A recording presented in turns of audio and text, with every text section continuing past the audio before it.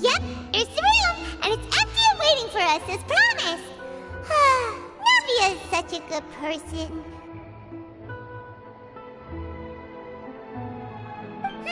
Now that the serial disappearances case has been solved, no one's going to come after us for anything. Even without Silver standing guard, we can just completely relax.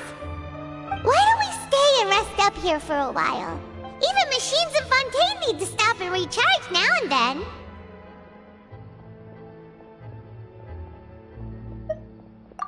Oh, come on! This place isn't that bad. Besides, how often do we get to stay in an actual base? Oh, fine. Remember that detective story Paimon read before? Well, the author is about to release a new book, so Paimon wanted to buy it as soon as it came out and have a quiet place to read it.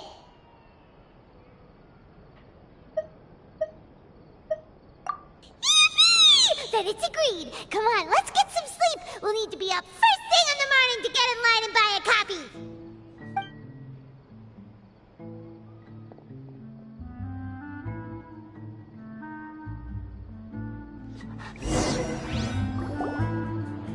Paimon didn't expect that style at all. Even though it's a detective novel, it's also like a social documentary. Whew. It's actually pretty good.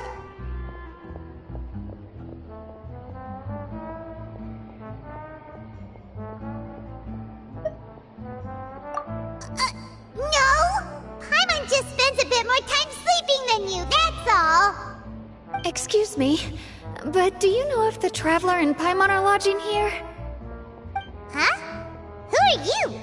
Paimon doesn't recall seeing you before. Wait, you're not here to give us trouble, are you? A blonde traveler and a chatty little fairy. Phew, looks like I found the place. Good thing I asked the Spina di Rosula. Seems they sent me the right way. Hey, what do you mean by chatty? Paimon's always careful not to talk too much. Most of the time, anyway. It's an honor to meet you both.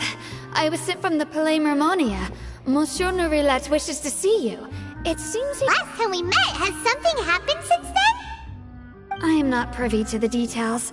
It would be best if you came to the Palais Mermonia and asked Monsieur Nourilette in person. If you say so, but Paimon has a bad feeling about this. Now that I've delivered the message, I'll take my leave. Thanks! We haven't left the room for a few days, so we'll head over once we've freshened up a bit.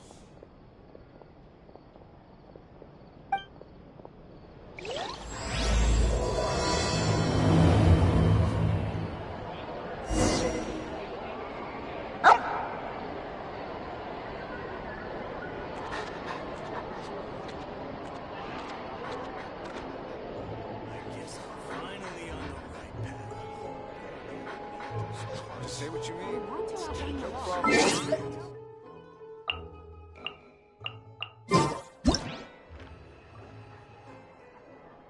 There's no need to exchange pleasantries. It's rather pathetic to force a conversation just to occupy silence.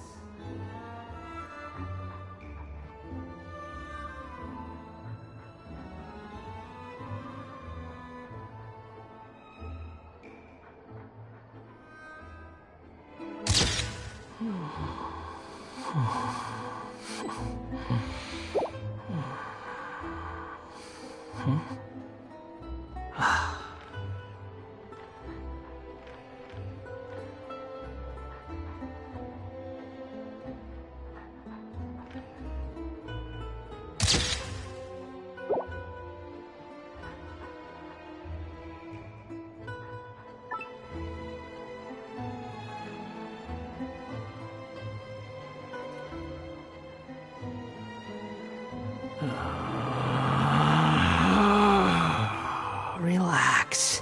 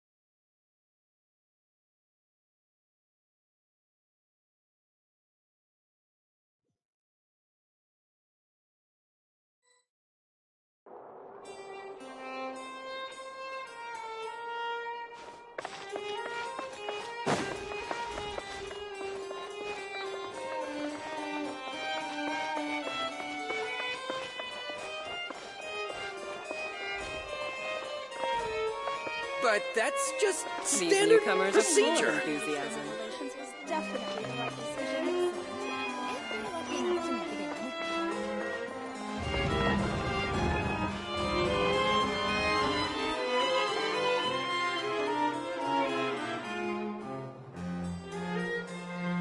Nervalet! We're here! Did you want to see us about something? Huh? Why were you just standing there? You daydreaming or thinking something over? Yes, I did send someone to fetch you. But as for what I'd like to discuss next, well, I still have some reservations. Given that we've already made the trip here, you should just tell us. Bet you need us to help you with something, right? I do indeed have something I'd like to ask you to do. However, you should wait until after I tell you the details, then decide for yourselves whether you'd like to help or not. The situation is this. If I'm understanding you correctly, the Snezhnayan Harbinger known as the Knave has essentially requested a diplomatic meeting with you, correct? I heard that she was originally from Fontaine, but for her to suddenly arrive here and abruptly request such a meeting like this, I sincerely advise you to refuse her invitation outright.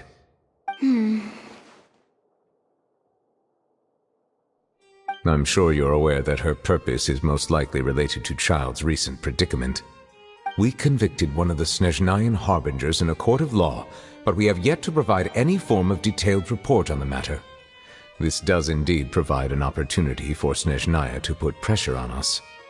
I believe we should adopt an evasive stance until we can provide a proper explanation and have a preliminary plan on how to deal with the matter. No, we shouldn't. I think we should agree to the meeting. Oh?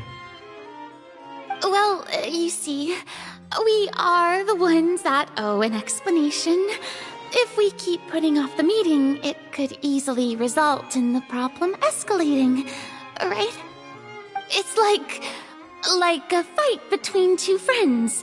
If they don't agree to see each other and talk in person, isn't it possible that the friendship could end entirely? Though diplomatic relations between Fontaine and Snezhnaya could be considered as friendly, it is only superficially so.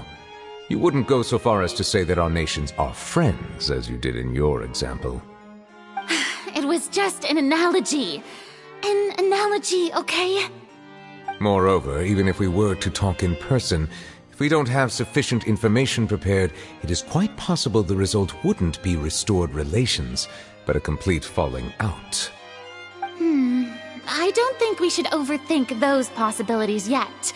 Even if the logic of the divine is not immediately apparent, its wisdom will only be revealed with time. Besides, you'll be at the meeting. If any problems do pop up, you'll have no problem navigating them. I must clarify that interacting and communicating with people outside of court is not my cup of tea. It seems you think too much of me. But more importantly, when did I agree to join the meeting with you? You mean you won't come? No, that won't do. I can't go to the meeting alone. You have to accompany me. I must take you with me. Lady Farina, could there be something else regarding this matter that is being kept from me? No, not at all.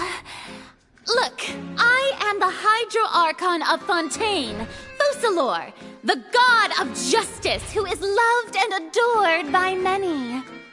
So I only hope that justice will be served in this matter. Don't overthink it. I'll go find someone to arrange the meeting.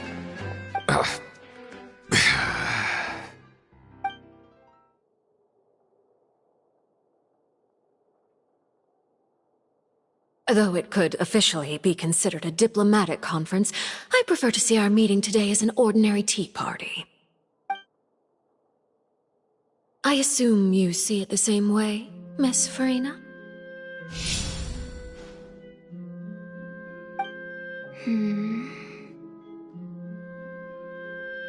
Lady Farina? Yes, that's right. Just like you said, a tea party. I should thank you for providing the pastries. They look delectable. To make this tea party even more lively, I've invited someone else to join us today. It's a pleasure to meet you, Monsieur Neuvillette. I was born in Fontaine, so naturally, there's no need to introduce the nation's revered Iudex to me. Hello. The pleasure is also mine. First, I would like to thank the two of you.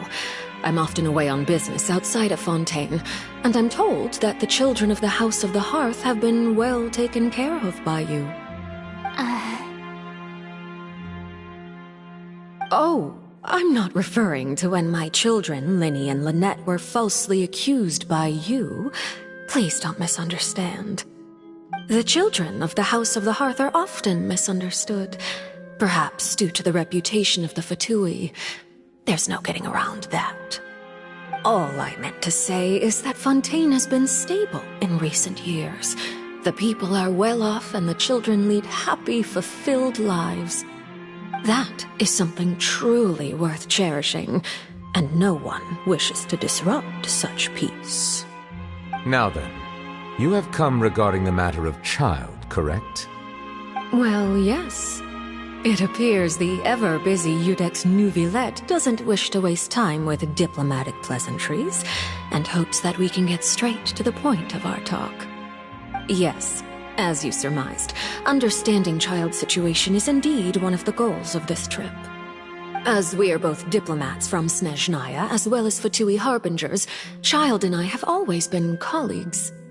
Were anything to happen in Fontaine, each of us would serve as the other's attorney to resolve the issue. So now, in my capacity as his attorney, I request that Child be turned over to Snezhnaya. We have a responsibility to cooperate with Fontaine and resolve what has happened to him together. The rules governing attorneys only apply before a trial has concluded. Since a verdict has already been rendered, we see the case as settled. I apologize for being unable to grant your request. An outright refusal. Very well. I respect all the rules of Fontaine's courts, just as I respect you as Chief Justice. Okay, why don't we back up a step? You don't need to transfer Child to us. I only request to enter the fortress of Meripede to see Child and confirm his condition. It's not like you couldn't even manage to fulfill a simple request like that, right? The fortress of Meripede has always been completely autonomous. Even we have no authority to interfere there, and diplomatic issues do not suffice as an excuse. However, if you absolutely must confirm the situation of the Harbinger, I have a proposal.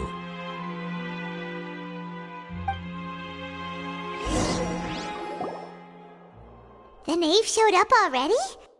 Well, Linny did say that Father will be returning soon. We didn't even know that Linny was from the House of the Hearth at the time, so we kinda overlooked that information.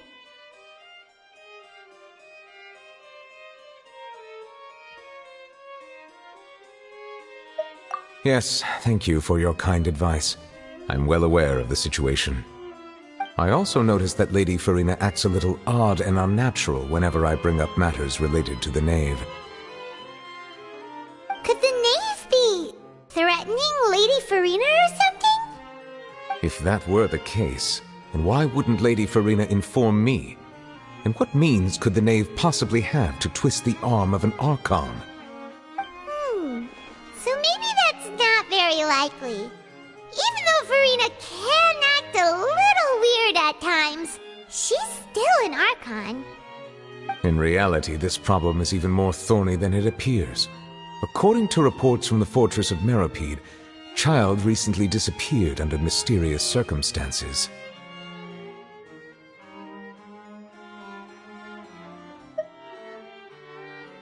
The details are still unclear. We cannot rule out an escape, but there have also been no reports of him outside of the fortress of Meripede. Special guards oversee the fortress, and its internal systems are extensive. Combined with the special characteristics of the surrounding terrain, an escape should not be possible. I suspect that there's something else behind Child's disappearance. I was only willing to share this information with you because you are friends of Child, and it is my duty to see justice done. So this is what you wanted to see us about before? Yes. I would like you to go to the Fortress of Meropide and investigate Child's disappearance. This was my proposal during our meeting with the Knave. Rather than allowing her to intervene, I offered to send someone to find out about Child's situation and report back to her in detail. The Knave did not seem satisfied by my proposal, but she still agreed to go along with it for the time being. Her words were, "We will talk more once we have that report." So that means we bought ourselves some time!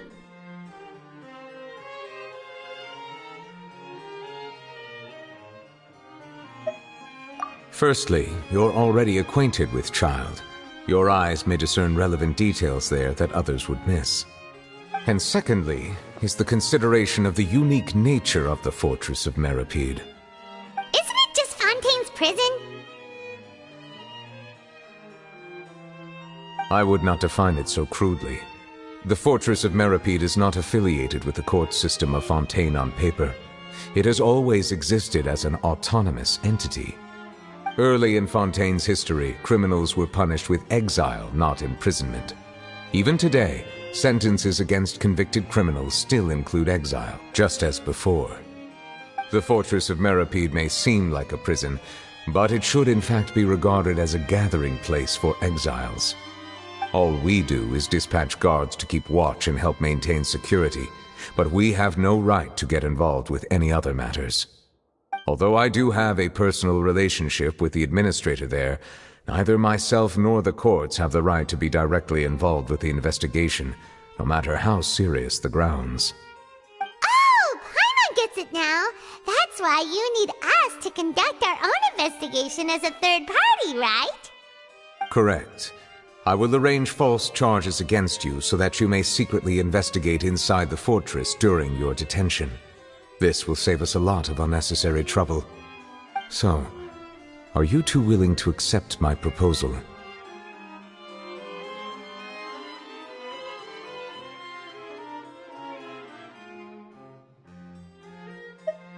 Yeah, no matter how you look at it, it seems we're the best choice. Alright, we hereby accept this difficult task. Reluctantly. You two have my sincere thanks. This matter is of critical importance to Fontaine's current situation. Also, I hope that both of you can keep this operation a secret. We will rendezvous at the Fortress of Meropide's entrance on Irenaeus once you've prepared yourselves. I will arrange for someone to take you inside. Prepared ourselves? Is there something we need to prepare? Perhaps you could enjoy a good meal and have a nice bath. I'm afraid that living conditions inside the fortress are nothing like those on the outside world. Oh, right! Even though we'll be there on trumped-up charges, we'll be in prison for real. On second thought, is it too late to back out?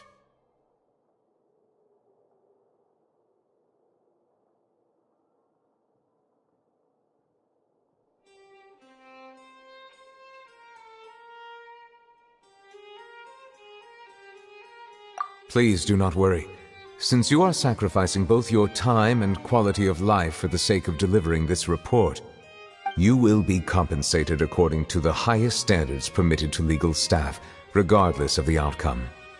Now that's more like it! Come on, Traveler, let's go eat the best meal we can find! We'll eat so much that we won't need to eat another meal for a whole month! Your treat! Are you leaving now? In that case, please take this cake as a token of my personal gratitude.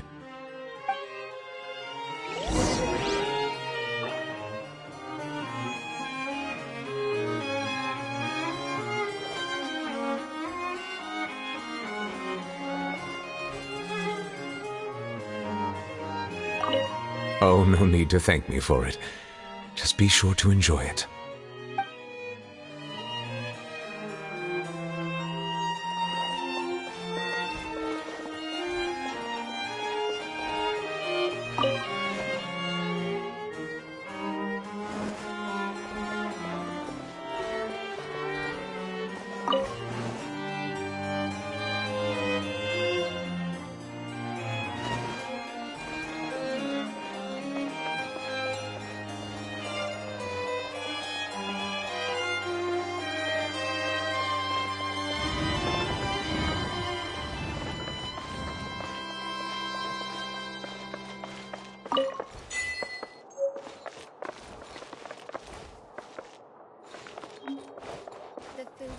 cafeteria is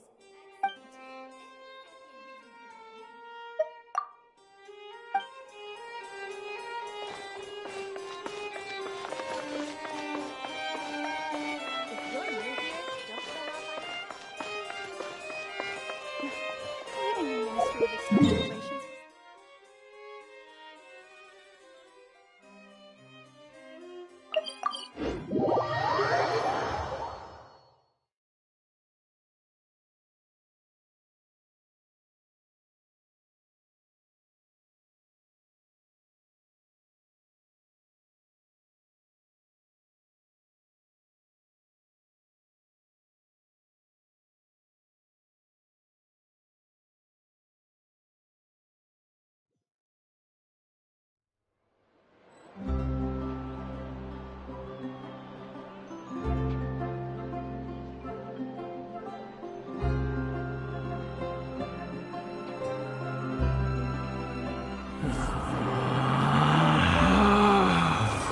Relax.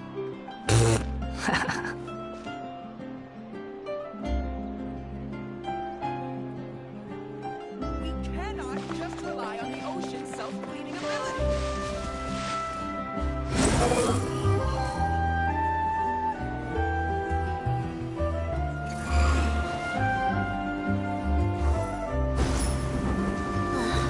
Tea here just keeps getting more bitter.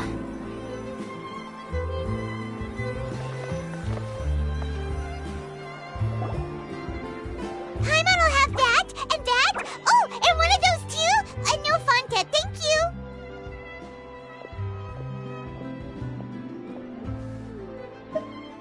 That cake was pretty good. But as soon as Paimon remembered that we're about to go to prison, Paimon's stomach suddenly became completely empty. Now that Paimon thinks about it, we've always been super careful ever since we arrived in Fontaine. Just to avoid breaking any strange laws here. But here we are, about to willingly send ourselves off to the fortress of Meropide. Maybe this is what they call fate. Let's just try our best to investigate everything quickly once we get there. Paimon doesn't want to stay in prison too long.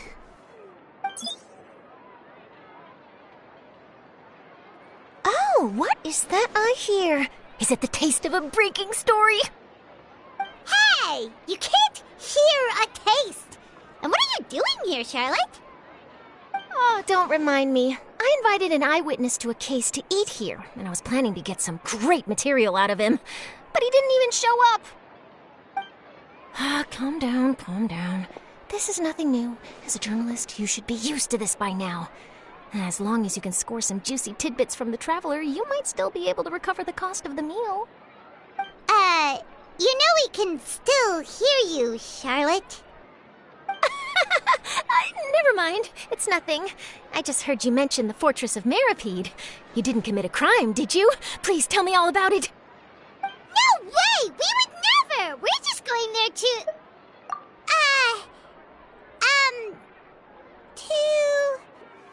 Oh no, Paimon almost forgot that Neuvillette told us to keep it a secret!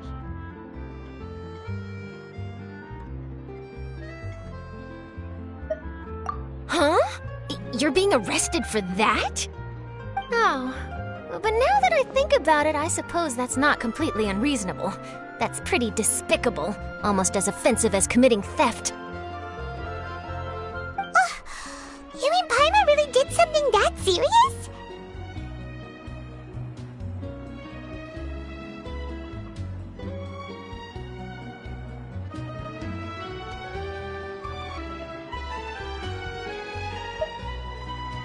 Sorry, Paimon really messed up.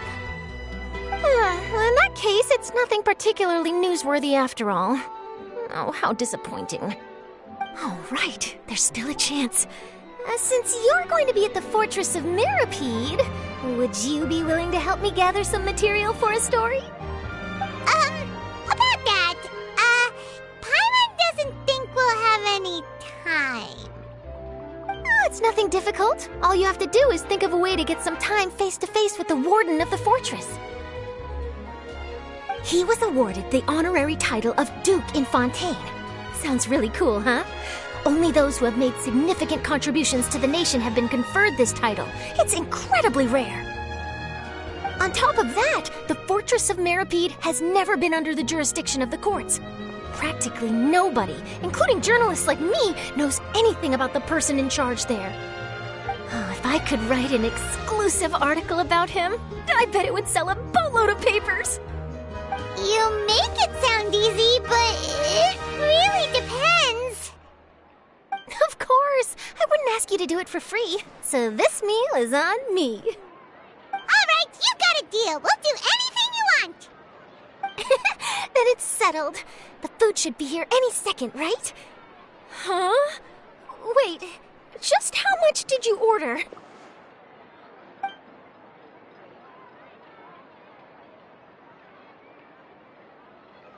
Oh, Paimon's so full.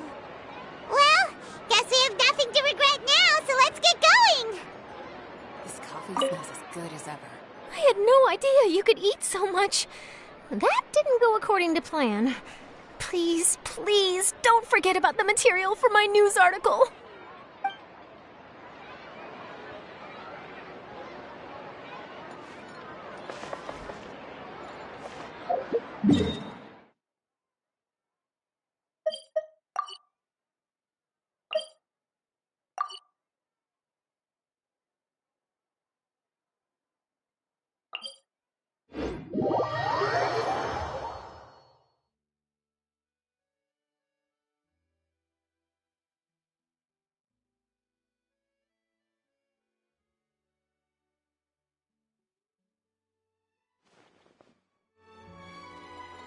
Behold!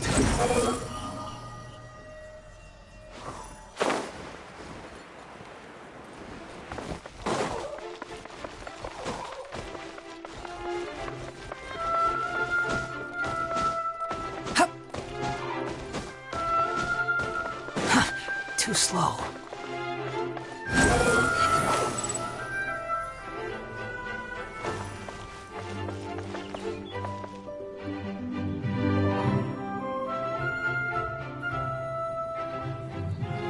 The wind rises.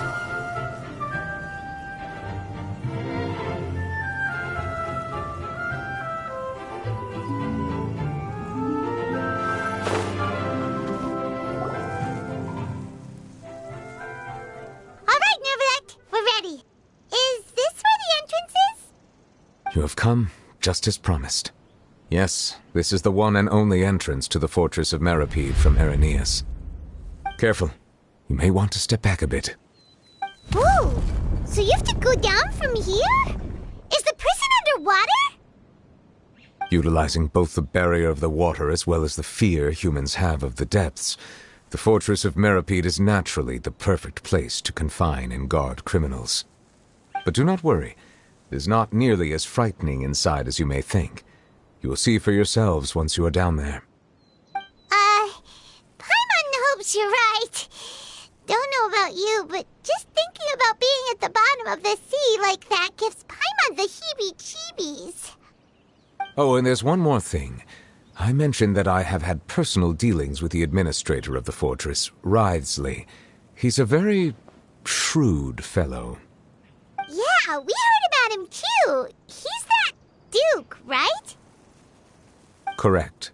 He is the highest-ranking manager of the underwater prison. Even though you are going there to investigate at my behest, it would behoove you to avoid any confrontation with him or any of his subordinates. The Duke rarely ever leaves the Fortress of Meripede, but that does not mean he is not privy to all that is happening inside and outside the fortress. He is quiet, but not unaware, so please bear that in mind. All right, that's about all the time that we have to talk privately. I'm counting on you two. Don't worry, we won't let you down. Good. Madeline! I'm here, Monsieur Nervalet. These two are the newest convicts, I presume? Don't worry, they won't escape on my watch. Like we would try. Please follow me, you two. I'll process your paperwork for entering the Fortress of Meripede.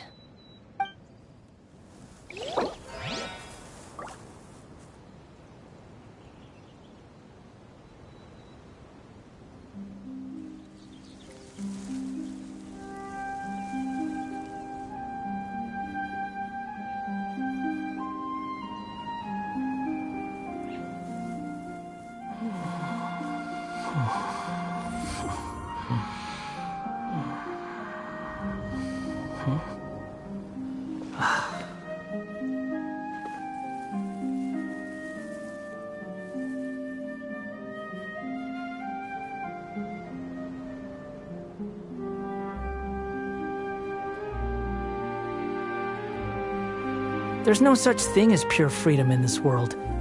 Even the wind cannot blow on forever.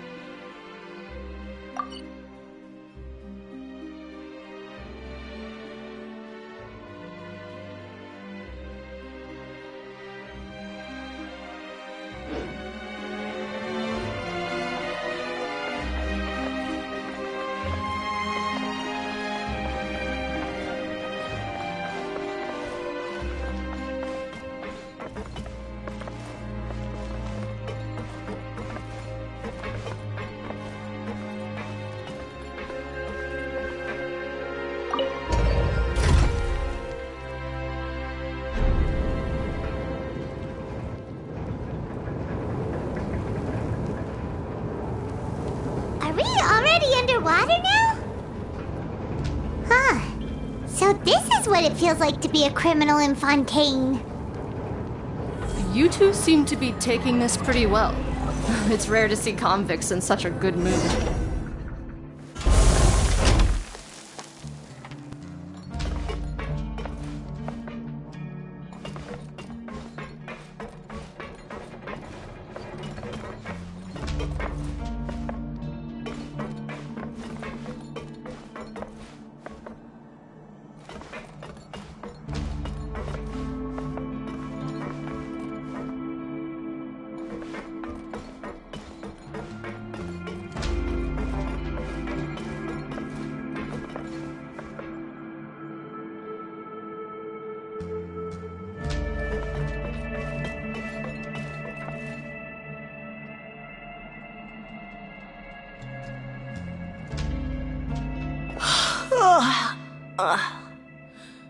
Oh, it's you, Madeline.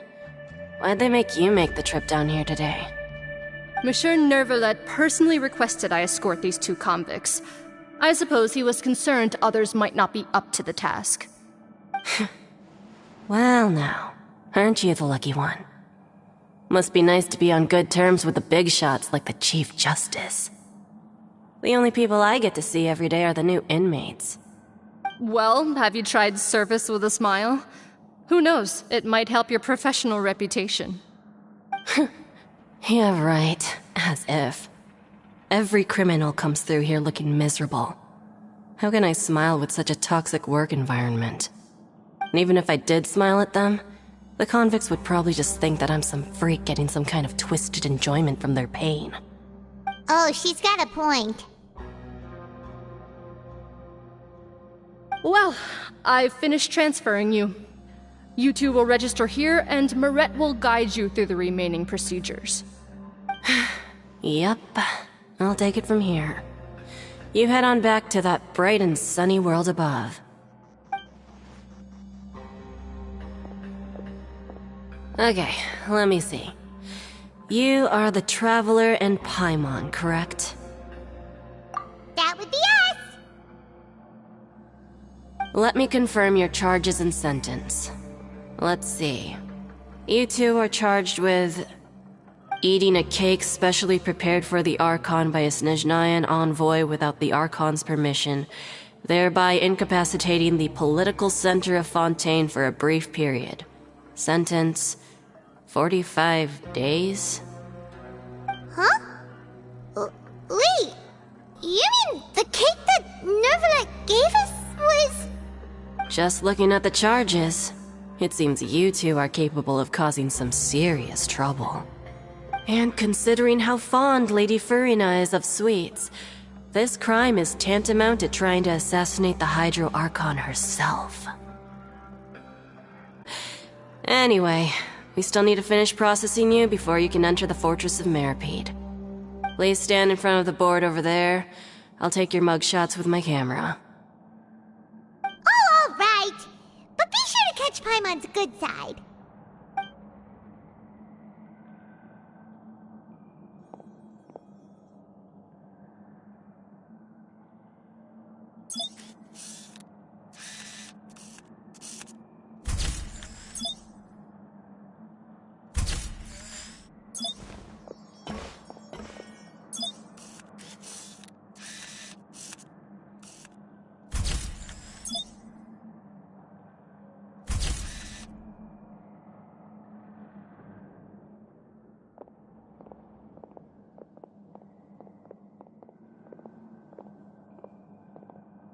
And we're done. Thank you for your cooperation. Next, someone will be along to guide you inside the fortress. Please be sure to cherish this opportunity for rebirth. Huh? Rebirth? Isn't that a little much? We're only gonna be here for 45 days! You two are the new inmates, right? Follow me. Oh, okay! Paimon is Paimon and this is the Traveler! Save it. Not like I'll remember your names. Move it.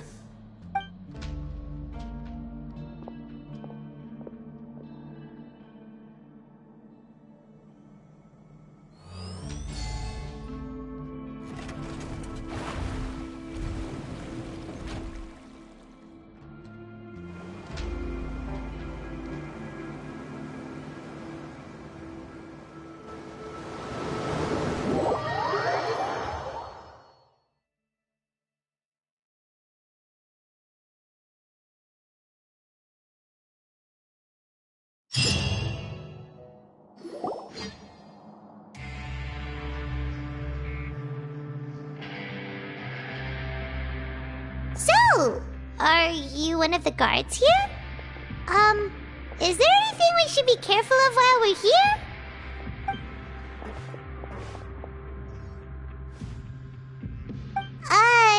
Did Paimon already ask something she wasn't supposed to? Why should I tell you anything? What's in it for me?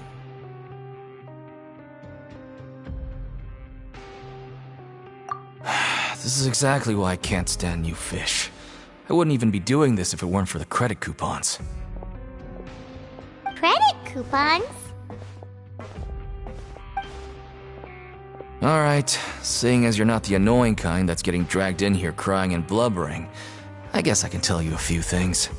But next time, it'll cost you some coupons. Mora means nothing here.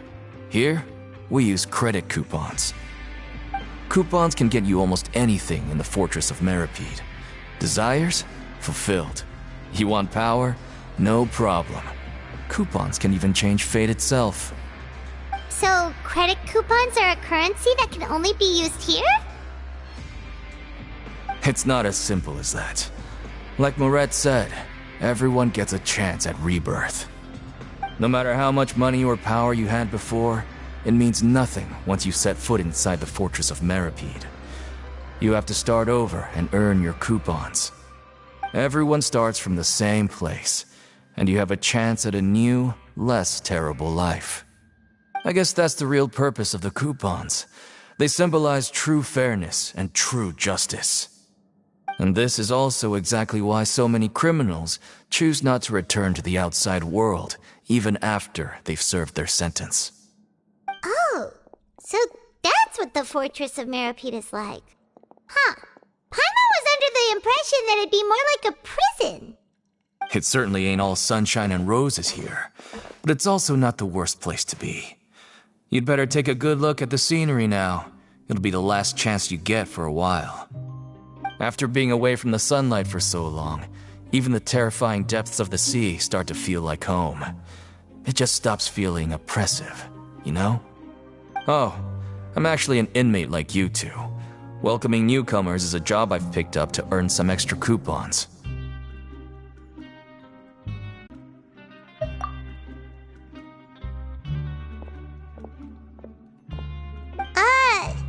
Why aren't you answering us again? I've told you enough for free. Any more info is gonna cost you. So all you care about is Mora! Wait, no. Coupons? Almost there. It's down through here. Your turn to give it a try.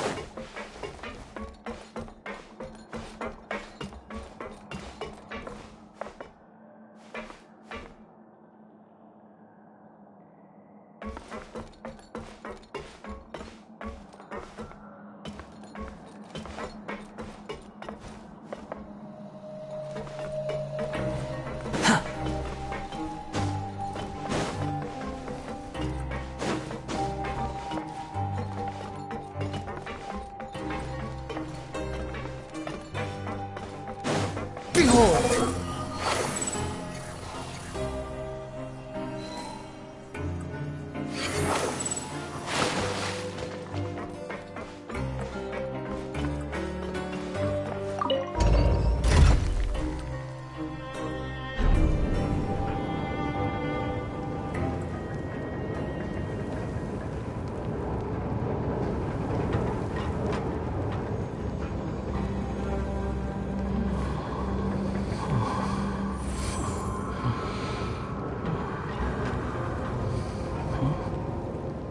So, we're going even deeper now? Just how deep down are we? It's like a metaphor for your previous life, isn't it? Our lives weren't that bad.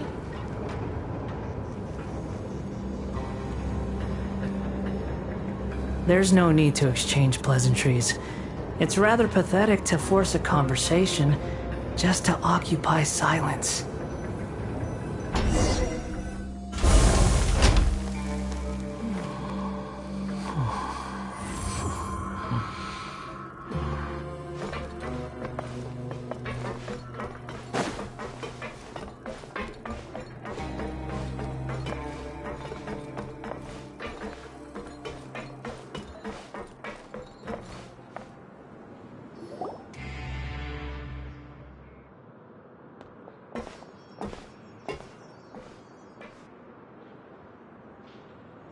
So this is the actual entrance to the Fortress of Meribed? Huh.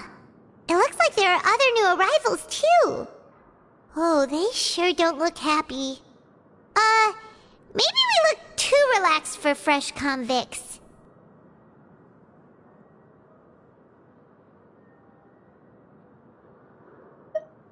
Oh, right. We're on someone else's territory now. We need to think of a good way to act like criminals to get by. If we're discovered, even Neuvillette might not be able to rescue us.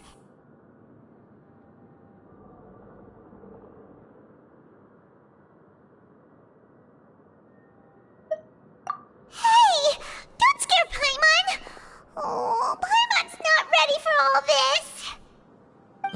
Look, I don't really know you, and I have no idea what kind of crime you committed, but you wouldn't have happened to anger someone important, did you? Someone important? Paimon doesn't think so. Wait, why are you suddenly trying to talk to us now? Now's not the time to worry about that. Anyway, it's over there, so you just go on over there by yourselves. I've done my job, so good luck. What was that all about? Wait a second. Are there usually so many garter mechs around here? They're already onto us?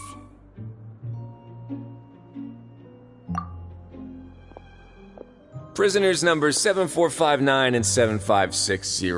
Welcome. Oh, no need to be anxious. These Gardamex aren't here to attack you. In fact, they're here as your honor guard. When I heard that you were friends of Monsieur Neuvillette, I had the Gardamex come and wait in formation. Wait, you know about our connection with Neuvillette? The seafloor isn't as cut off from the world as you might imagine. However, I'm afraid that I know nothing more than that you are friends of the Iudex.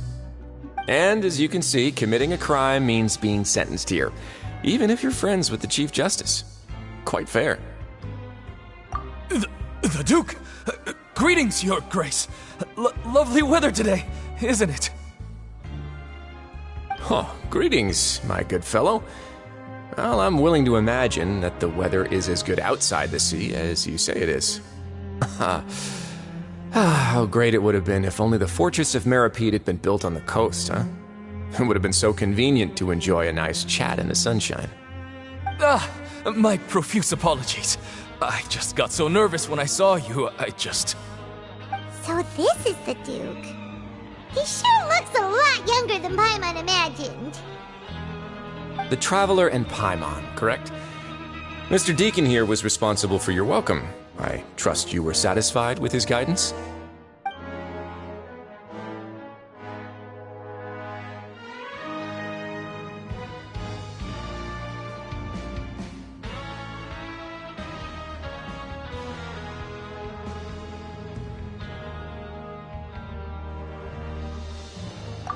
Ah, I see. In that case, I regret to announce that Deacon here has just missed the best opportunity in his prison career to be promoted. I admit that I was only thinking about the coupons. I'm sorry to have disappointed you, Your Grace. I once hoped for a chance to do some higher-level work. I had no idea you two were big shots who were worthy of speaking with His Grace. Losing out on such a big opportunity because I couldn't see past my own nose. Plenty of time ahead, Deacon. There'll be more opportunities. Well, I believe that concludes the introductions. We've already taken enough time here. Deacon, if you would. Yes, Your Grace. I'll take my leave now.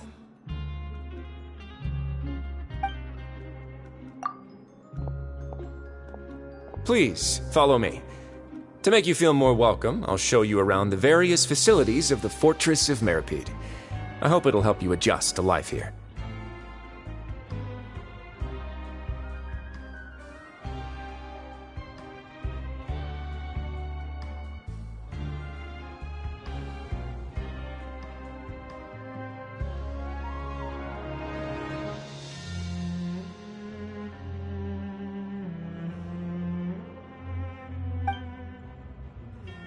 He's going to personally give us a cure? Huh. Paimon can't figure out what this guy's thinking at all.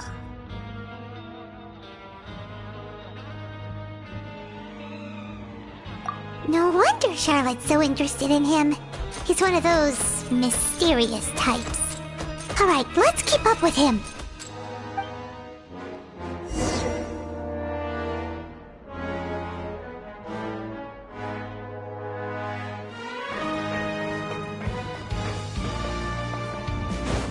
Squall Fury!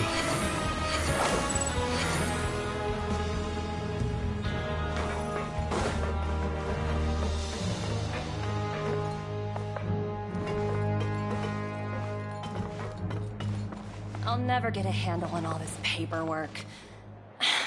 I need a holiday.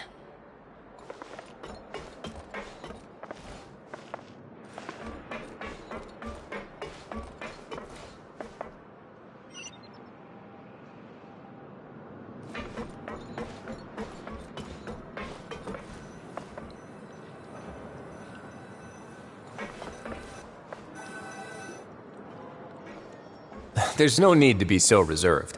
The label of criminal is nothing but one of many identities, and being criminally inclined here at the fortress is just one of many ways to survive. Is it really okay for the warden to think like that? We're real criminals, you know. What if we're too difficult to handle? Well, then maybe you'll be able to carve out a name and a place for yourselves in this underwater world, But before you go in swinging, please remember that in the Fortress of Meripede, it's better to not cause trouble for yourself or for the guards. Now, we've arrived at a very important place, the Coupon Cafeteria. You can come here and claim one welfare meal each day. Welfare meal? You mean it doesn't cost anything? That's right. Criminals are essential to Fortress operations, so we must guarantee that they at least have the basic means to survive. But that's not how it was. Back in the day, it cost you credit coupons just to get a cup of water here. For fish like you who just arrived with nothing, you'd have to go to work hungry until you earned enough coupons to eat. It was only after His Grace became the administrator that we got the free meal rule. Now everyone gets a square meal every day, even no-good slackers who've never picked up a wrench in their whole lives. Nobody starves to death here. In the Fortress of Meripede, credit coupons are the only currency, and everything must be purchased. In some sense, you could say using the coupons is a form of trade. But trade is always conducted by people. So if we want trade here to prosper, we need everyone to work hard and live their lives. If nobody could even afford a meal, then the whole fortress would be up in arms. That would only make things more difficult for me. So, rather than saying that we're giving everyone a free meal here, you should say that everyone's hard work has improved the living conditions in the Fortress of Meripede. Your Grace's reasoning is correct, but what I said is also true. Whatever the case, hard work is rewarded here. You'd be hard-pressed to find anywhere else as fair and reasonable. Right! Paimon sees your point. By that logic, this place doesn't seem so bad after all. Oh, wait, no. We shouldn't drop our guard so quickly. But it seems the inmates really respect the Duke because of his attitude, right? We should still try to verify the truth with our own eyes. Let's continue this way.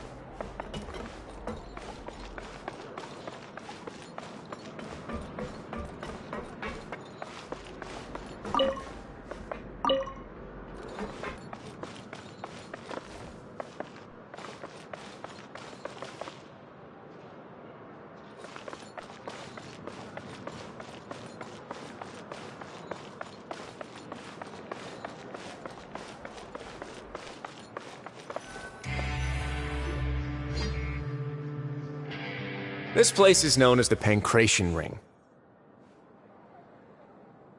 Sometimes we have criminals who have more energy than they know what to do with.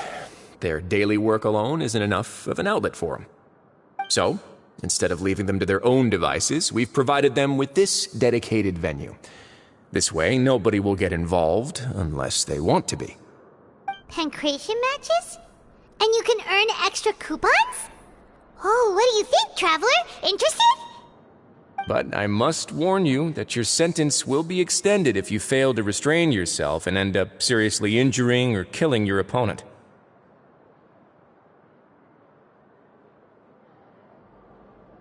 So, did you set this place up too? No, actually. I just granted approval for the organizer to use this area to build the ring, and I collect a portion of the proceeds in return. Of course, the fees are also quite useful. Oh. Do you mind if we ask what they're used for? Sure. Ensuring personal safety, maintaining the arena, and resolving any conflicts that arise. Why? Are you interested in how to manage a pancration ring? Oh, no. Paimon was just wondering if that's how you paid for everyone's welfare meals. A reasonable guess. I see you have a talent for entrepreneurship. Oh, you hear that? Paimon has a talent! So we can start a business here? That is something you can discuss between yourselves later. Let's move on for now.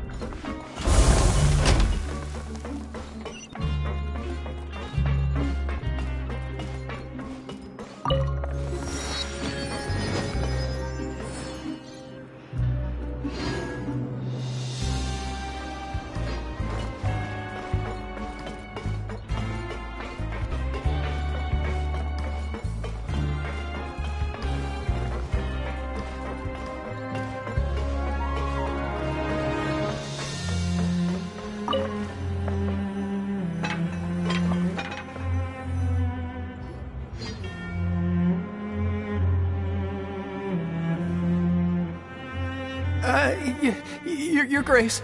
Good morning. I mean, good afternoon. No, wait, what time is it again? What time indeed? Time waits for no one, so it's best to keep an eye on it. My apologies, Your Grace. Jeez, that guy's so nervous he almost forgot to breathe. Sorry, forgive my manners. These are the dormitories, which is where inmates sleep. The guards will inform you where your bunk is later. In the Fortress of Meripede, criminals usually spend most of their time in either the production zone or the sleeping areas. The production zone? What does it produce? Is that where we'll be working? Not necessarily. Though working in the production zone is the most reliable way to earn credit coupons, if you have other skills, you can skip your shifts to earn them in other ways. Wow. Wait, you're the manager of this place, and you're just telling us to our faces that it's okay to skip work? The fact that the Fortress of Meripede has continued operating completely autonomously is proof enough that most people are willing to work honestly and earn a stable income. As for what we produce, many of the clockwork machines seen all over Fontaine originate from our workshop. Therefore, the Fortress of Meripede is not only a place where criminals serve their sentences, but also a giant machine factory. There's no need for me to get into specifics about the production process now. You'll experience it all firsthand when you report for work tomorrow.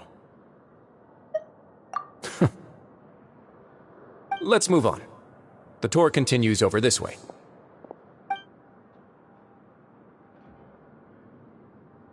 You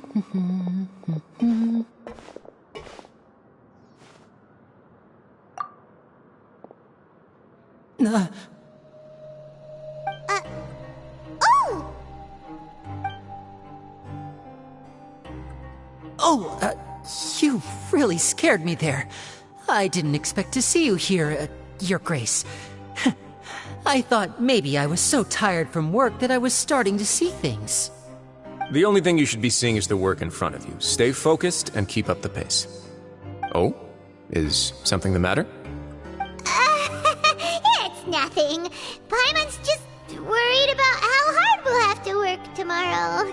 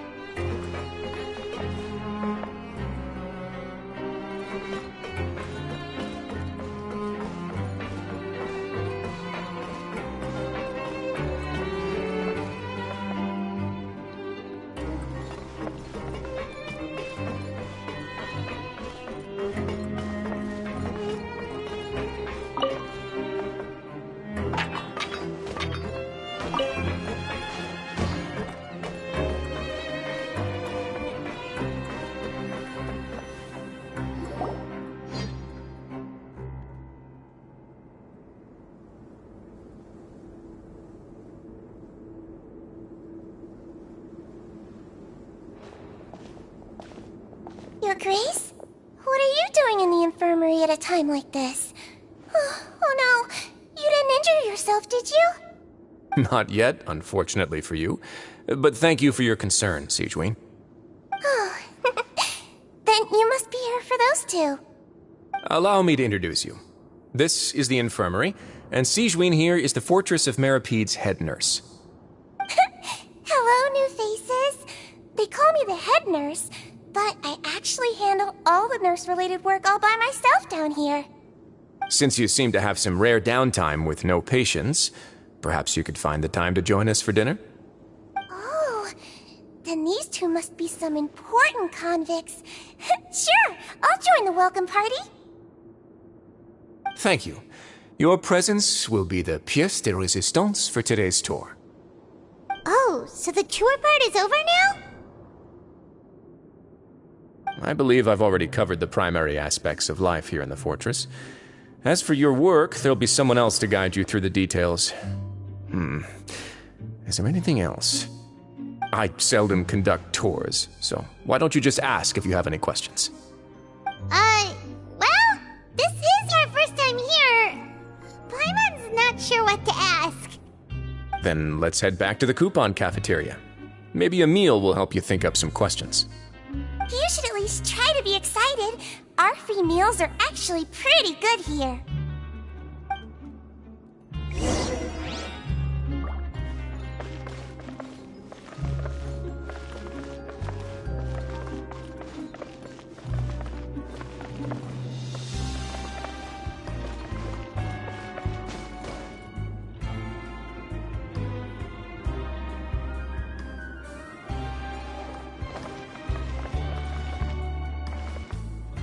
Behold!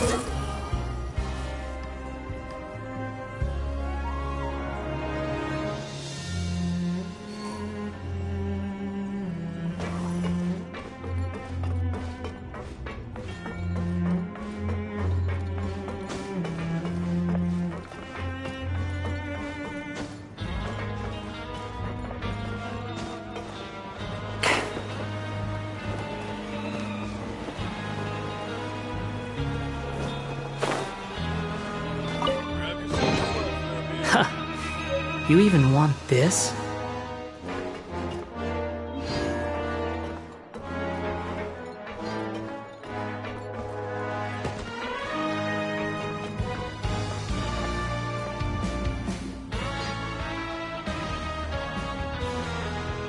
What do you think of the food? Does it meet your expectations? Wow, it looks delicious! Never it made it sound like living conditions in the Fortress of Meropide wasn't very good. Who would have guessed that criminals get to eat tasty food like this every day? Oh, isn't that the meal box that only super lucky people manage to draw? Seems like you two are quite fortunate. It actually has nothing to do with luck in this case. I had a word with Walsey, so you didn't have to draw lots like everyone else. Oh, you mean the meals are random?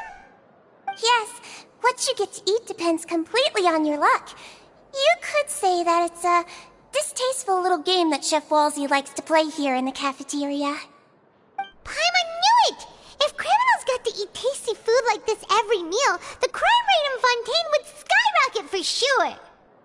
Excuse me, did I hear you mention Nervulette just now? I've been wondering how he's doing. Is he busy with work? Has he been taking care of his health? He seems healthy no matter how you look at him, but he works so hard all the time, so it must be really tiring. Sounds like he hasn't changed a bit. Looks like you can stop worrying so much, Sigewinne.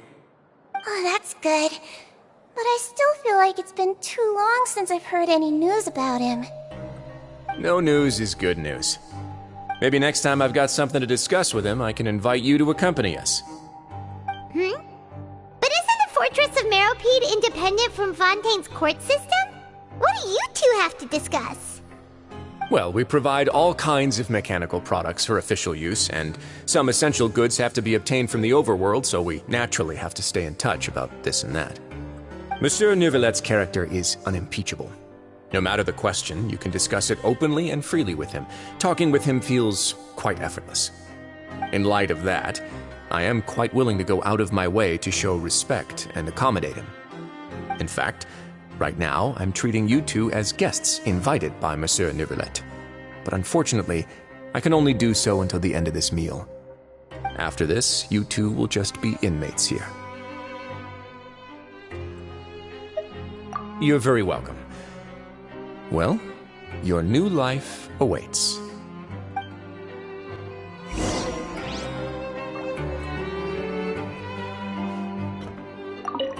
Are you finished eating? Then I recommend that you return to the dormitories and rest. You have work to do tomorrow. Perhaps you were hoping to ask for some special privileges? Sorry, you'll have to use credit coupons like everyone else. It's not as comfy here as you might imagine.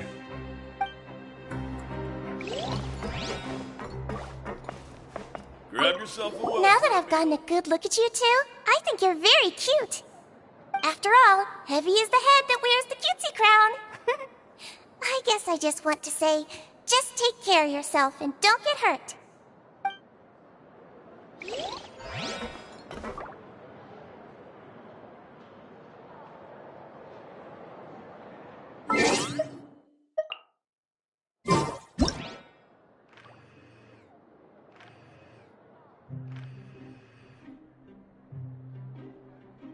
There's no such thing as pure freedom in this world.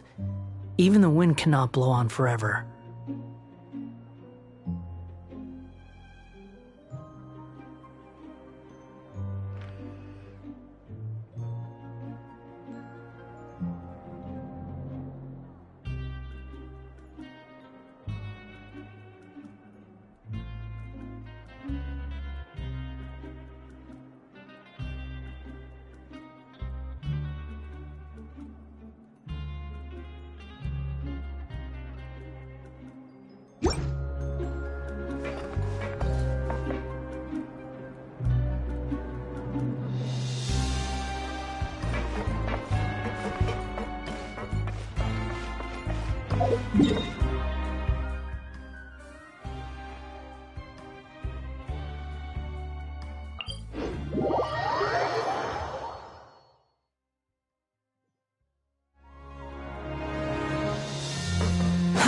Too slow. The wind rises.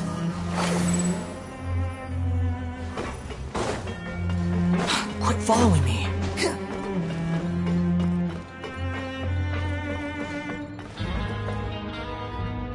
The Traveler and Paimon, right? Listen up. As new inmates, the only thing you need to worry about is what to do and when to do it. Don't make any extra trouble for yourself. Your bunks are right over there. Follow me.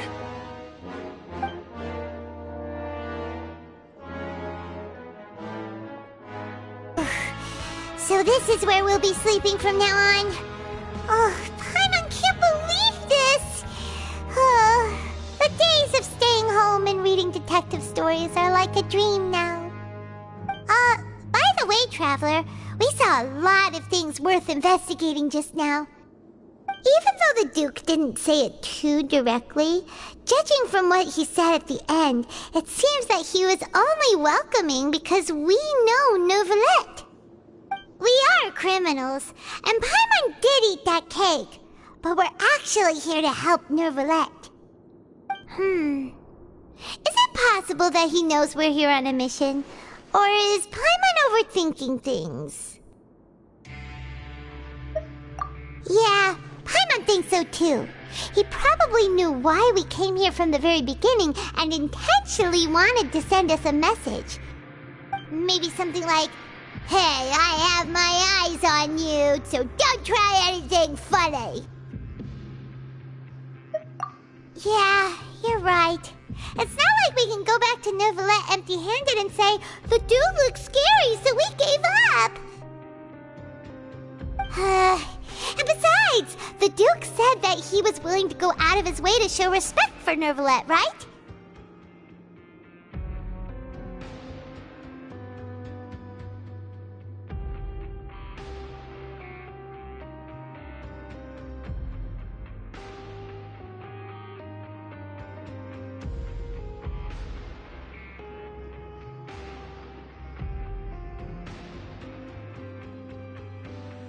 So, we at least need to try. But Paimon hasn't gotten a clue where we should start our investigation. You mean... Yeah, that's what Paimon was thinking too. Paimon almost spilled the beans when we ran into him. Fortunately, based on his attitude, it looks like the Duke sees Linny as just another inmate. We worked so hard to help clear Linny and Lynette's names, and yet we turn around and bam! He's in prison anyway!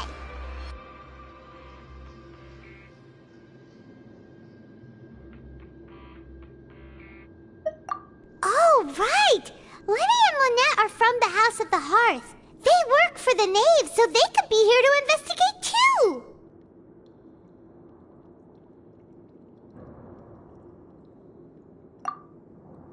Huh? Oh, it's a card! Paimon didn't notice it earlier. It looks like a magician's prop. Lenny must have left it here. He's in prison and still doing his little tricks, huh? Let Paimon have a look.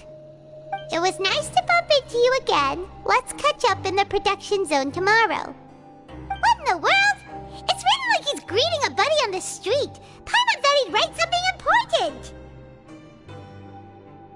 If you say so, we can ask him what's going on tomorrow. Let's get some rest now.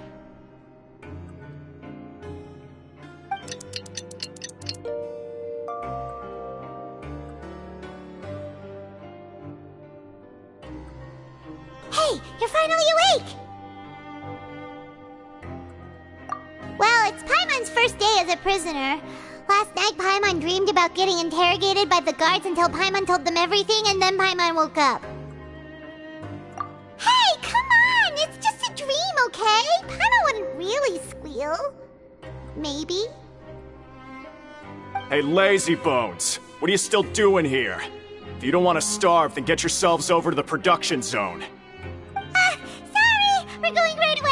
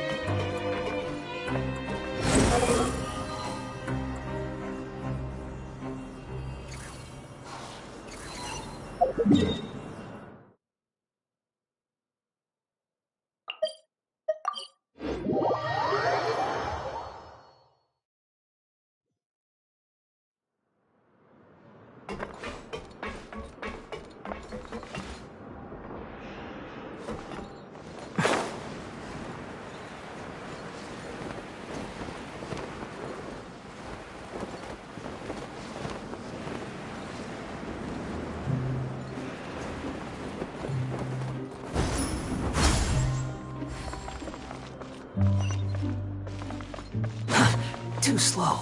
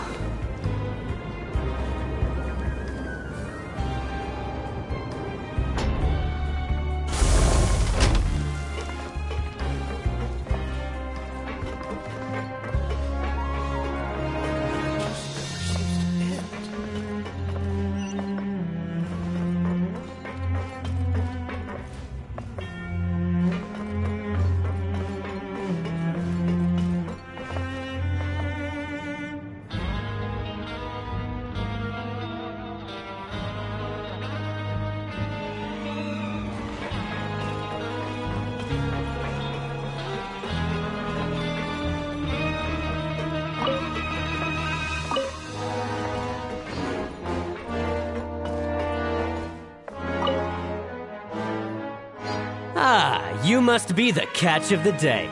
Looks like you've got some luck getting assigned this space. Yep, we just arrived yesterday and... Don't interrupt me when I'm speaking! Yes, sir. Listen carefully to my instructions. I don't want any mishaps.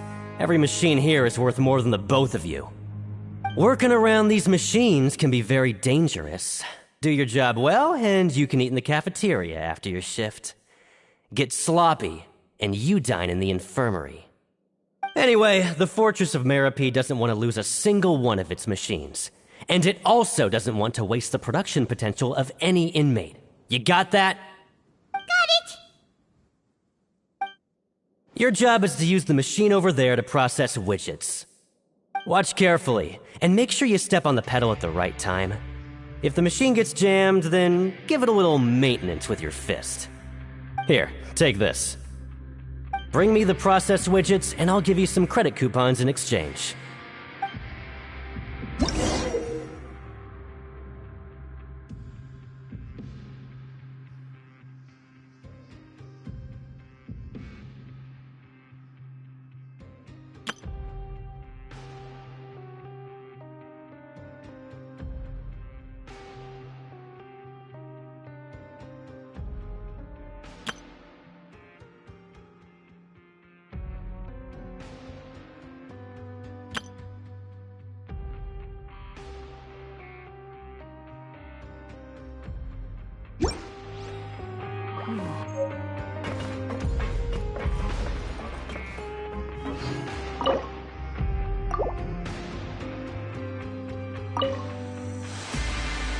So if the machine gets jammed, you just need to attack it to fix the problem.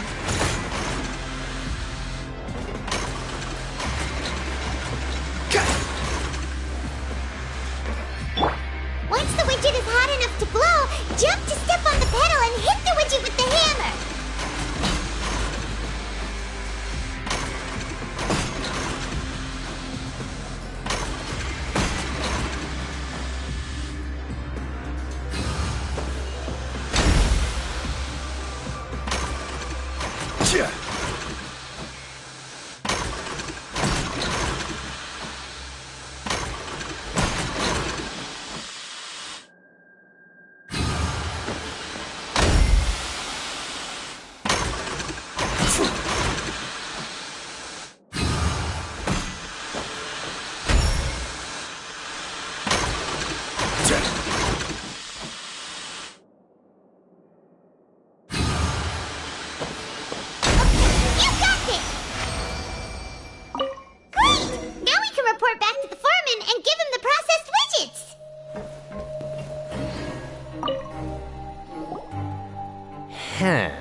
This one is tolerable.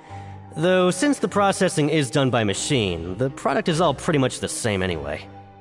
Alright, I'll pass you for now. and we'll count up how many credit coupons you've earned.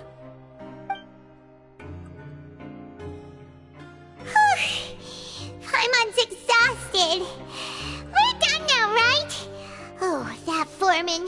He's so scary that Paimon couldn't even speak. Ugh. Even though Paimon's starving and wants to head straight to the coupon cafeteria, we still need to meet Lenny first, right? He probably just finished up his work, too. He should be around here somewhere.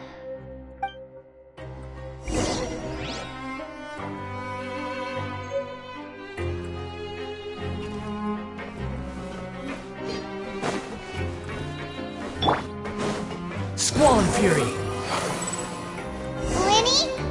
Mr. Magician? Where are you? Oh, this had better not be some disappearing act. He doesn't seem to be around here. Let's try looking somewhere else.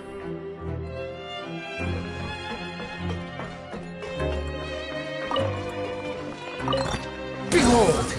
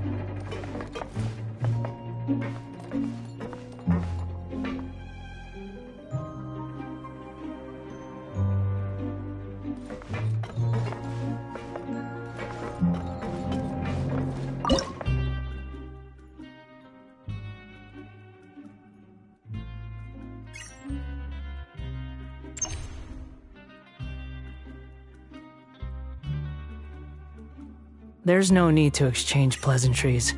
It's rather pathetic to force a conversation just to occupy silence.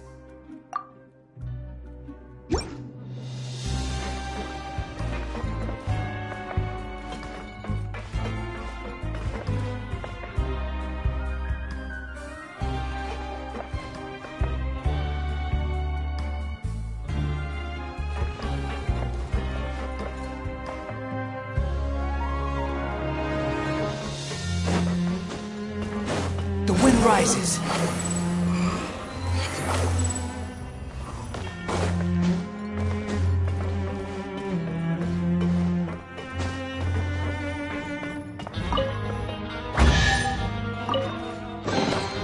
Take it and have fun.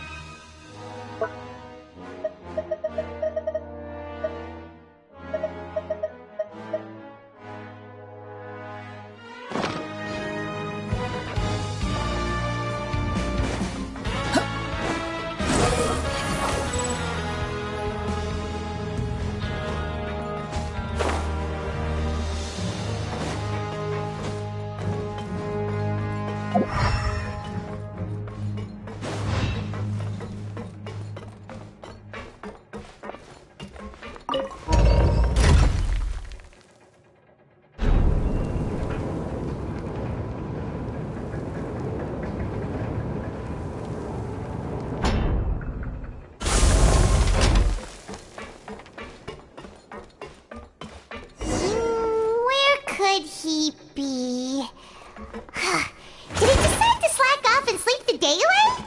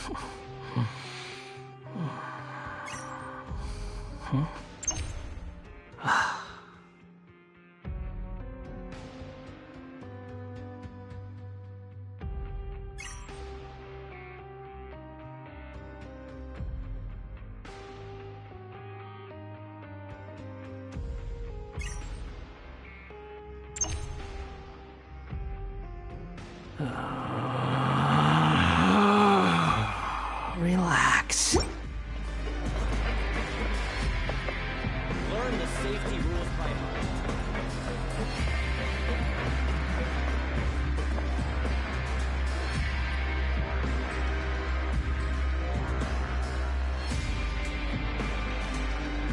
Hey, over here. Oh, you scared Paimon! How did you appear out of nowhere like that? Oh, you scare so easily now? Is there something worrying you these days? You little... The only thing we're worried about was trying to find you. Sorry. Come over here and keep it down.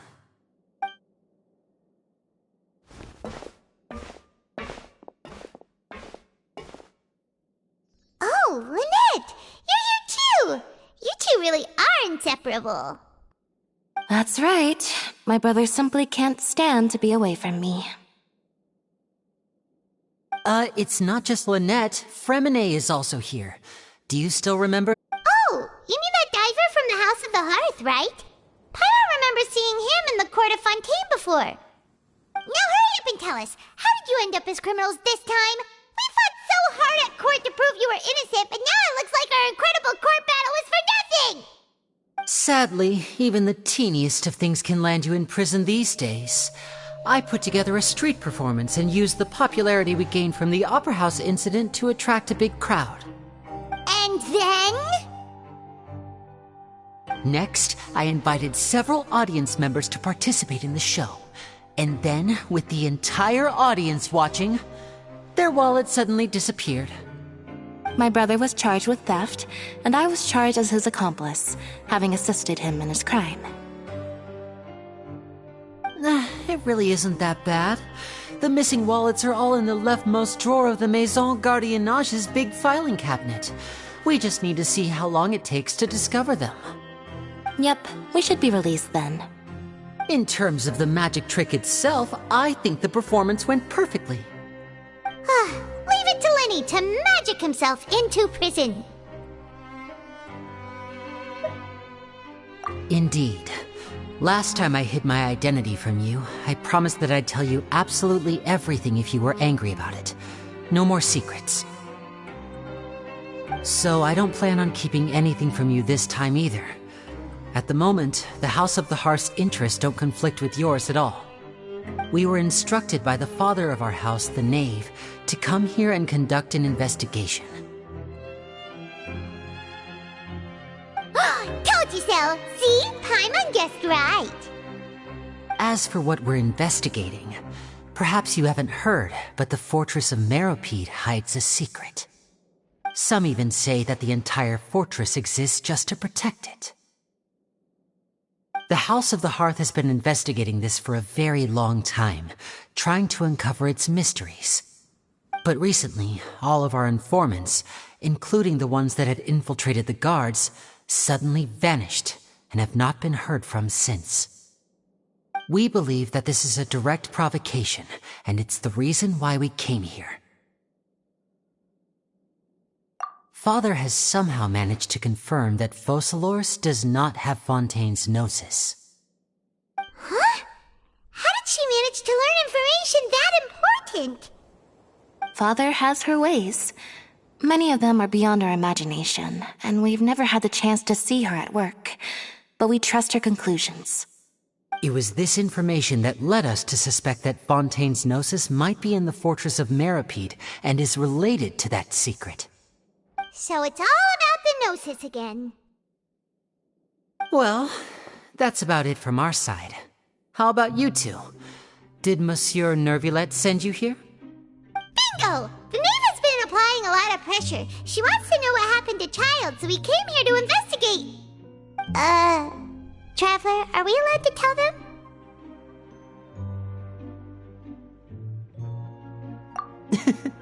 You don't need to worry too much about that. She's just asking for a report on Master Child's predicament as a means of pressuring you. Father used this situation as a pretext to negotiate with two high-ranking officials in the court of Fontaine. She actually just wants to be able to make concessions on this matter for gains elsewhere. almost like a bargaining chip. Sometimes you need an excuse to do things you otherwise couldn't. And a harbinger is more valuable than you might imagine. Of course, it's not a complete farce. If we do manage to find out what happened to Master Child 2, then diplomatic relations with Fontaine could improve, and Snezhnaya might even be able to adjust its stance a bit. Is it just Paimon, or does it feel like we're the only ones who actually care about Child's situation? The relationship between the Harbingers must be as bad as ever. I wouldn't go that far. Father just has different standards than we do when it comes to what can be sacrificed for an advantage. By the way, I have a suggestion. Why don't we team up? Even though we have different objectives, we're both here to investigate the fortress of Meropide. It would be more efficient for us to work together. As you know, the House of the Hearth has many reasons to seek the Gnosis, but our highest priority remains resolving the prophesized crisis. You can trust us on that.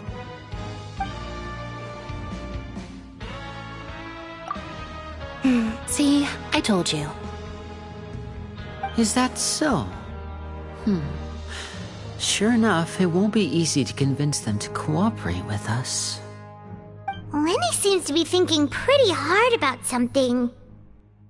Of course he is. Lenny has been looking forward to a chance to reach an understanding with you ever since last we met. Or, I should say, we were really looking forward to teaming up with you this time. Lynette, just tell them everything, why don't you? It's okay to open up a little.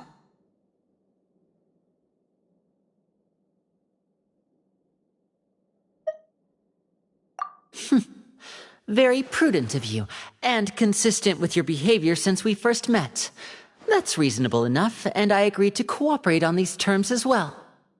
I was prepared for the worst, but you were actually more agreeable than I anticipated.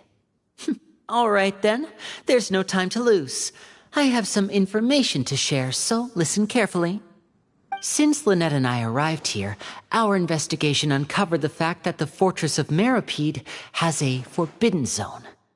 Most people just clammed up and wouldn't talk, but after asking the right questions, we were able to confirm the existence of the forbidden zone from the guards. You should be aware of that while you're investigating. A forbidden zone? Could that be where Child disappeared to? You're right, we'll definitely keep that in mind. Good. That's the most suspicious thing about the fortress that we know of so far. We have a few other unanswered questions, and we'll be investigating those as quickly as we can. Anyway, I hope you find our information useful at least. Oh, look at the time. You two must be hungry. You should go to the coupon cafeteria and get something to eat. I'll use my cards to get in touch with you again in the future. Oh, that's just what Paimon wanted to hear! Paimon's starving after all that work today. We can talk more about the investigation later. Let's go get some grub!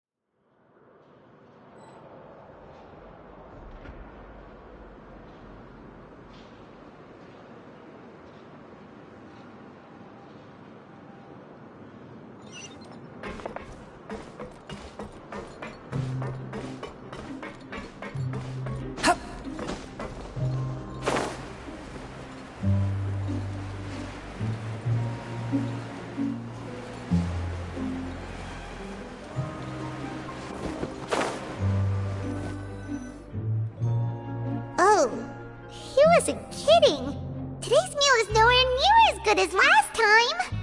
Oh, who knows how long it'll be until we're lucky enough to get that super tasty meal again.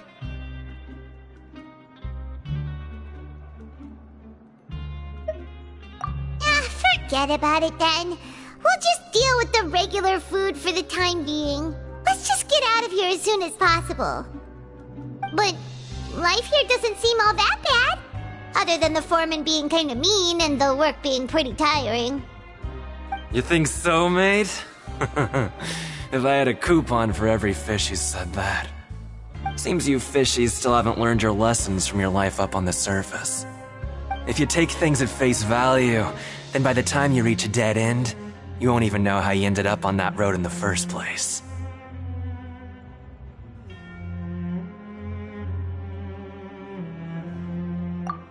I like your attitude. I can, let you in on a little something. Everyone's been telling you to just follow the rules and not cause any trouble for yourself. Am I right? But what they don't tell you is that the rules aren't exactly what they pretend to be.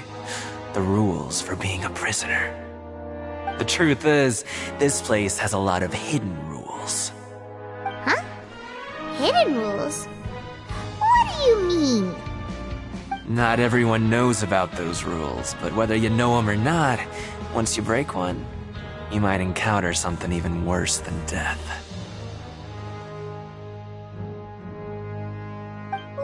Really? Oh, now you're really scaring poor Paimon. Don't joke around like that! Of course. And I'd say that just disappearing would be one of the better outcomes. Oh, you mean that if there really are hidden rules, then Child's disappearance might have something to do with that? In that case, would you tell us some hidden rules? We definitely want to avoid breaking them. Come on, mate. This is valuable information. The difference between life and death. Do you really think you can just ask and I would tell you? Paimon understands, but we don't have many credit coupons yet. Yeah, I know. Not like I'm going anywhere. Just come talk to me after you've saved enough. Moreover, you're new fish, freshly caught, and completely out of your element. What'd be the point in even telling you anything before you've gotten a handle on your new lives? Come and find me once you've been here longer. I'm usually around the rag and bone shop. Just call me VOD. Bye-bye now.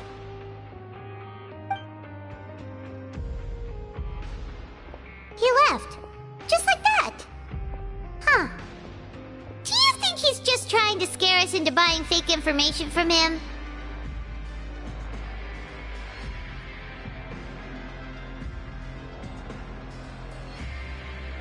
Yeah.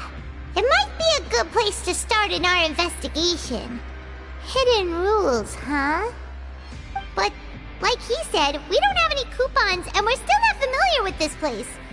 Oh, there's nothing we can do about it now. Ah, we were so busy talking, we almost forgot to eat. Even if it's not the best, it's probably better while it's warm. Come on, dig in before it gets cold.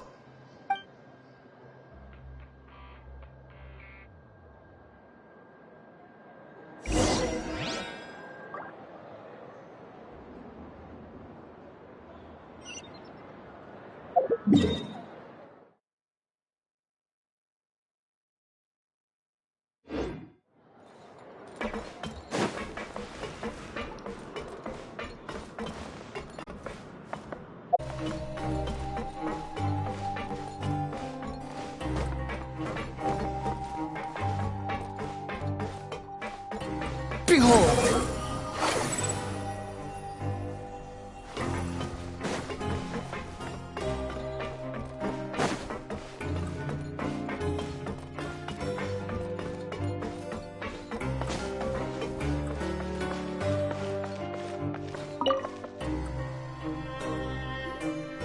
So Paimon just confirmed with the guards that our shift is set for every morning, and we're free to do whatever we want all afternoon. But it seems like most of the other inmates choose to continue working through the afternoon to earn more credit coupons. Oh, and they also said that you can use coupons to skip work in the morning and free up your time. They weren't kidding. Credit coupons really can be used to do anything here. Paimon's so tired. And we'll need to wake up and go to work in the morning. Without any credit coupons, it's not like we can really do anything else. Nighty-night, Traveler. Paimon hopes we can keep making progress on our investigation tomorrow.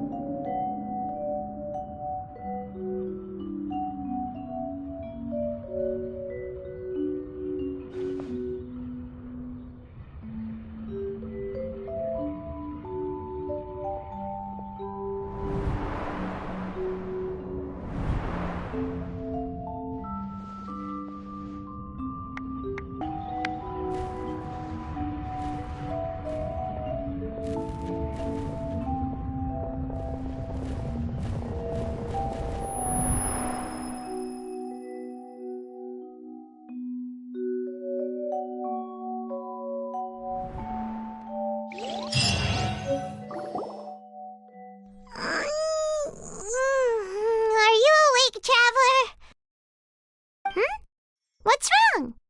You seem to have something on your mind. Did you dream about something last night? Is that even possible? Unless it wasn't an ordinary dream? Oh, Child's vision! So you had it with you this whole time? Maybe the vision connected Child's consciousness to yours.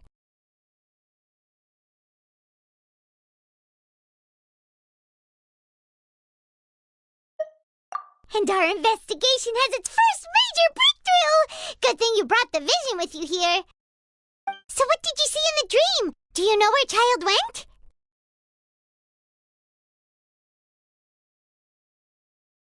Huh. Okay. Well, hopefully it'll be a bit more helpful in the future.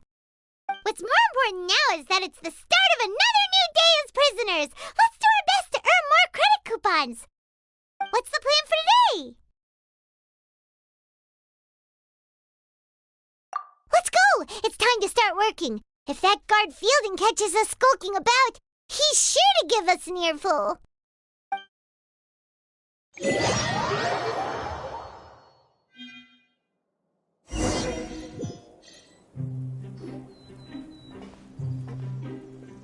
Look who decided to show up! Get your butts in gear and get to work. Time's a-wasting. Good, here you go. Remember to give me the widget once you've finished processing it.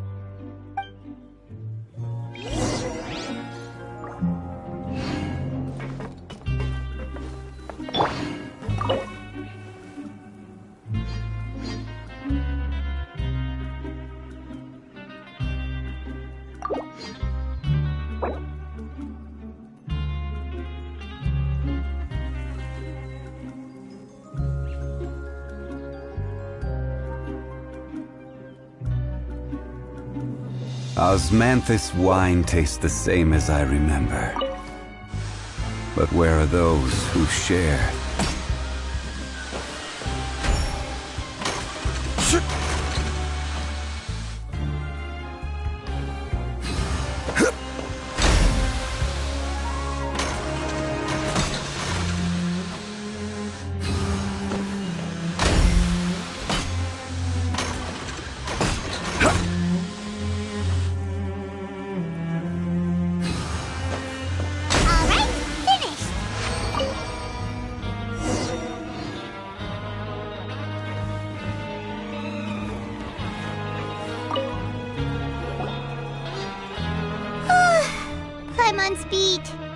but after so many shifts, it seems we're really getting the hang of it now.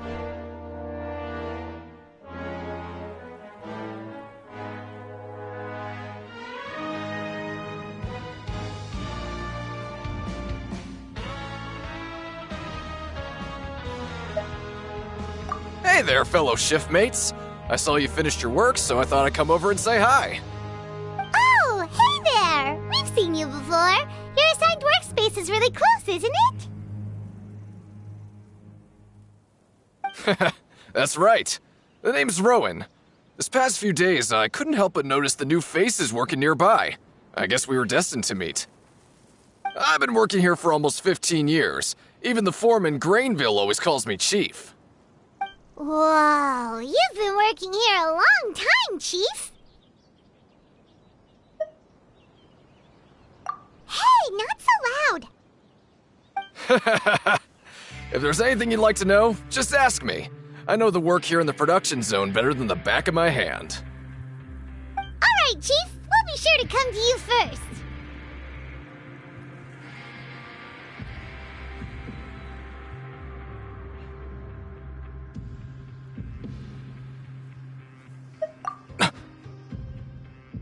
Did you just ask about the rules?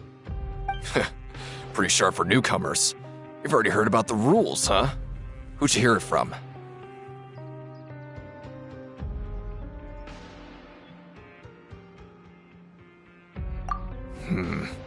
Alright. Seeing as I'm the one who came over here, you're already calling me Chief. I guess I can tell you a little. Truth is, you two keep working like this, you might be putting yourselves in danger. Huh? Wait, there's even a rule about that? What would have happened if you never told us about this? Well, it's usually not that easy to break one on accident. The conditions of the hidden rules are usually pretty specific.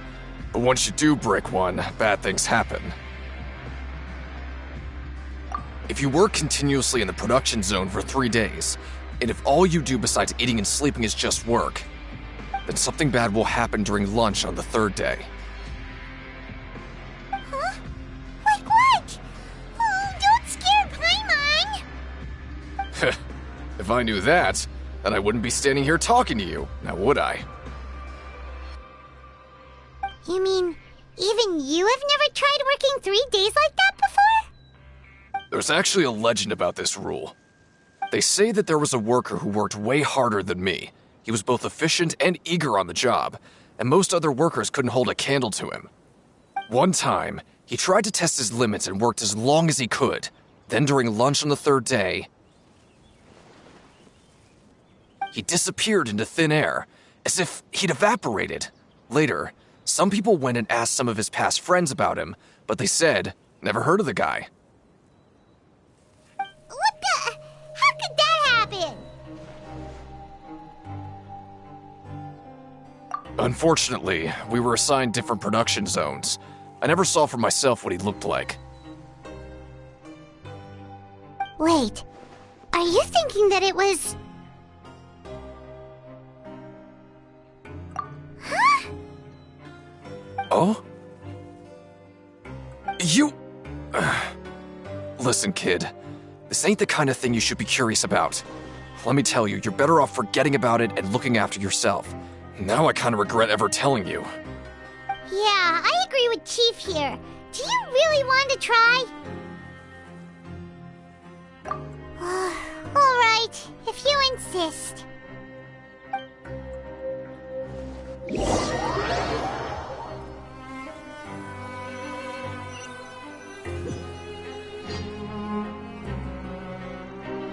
Oh, just a regular meal set.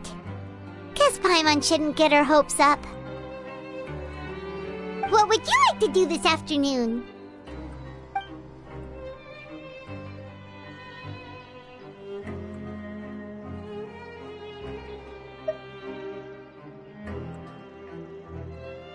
Knowing Child, he must have been there all the time.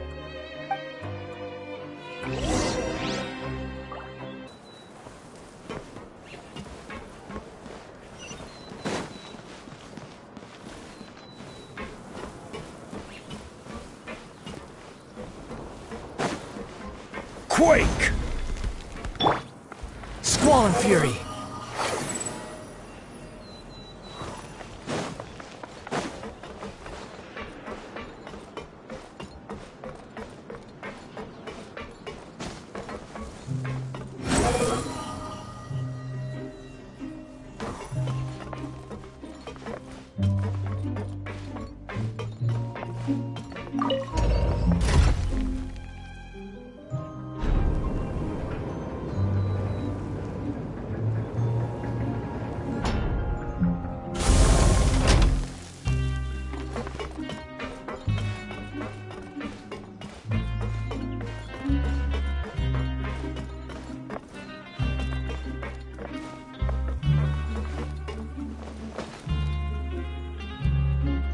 Oh, you must be the Traveler, huh?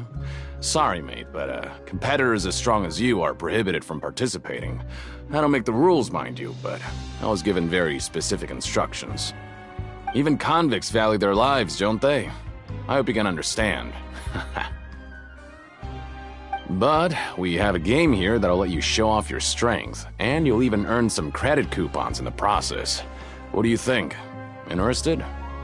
And if we lose the game, will it cost us credit coupons? Of course. That's the cruel reality facing every competitor in a place like the Pancration Ring. Okay, great. Let me walk you through the rules. The targets in front of you will pop up one after another. You'll need to hit the targets in the same order that they popped up. If you can complete a few rounds in a row with no mistakes, then you'll win credit coupons. But the second you mess up the order, you'll lose. Game over. The game costs 300 credit coupons to have it go. So, you up for it? Thanks for your patronage, mate. Now, let the game begin.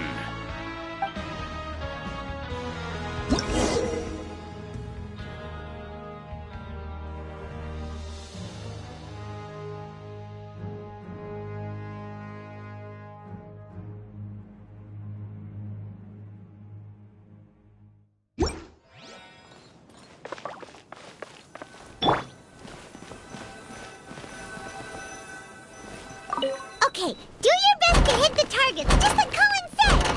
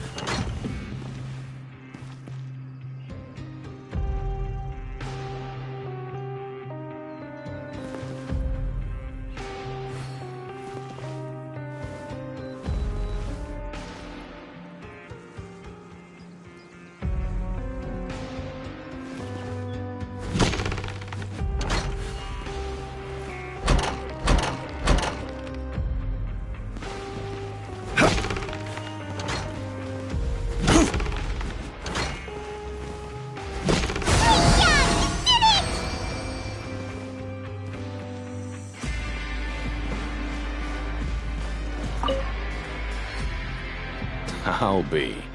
They weren't exaggerating about how strong you are. Don't worry, I wouldn't dream of shortchanging you. Here's the credit coupons you won. Put them somewhere safe.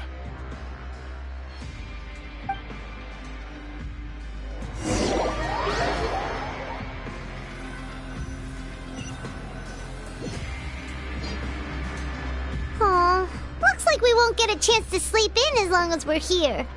Let's get to bed early.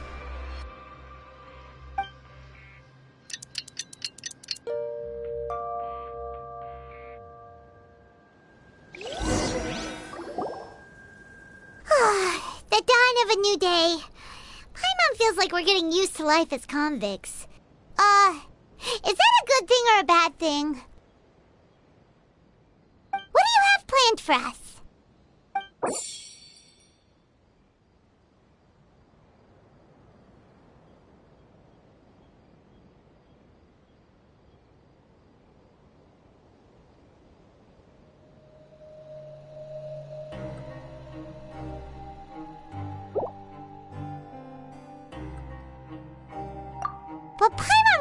the foreman will be in a better mood today.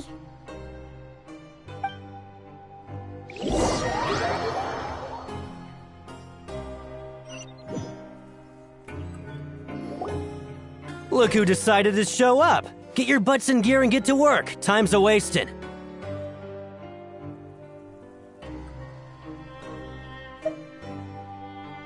Oh? What's with suddenly wanting to work so hard? You need coupons that badly? Sure. Let's just say we really want to test our limits.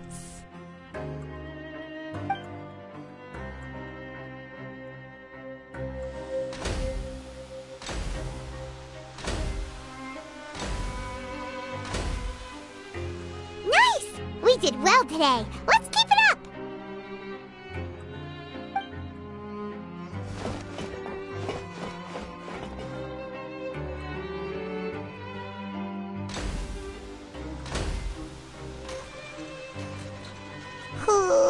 Paimon's had it. Who knew that processing these widgets would be so tiring?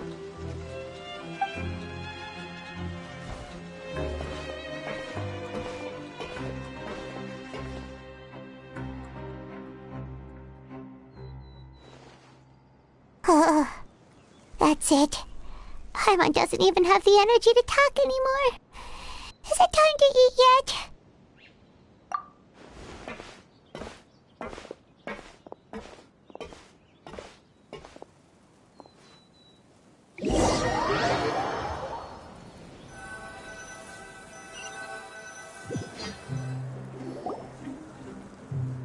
Oh, Paimon's exhausted. It's just work, and more work. Paimon's little body can't handle this much longer. Wait a sec. Now that Paimon thinks about it, haven't we been working non-stop for 3 days now? And now it's lunchtime. Oh, Paimon feels a shiver going down her spine. What's going to happen? But it doesn't seem like anything's changed at all. And we made it to the coupon cafeteria safely. Are the so-called hidden rules only a rumor after all? Well, there's no use to just guessing all day. Paimon's stomach has been grumbling the whole time. Let's just eat already. Paimon wonders what we'll get today. Maybe we'll get the super lucky meal. Wait, what? What in the world is this? What's with Paimon's food? And yours is the same. Is this stuff meat? But it looks and feels so bizarre. What kind of chef would make food like this? What do you think is going on? Is this the bad thing that Rowan was talking about? No, stop right there. Paimon gets what you mean, just don't say it. Hey, isn't that Woolsey over there? He must have made the food, right? So let's just ask him about the food and be done with it. Hey, Woolsey, have a moment? What is it? I'm about to go report the numbers for today's free meal, so you'd better make it quick. It's about the meat in our meals. Look, does it seem normal to you? The meat? Oh, that. Looks perfectly fine to me. Totally normal. You better hurry up and chow down. How could this be fun? Hey, don't leave! You barely even looked at it!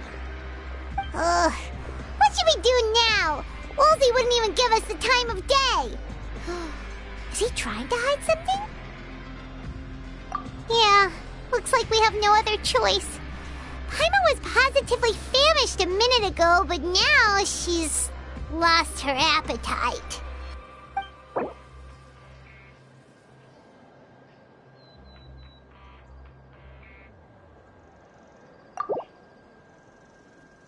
What would you like to do this afternoon? Since we have time now, let's focus on investigating some more.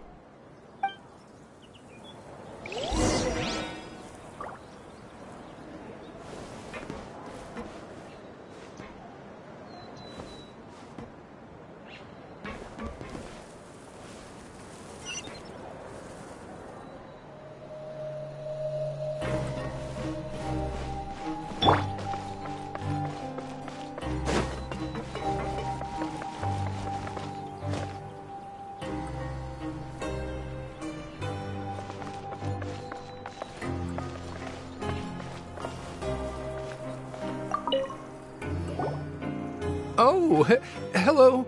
You two are the ones who were with His Grace. No need to be so nervous. Sorry, I couldn't help but think of His Grace once I saw you, and I...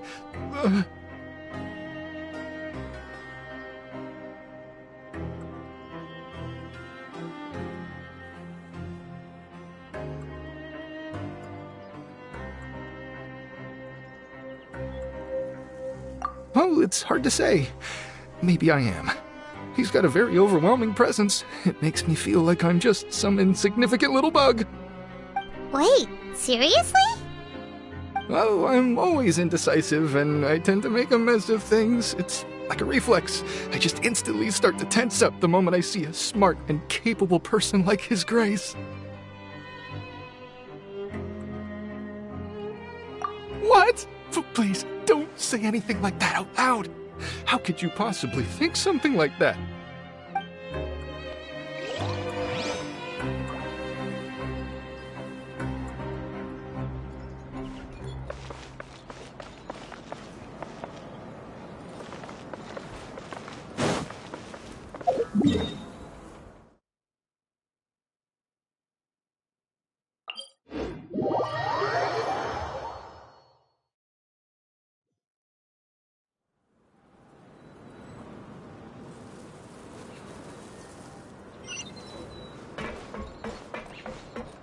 The wind rises.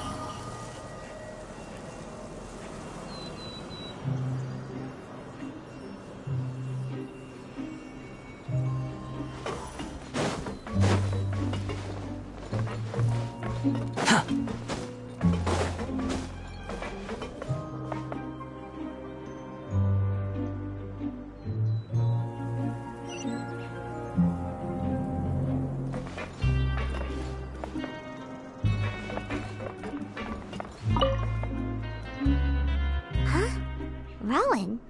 What are you doing here, Chief? I was injured a bit just now. Nothing major, I think I just pulled something. Little mishaps like this are unavoidable at work, you know? Huh. Paimon wouldn't have thought someone as experienced as the Chief would still get hurt on the job. Shh. I just knew you would say that. This is pretty embarrassing. Where's Siegewein when you need her anyway? The one time I need to make a quick trip to the infirmary. Oh, you mean she wasn't in the infirmary? Yeah. The rumors say that there's never anybody in the infirmary in the half hour before lunch, and nobody knows where Siegewein gets off to.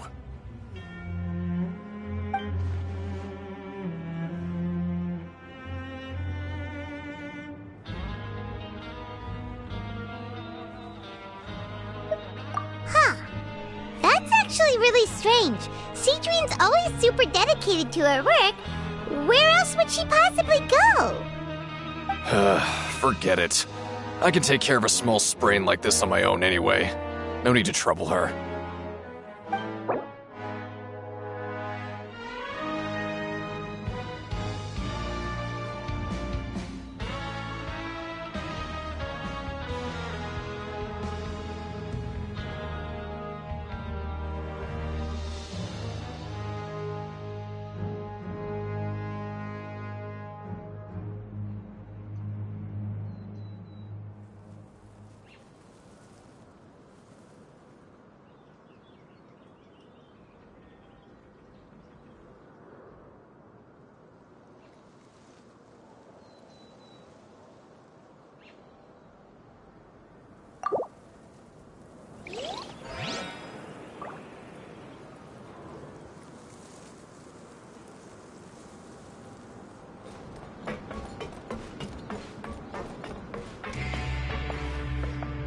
Each other, get through it together.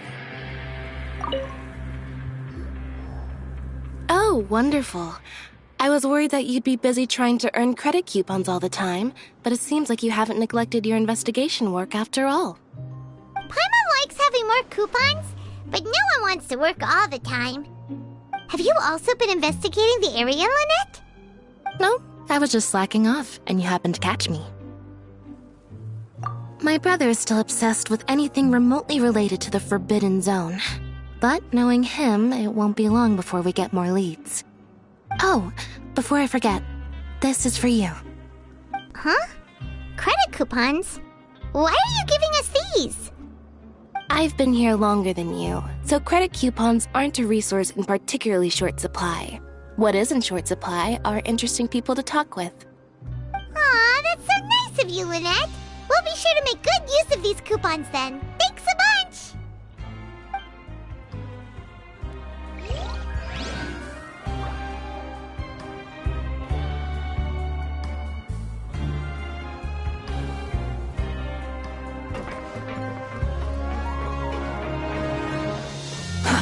Too slow.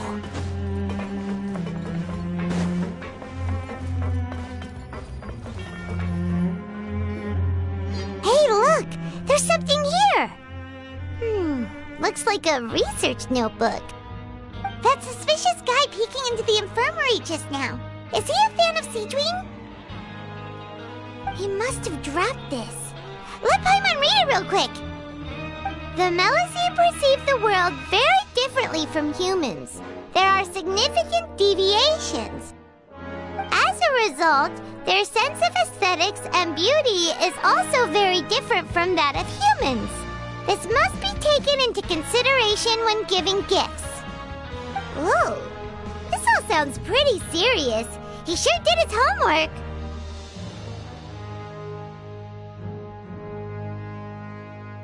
And as for the notebook, let's take it.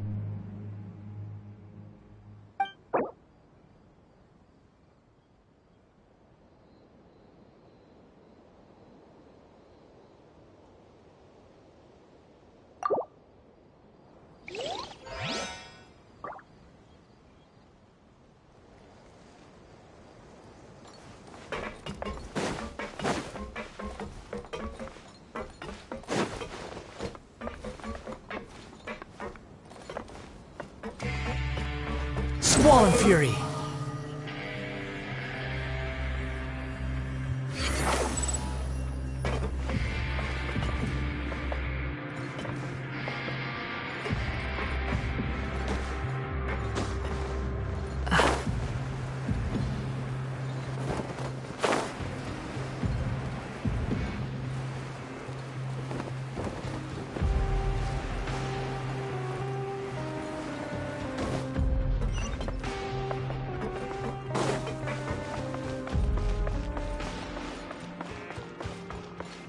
Wind rises.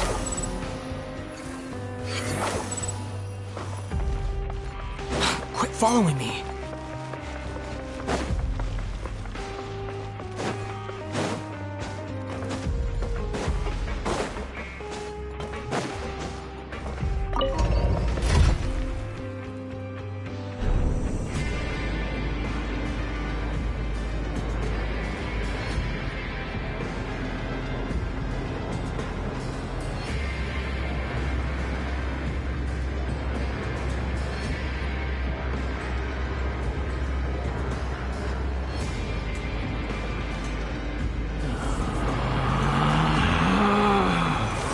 Relax.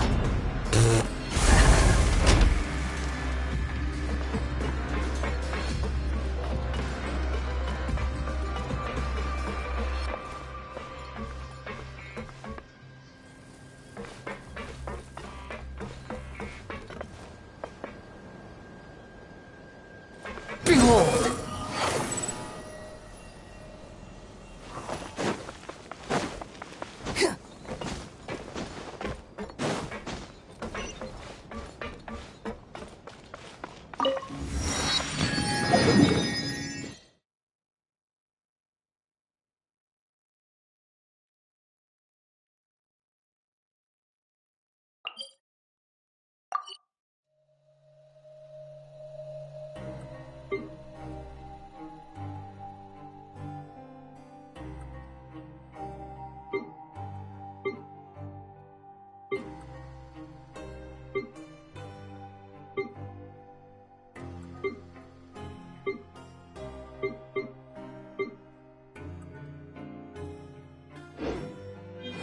There's no need to exchange pleasantries.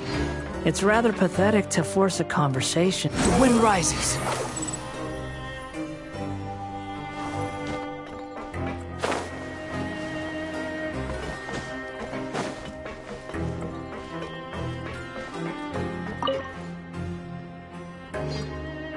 Hey, it's the Traveler and Paimon. No need to tease me, okay? I won't trip on the same step twice. Just like His Grace said, paying attention to every little detail is the key to prosperity. Maybe this is the true meaning of rebirth, not just earning credit coupons.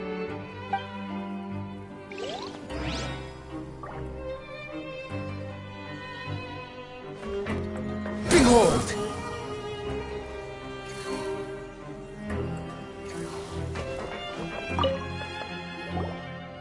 Siegewing? Aren't you supposed to be in the infirmary? What are you doing in the production zone? Hello, Traveler. Paimon? Everyone's usually busy around now, and we don't have any patients to look after in the infirmary. I thought I'd come here and enjoy the sight of everyone hard at work. Enjoy? What's there to enjoy here? It's really worth watching. I often stand here and observe everyone. Humans are just so interesting and adorable. I like to watch your expressions while you work. Are you talking about pets or people?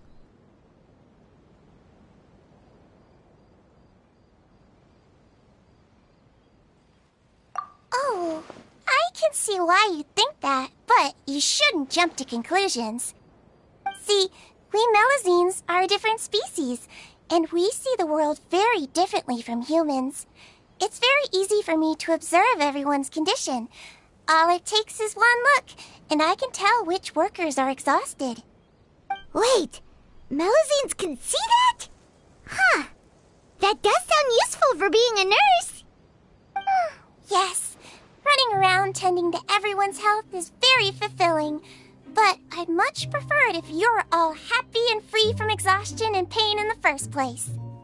Take care of your body and make sure you eat well. Always rest when you're tired from work and don't push yourself too hard. We'll definitely take care of ourselves. Thanks for the reminder.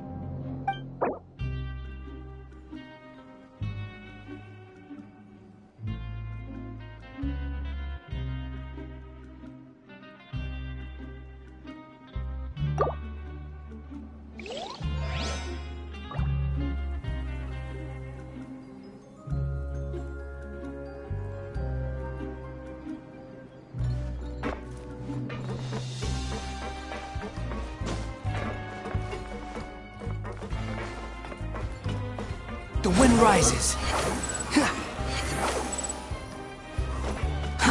Too slow.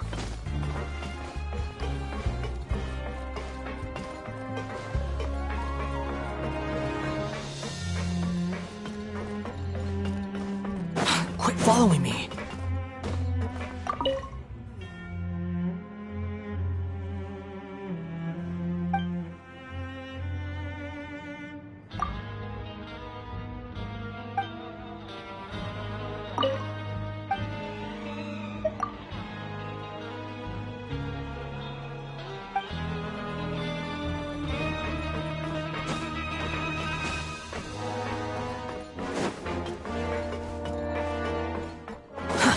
Too slow.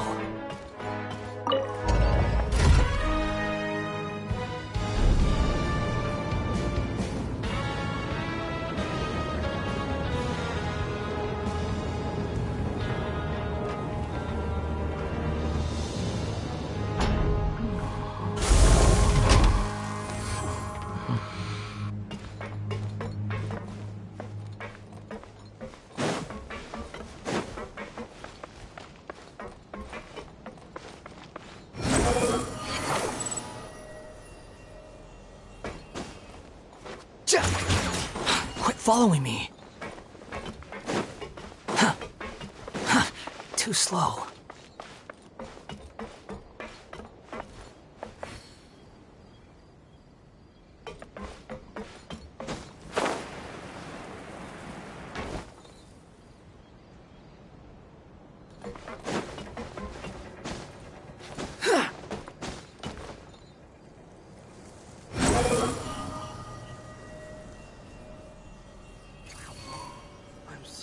Sleepy. Why am I so sleepy all the time?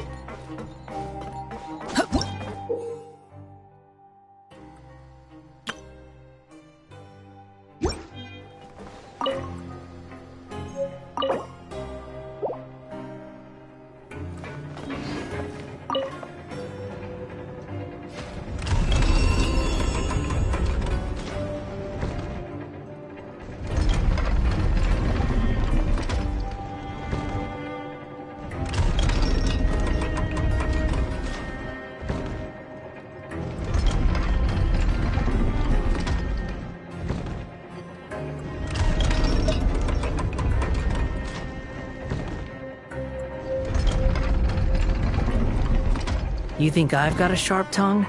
I just tell it like it is. If someone can't handle it, maybe that's their problem.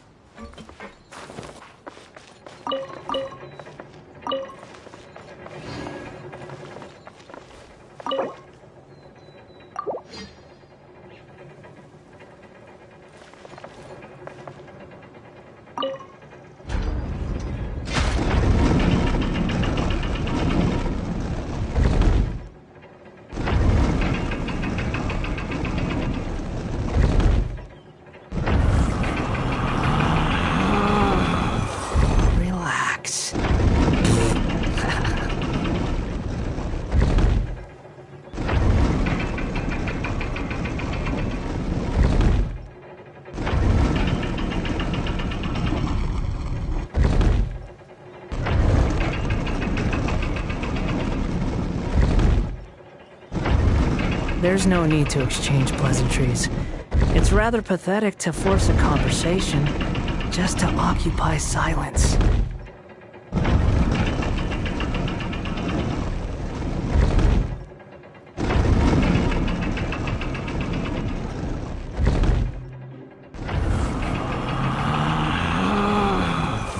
Relax.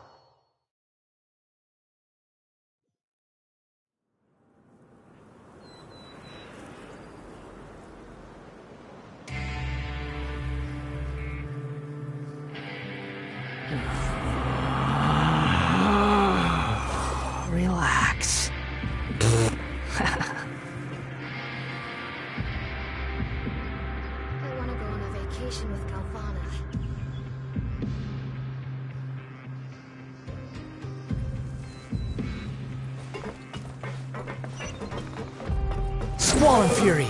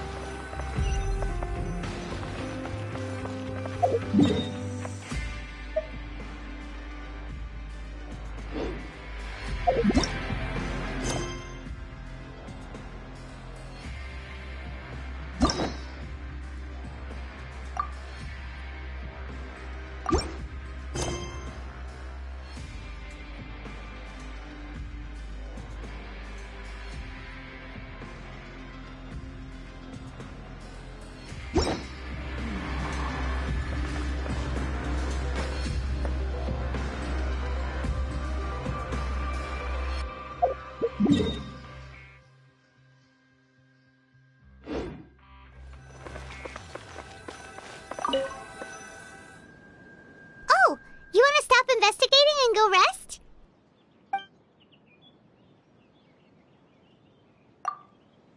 Okay, you should rest up. We'll be back at it tomorrow.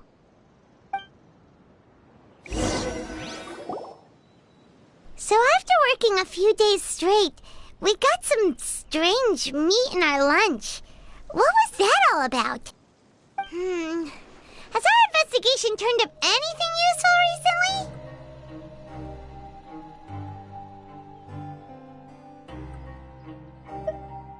Really? Then it looks like that part of the investigation has hit a dead end. Well, we'll keep searching for more clues tomorrow. Good night, Traveler.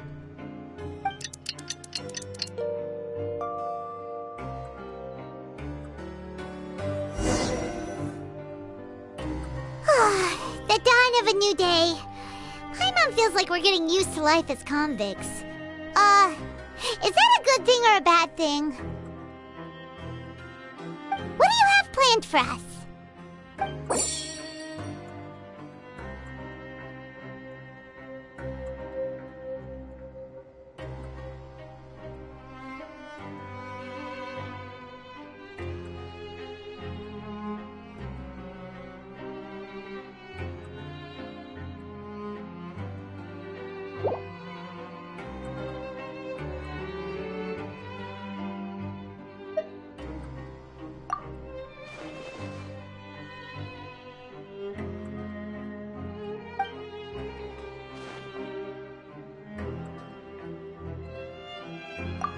After working here so long, we're really starting to get the hang of it.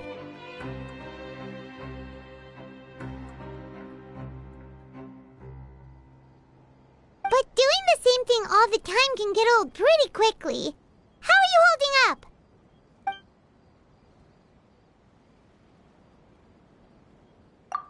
Yeah, it's good to kick back and relax once in a while.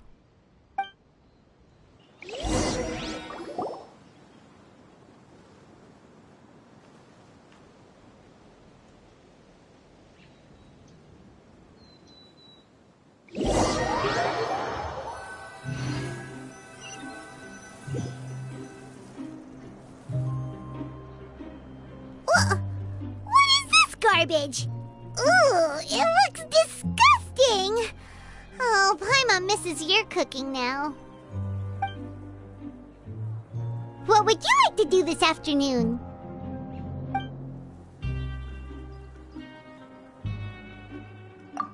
Sure! If we're not going to work, then let's kill some time at the Pancration Ring.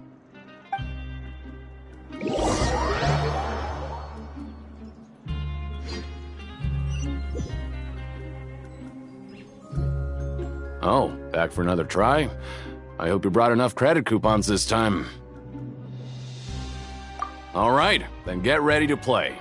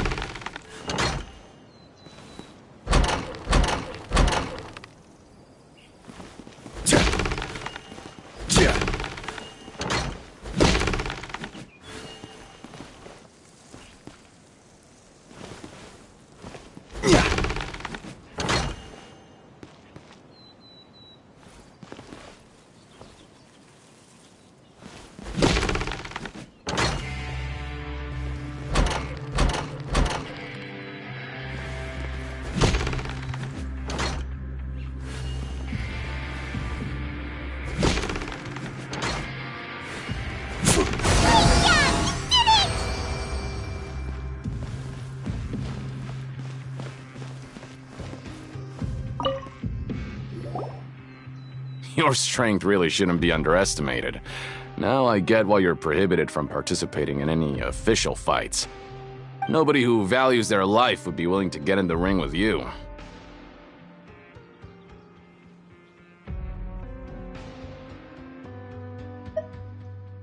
However, you two haven't tried betting on the outcome of a Pancration match yet, have you? Just go talk to Rååsimov. Buy a ticket for whichever fighter you think will win. There's a big payout if the fighter you support comes out on top. But we don't know anything about the fighters. How can we possibly know who to support? That's normal. Just watch a few matches and get a feel for the fighters. It won't be long before you can pick winners in your sleep. He's got a point. Why don't we give it a try? If we have enough coupons, we could probably bet at random until we figure everything out. Bet at random, huh? Well, how should I put it? It's not like you can't do that, but I'd advise you to give it some more thought first. Huh? We shouldn't get too carried away. What's the problem? What? Never even picked a boxer before, and you already know about the rules? You're not just strong fighters. Seems you're pretty perceptive, too.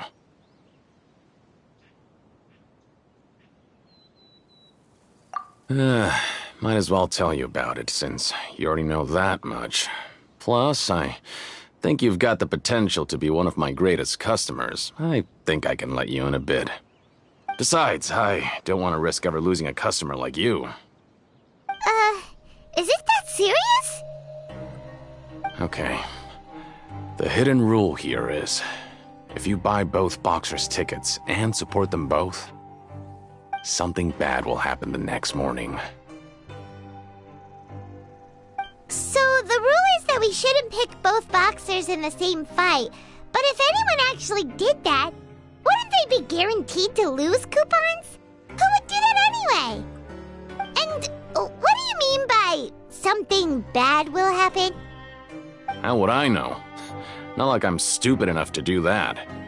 But I've heard a story about the rule. According to the rumor, there was a masked boxer who possessed incredible skill and power. None of his opponents even stood a chance against him.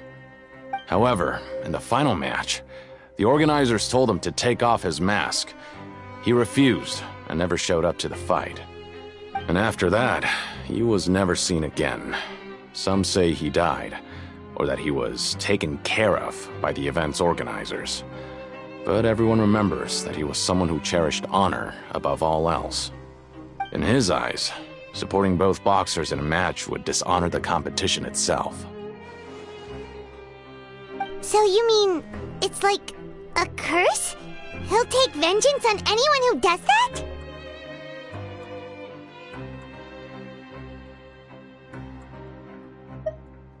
No, he was always wearing a mask, like he was intentionally trying to hide his identity. I don't even know anything about his past.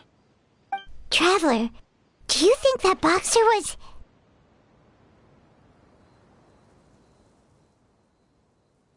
Huh? We will? You're not serious, are you? Look, here I was just trying to be nice and warn you, yet here you are trying to break it on purpose? Yeah, it sounds pretty scary to Paimon.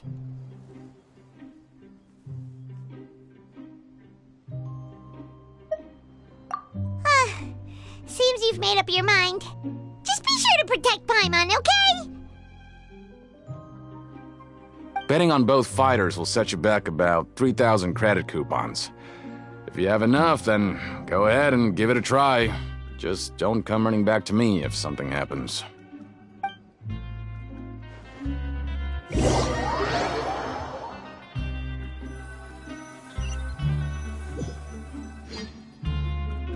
Seems we had a productive day. Hope we can make even more progress tomorrow.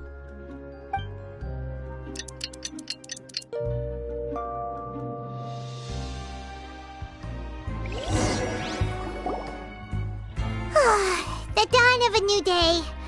Paimon feels like we're getting used to life as convicts. Is that a good thing or a bad thing? What do you have planned for us?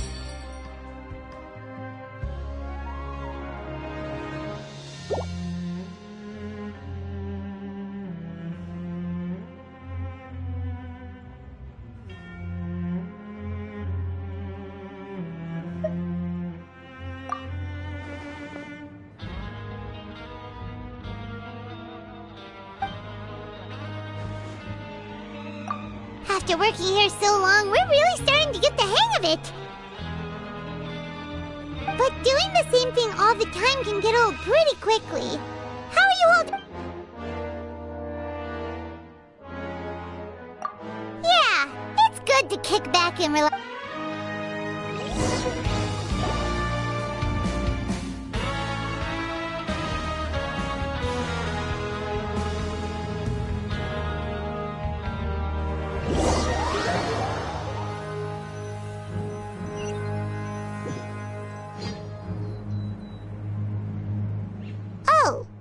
Just a regular meal set. Guess Paimon shouldn't get her hopes up. What would you like to do this afternoon? Maybe we'll be able to find some leads there.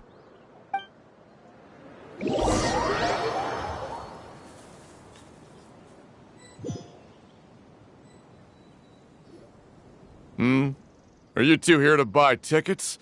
Better be quick about it. Another match is about to start. Who are the boxers in the next round? We have the reigning champ, Le Grappler, versus a contender from the Eastern Prison Block, Demon Horde. Are those their nicknames, or did they choose those names themselves? Either way, super weird. Since you're new around here, I'll help you out and give you a little suggestion. Even though Le Grappler is the crowd favorite, Demon Horde is a first-class dark horse with incredible potential. Anyway, for this match, I recommend that you pick...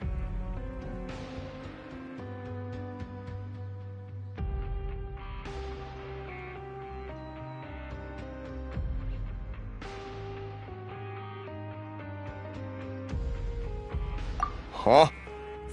For both fighters? I could tell you're new to this, but I didn't think you were completely clueless. Maybe you don't quite understand the rules, no? Let me try to explain again for you more clearly. You see... Oh, no need. We're aware that we're going to lose coupons. Alright then, if you're absolutely sure. Remember, no refunds once you buy the tickets. Yeah, we got it! Just shut up and take our coupons!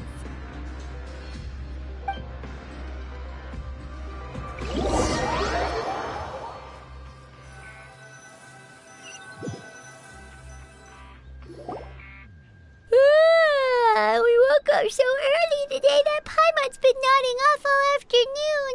Good thing it's finally time for bed.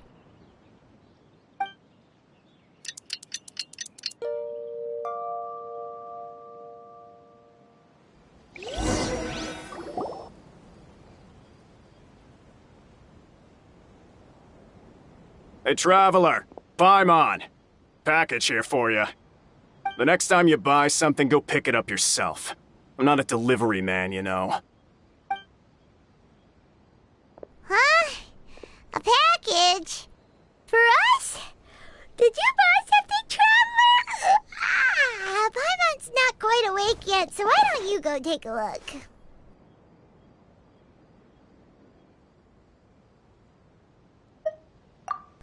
Right! Yesterday we broke the hidden rule and bought tickets for both boxers. Oh, maybe this package is the bad thing that Colin said would happen.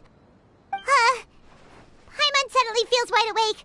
Wait, maybe let Paimon go hide somewhere first. Just call Paimon after you opened it. Hey, wait! Paimon's still here! Don't open it! Ah!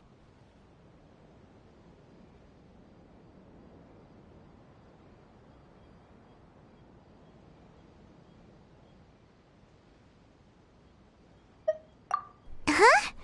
What is it? Are you okay? Let Paimon take a peek too. Oh, it's just a small bottle. but the color of the liquid inside looks so wrong. Almost like... Alright, that's enough of that. No need to say it out loud. Paimon already knows what you're trying to say. Ugh! No way! Get that stuff away from Paimon!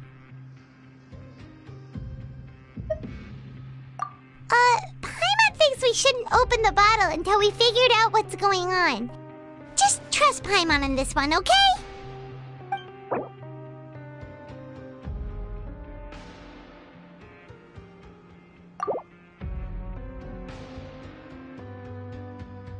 What do you have planned for us?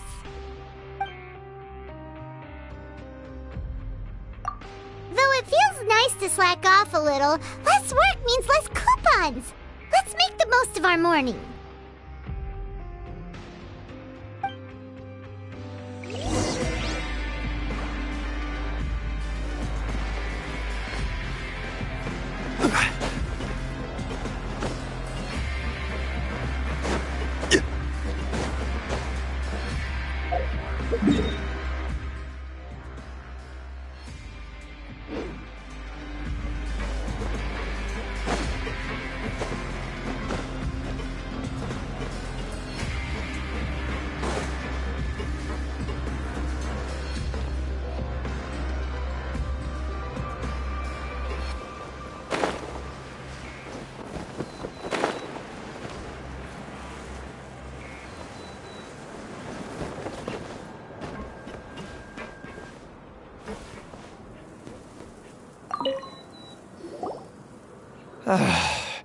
If there's no way to send it all out, then maybe I'll never get a chance to leave. Who are you? We've never seen you before, and you don't look like a fellow convict. I'm not! Of course I'm not. Please, don't mistake me for a criminal. I'm a good, law-abiding citizen. Then what are you doing here? You sure seem anxious about something. I'm a promoter for ƑөŨ虜öω, and I'm usually responsible for promoting our drink products. I thought I could complete my task here quickly and return to headquarters, but I've been here way longer than I anticipated. Oh, a promoter from ƑөŨ虜öω? So what kind of problem did you run into? I'm so upset. It's all because of that Duke. After discussing the company's promotional plans with him, he told me outright that my project was worthless. However, in light of our long history of successful collaboration, I still tried to patiently explain the details.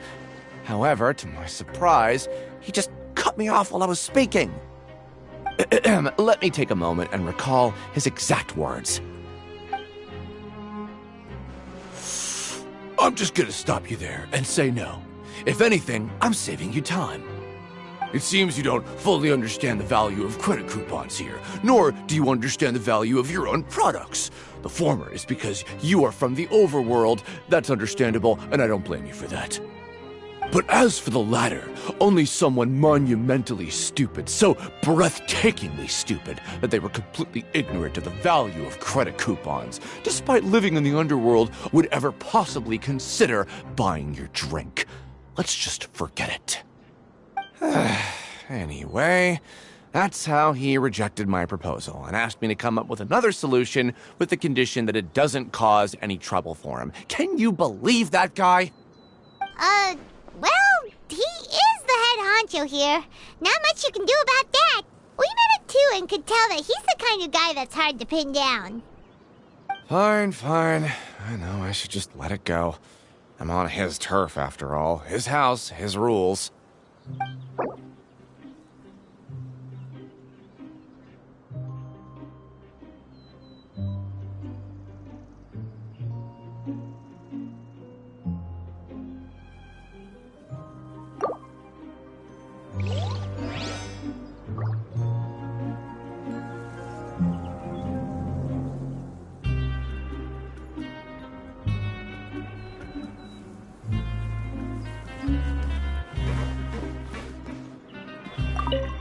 I'm not very good at remembering people's appearances. Anyway, no one comes to mind based on your description. Sorry, I don't know who you're talking about. Are you sure they're an inmate here?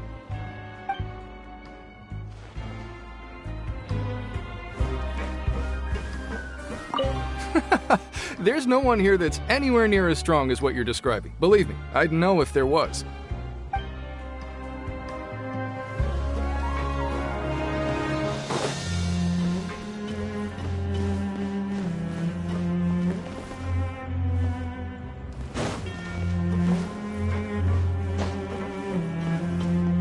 Well, have you gotten used to prison life yet? Shh. Save the questions for now. I don't like to give away information for no reason, you know.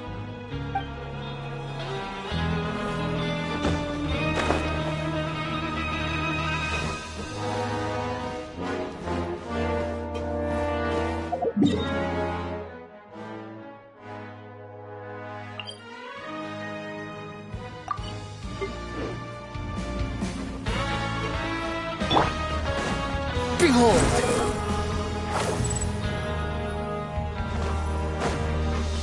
Quit following me.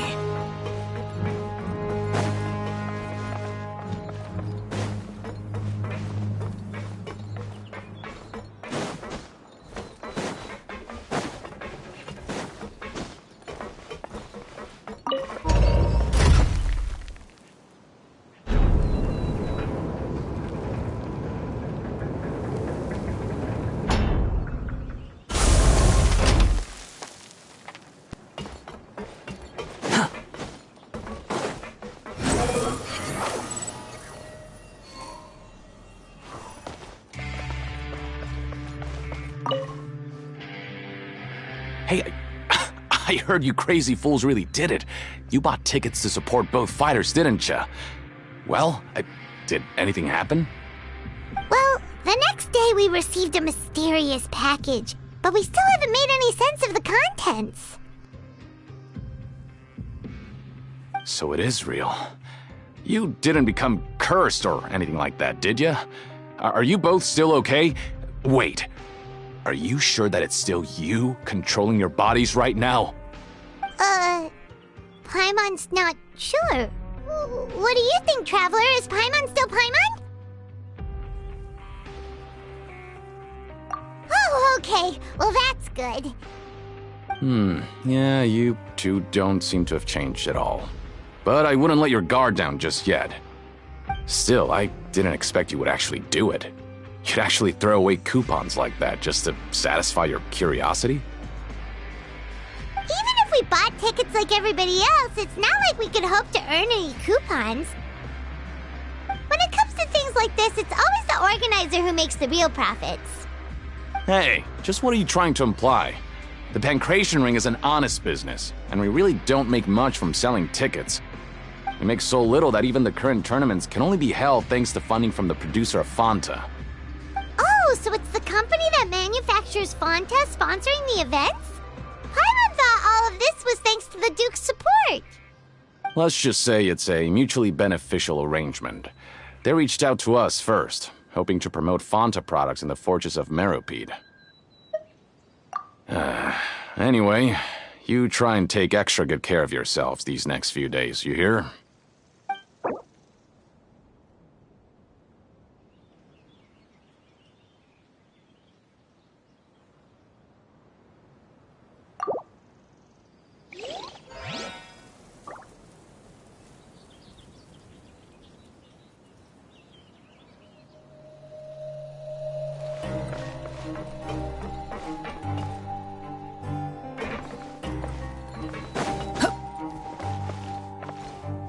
Oh, it's you.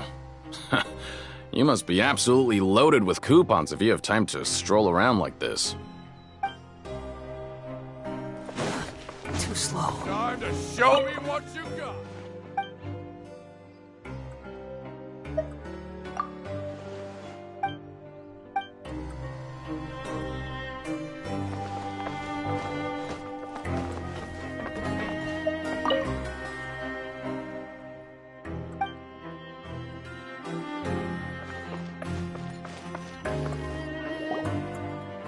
Hey, what are these papers scattered all over the ground? Are they registration forms or something? Maybe not. Every page has the ƑөŨντυöω symbol on it. Maybe it's some flyers from the company. Okay. But if someone catches us, they could accuse us of trying to steal the company's secrets, couldn't they? Oh, you're right. Guess there's nothing to worry about then. Let Paimon have a look here. Without assistance from the Fontaine Research Institute, development of the new product has been slow, and some researchers on the project have voiced concerns.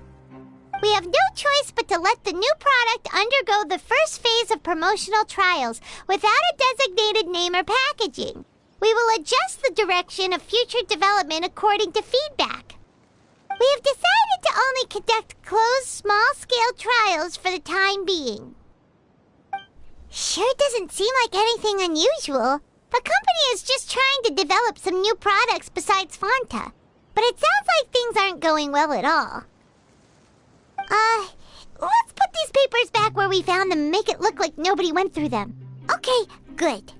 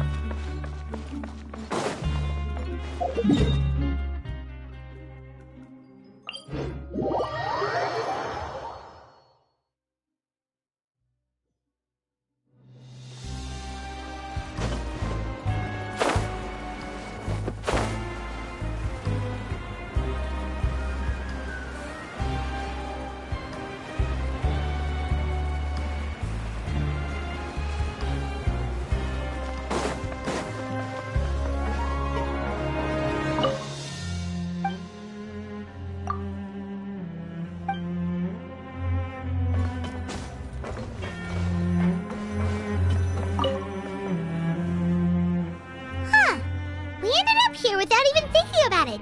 Want to grab something to eat?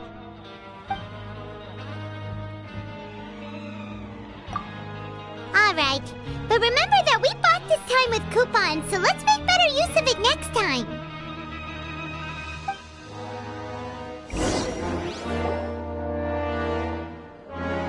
Whoa! Isn't this the super lucky meal? Looks like hard work really does get rewarded. Paimon's gonna take her time and savor every bite! What would you like to do this afternoon?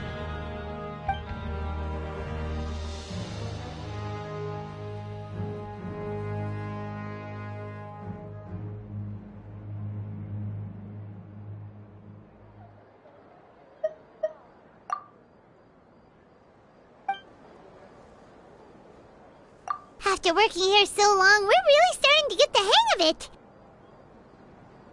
But doing the same thing all the time can get old.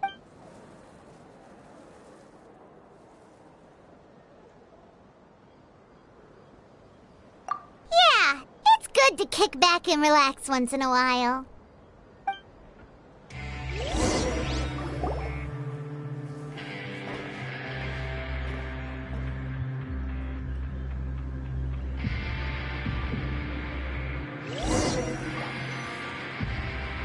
A mysterious box?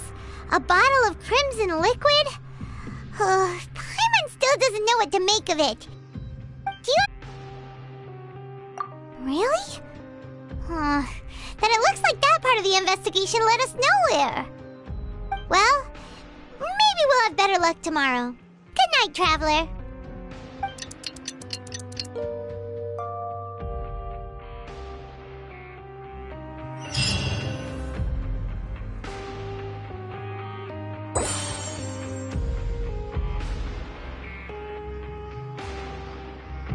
Okay, so we've investigated 2 of the hidden rules.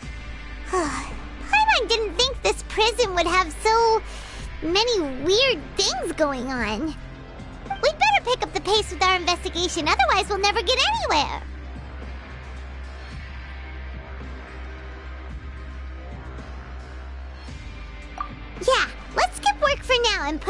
time to good use.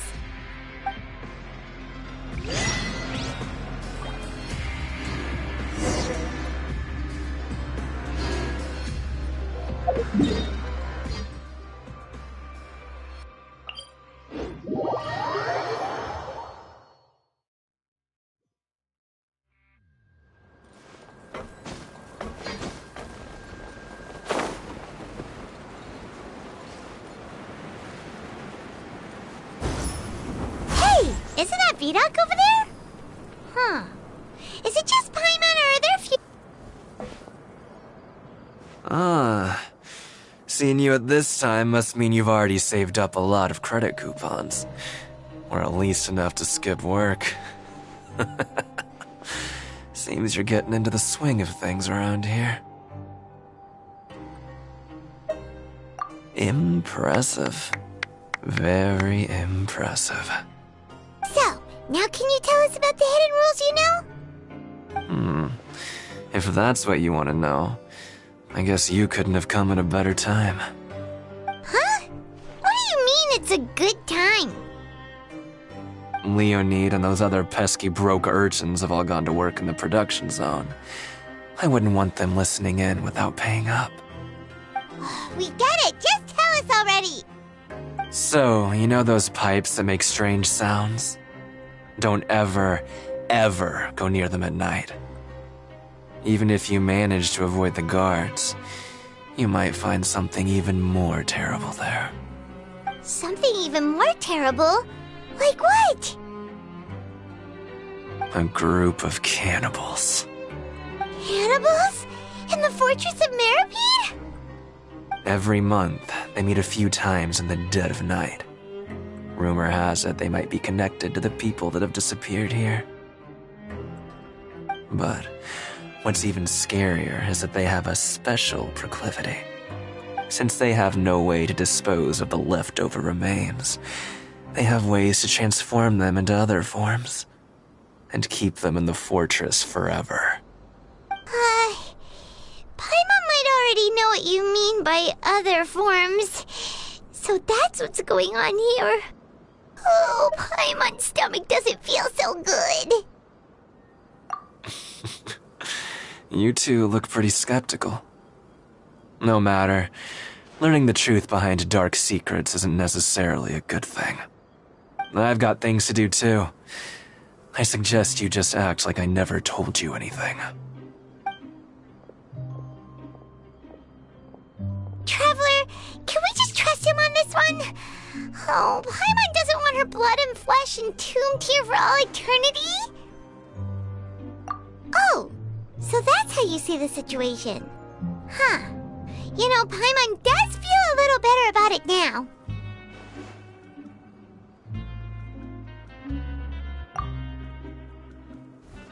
When will all the secrets end?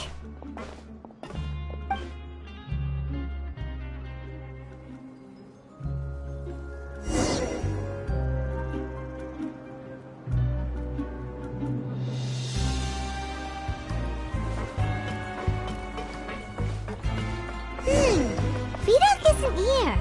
But the guys who went to work in the morning are back. Let's go ask them!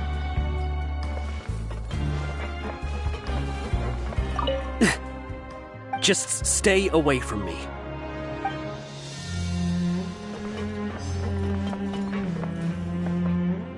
What? What are you saying? You shouldn't go around saying stuff like that.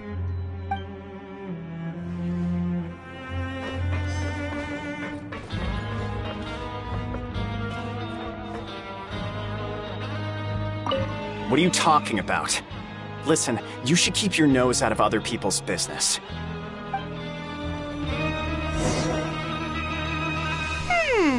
Their attitude sure is suspicious. Like they're trying to avoid us. But if they're being so obvious about acting weirdly, do you think they might just be trying to lure us in? Oh, this is all getting way too creepy for Paimon.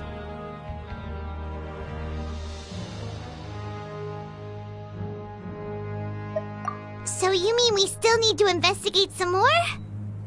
Okay, if you say so.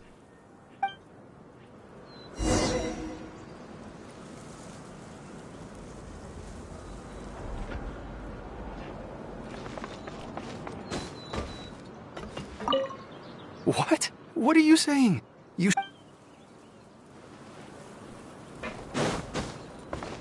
Quit following me.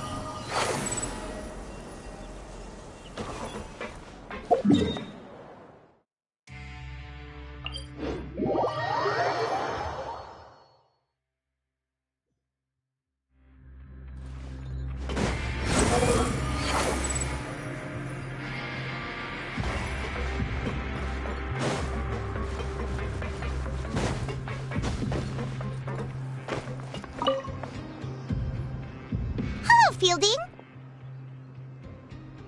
What do you want? Criminals like you ought to be working right now. Catch my drift. We just want to ask you a simple question. Have you ever discovered anything odd during your nighttime patrols? Why are you asking about something like that? Whatever happens at night isn't your concern. All you need to worry about is getting enough sleep. Well... Right! We've heard it happens a few times every month. Paimon has sensitive ears, so it makes it hard to sleep. Really? I see.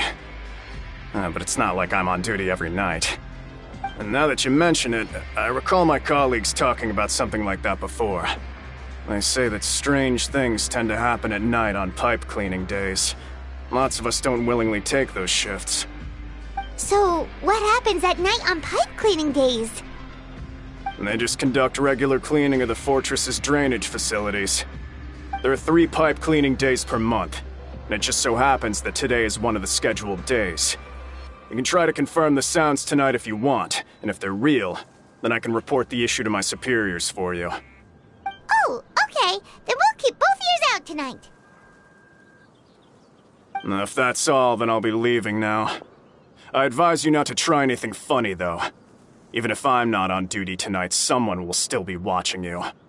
Don't worry, we don't want any time added to our sentences. Oh, he left. So what do you think about the pipe cleaning days he mentioned?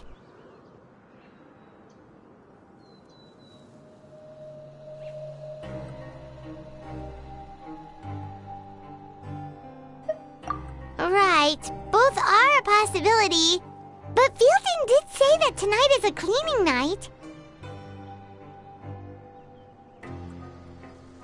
Paimon knew you would say that. Alright, sounds like we'll be up all night tonight then. Paimon just hopes the guards don't catch us.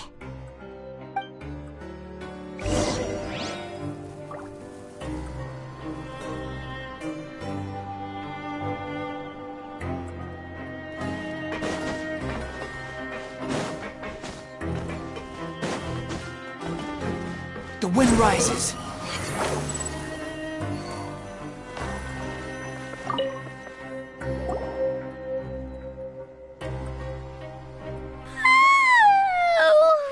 I'm so tired.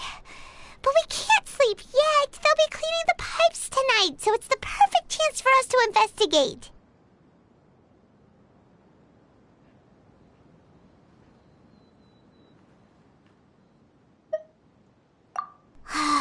Whatever. Just be sure to wake Paimon if she dozes off. Paimon's worried something might happen if you go alone. Huh? Traveler? Did you fall asleep already?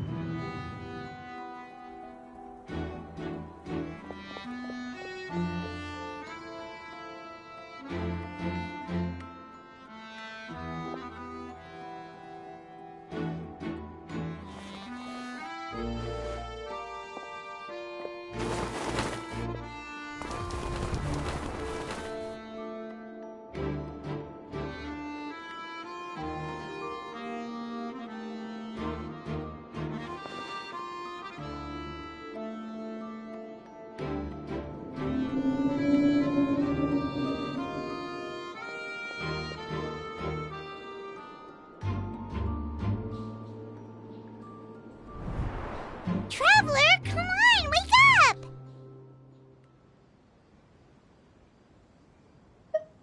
Oh, it looked like you were just peacefully sleeping to Paimon.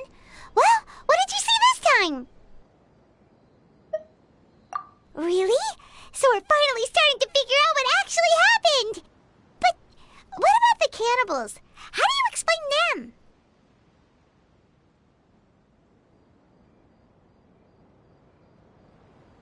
Okay, well it's about time for us to get moving. Just be careful to avoid the patrolling guards.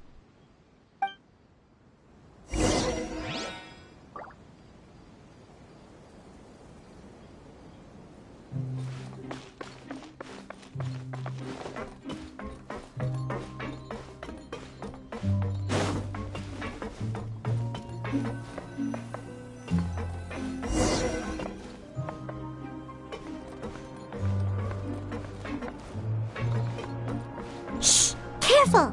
We'll get in trouble if the guards catch us.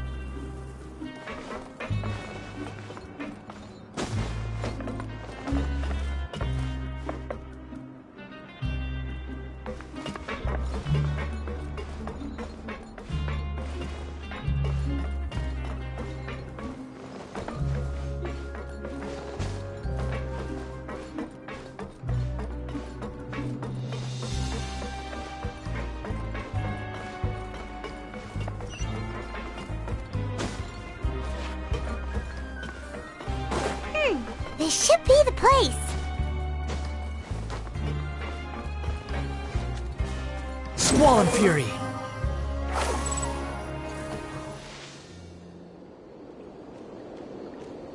What?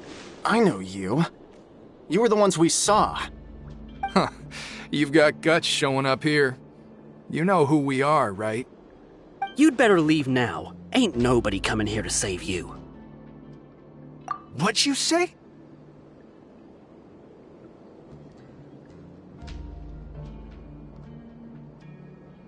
Yeah, so what if they were? If you push us, we can make those rumors a reality at any time. Hey, what's the point of all those rumors anyway? What exactly are you trying to do? I don't have to tell you anything. If you turn around, go back to the dormitories and act like you never saw anything, then I'll pretend that you never showed up here. Yeah, scram. Nothing worth seeing here. Huh? What did you say? Isn't that exactly what Boss said when he left? Hey, do you know our boss? Whoa. We had no idea our boss was such a big deal. He always kept his identity a secret. So, did he have you come here to find us? Oh, so you're Child's crew here? Seems like he had no problem fitting in. We're the only ones who heard him say those words when he left that night. So unless he somehow told you those exact same words after that... All right. I guess that's proof enough for me. I believe you. Wow, those dreams of yours sure come in handy. We gave him the business for a while and would always give him a hard time when he first came to the fortress of Maripede. But here in the fortress, the strong will always earn respect. He was working the longest hours and racking up wins in the Pancration Ring. You could always see how amazing he was, even when he was teaching us a lesson. So eventually, we all decided to follow him. But one day, he suddenly told us that he had to find a way to escape this place, no matter the cost. He said it was because he heard that call again. And as his crew, if the boss wants something, then it's our job to get it done. So, we got to work, and used the hidden rules that were here to make up and spread the rumor about the cannibal rule. We just wanted to give him a better chance of escaping on a night after the pipes had been cleaned. Oh, thanks to your rumor, nobody would want to come anywhere near here, prisoner or guard.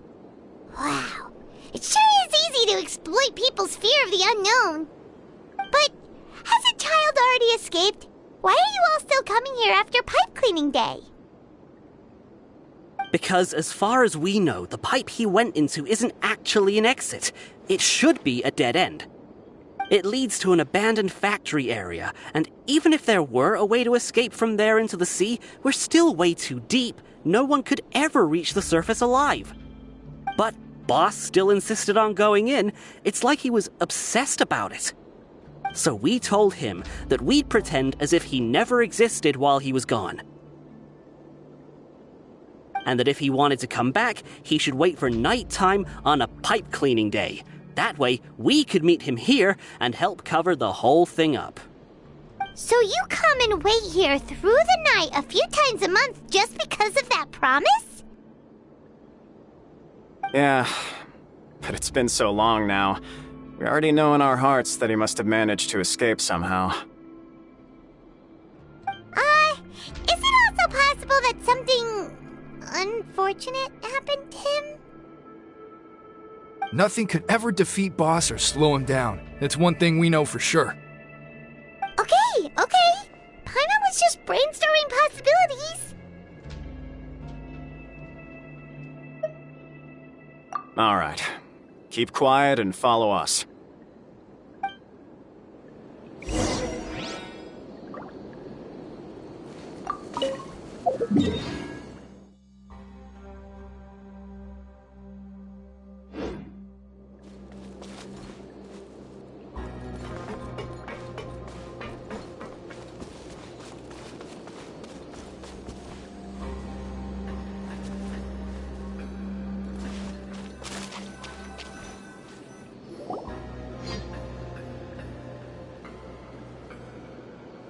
The way up from here has been sealed off. It's impossible to get through.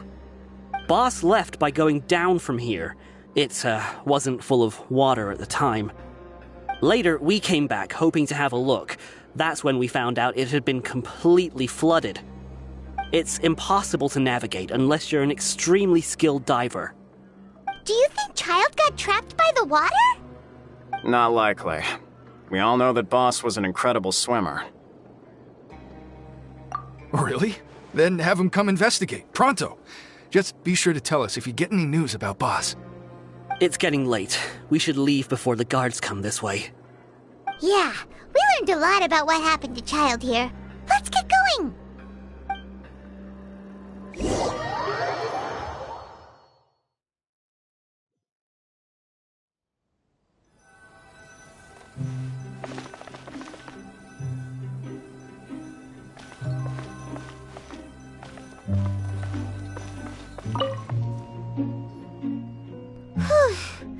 We finally learned some key information. Seems all of our investigative work has finally started to pay off. When you said you knew a diver, you were talking about Fremine, right? If we ask Linny, he'll definitely have Fremine help us. Ugh. Why is Child like this? What was he doing going into the pipes? Not making our jobs easier, that's for sure. Fortunately, though, it seems like it's only a matter of time now before we find out what really happened. Now that we can finally relax, I'm starting to feel super sleepy. Let's try to get some rest while we still can. Nighty-night, traveler!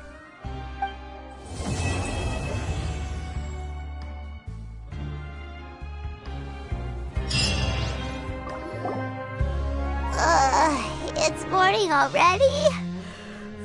Oh, Paimon still needs more sleep.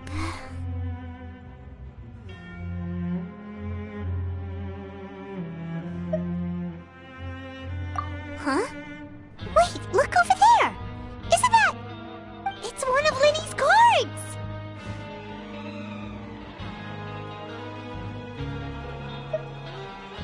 Let Paimon see what's written on it! Maybe you haven't heard, but today is the monthly free day. Everyone has the day off today, which makes it the perfect time to do some investigating. It's been a while since we last talked. Have you been making any progress lately? Let's meet at our usual spot in the factory area before lunchtime. I have new information.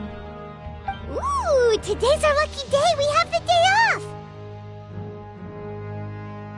From the sound of it, Lenny's been making progress with his investigation. Wonder what he's discovered. We still have some time before we meet up. Let's talk with the people here for a bit more before we go.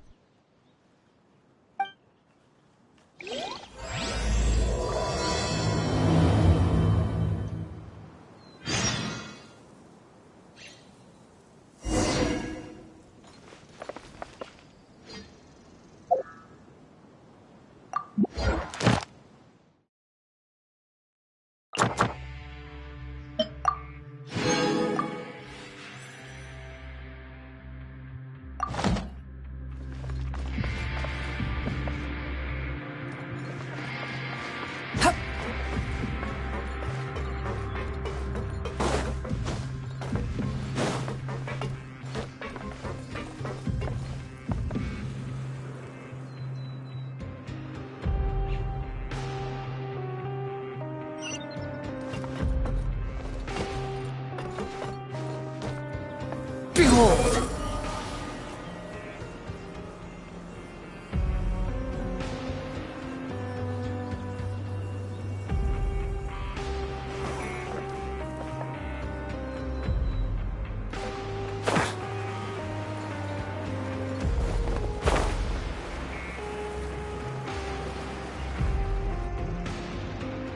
Hey, you over there!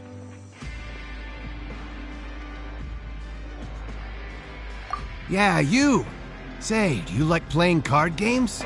You know, like Genius Invocation TCG? You TCG players are like mint in the wild, literally sprouting up everywhere. Hey, come on now. What's wrong with finding fellow Invocation aficionados? Anyway, care to join me for a game? Alright. No pressure. But why would you be looking for people to play Genius Invocation in a place like this? Don't people usually come here to fight?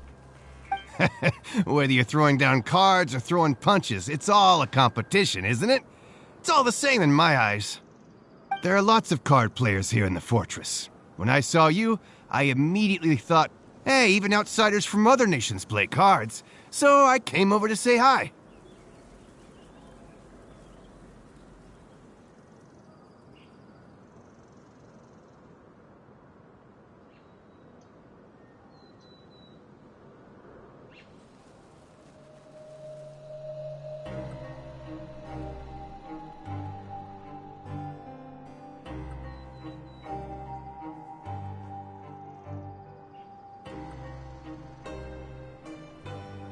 Sure.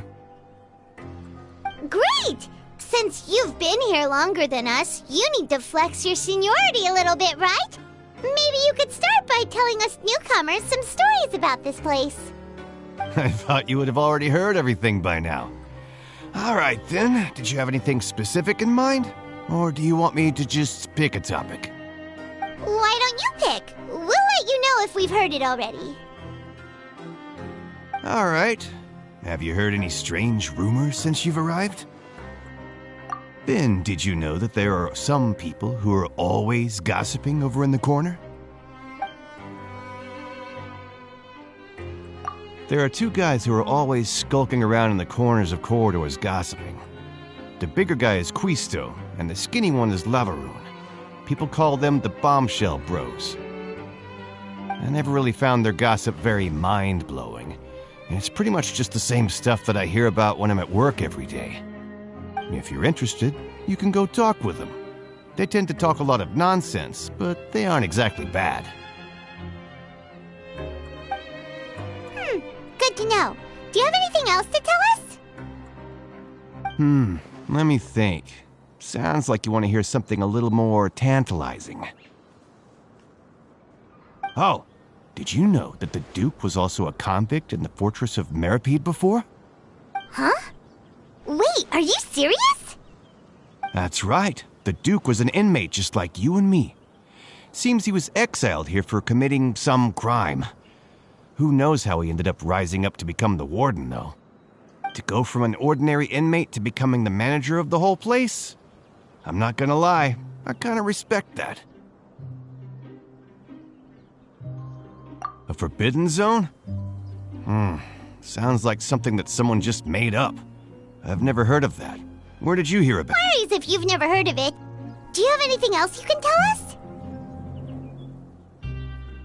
Anything else? Not that I can think of, but I'll be sure to tell you anything interesting I hear next time. You'll have to play a game of Genius Invocation with me first, though.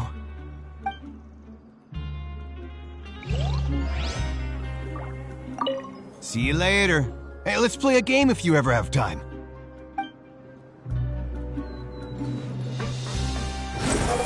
Upon the gale.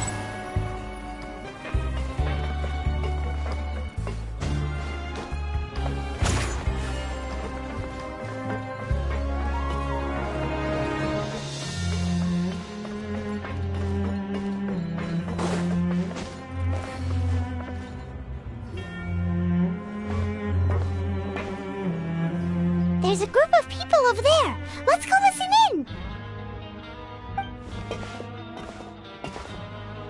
So I said, that's not a faucet. Hey, who are you two? Why'd you come over all of a sudden? Oh, sorry for eavesdropping. Sounds like you were talking about something private. What's the matter? They're just looking to join in on our fun, that's all. Hey, don't pretend like it's okay for them to just interrupt us like that. Fine. You're lucky we don't mind extroverts that much. You hear that, Quisto? What nice!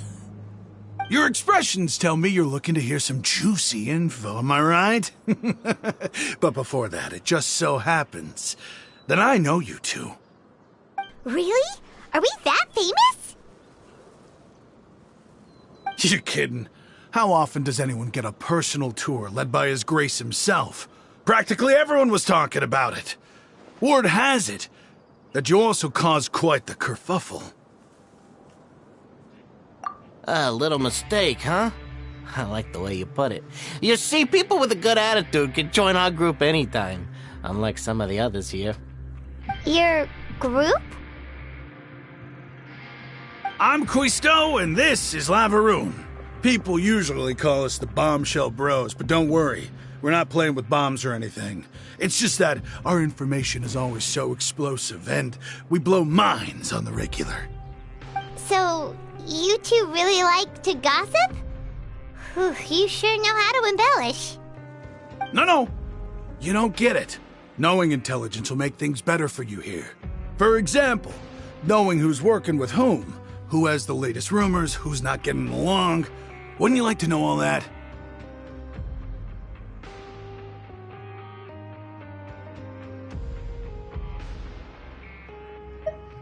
Whoa, all this info's worth something, you know?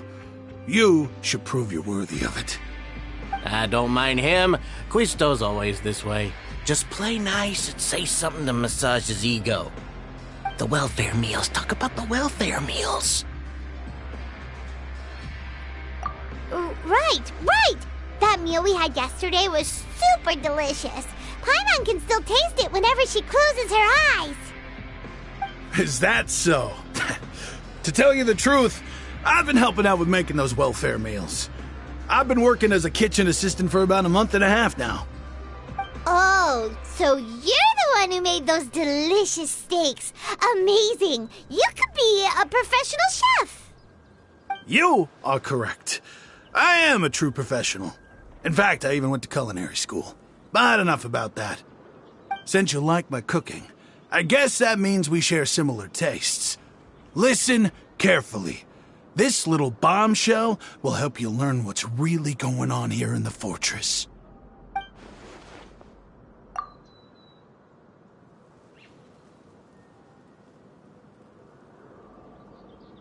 Listen, kids. The power structure within the fortress is quite complicated. The overworlders couldn't care less about us down here. We're basically dogs to them. You've already met the one person here you should never cross, the Duke, Risley. He knows more than you think. And if he doesn't care about something, then he often doesn't bother dealing with it. Those who have the Duke's attention get all kinds of special perks, even better treatment in the infirmary. I know who you mean. It's that Jurier character, right? I don't think there's anything useful about him at all.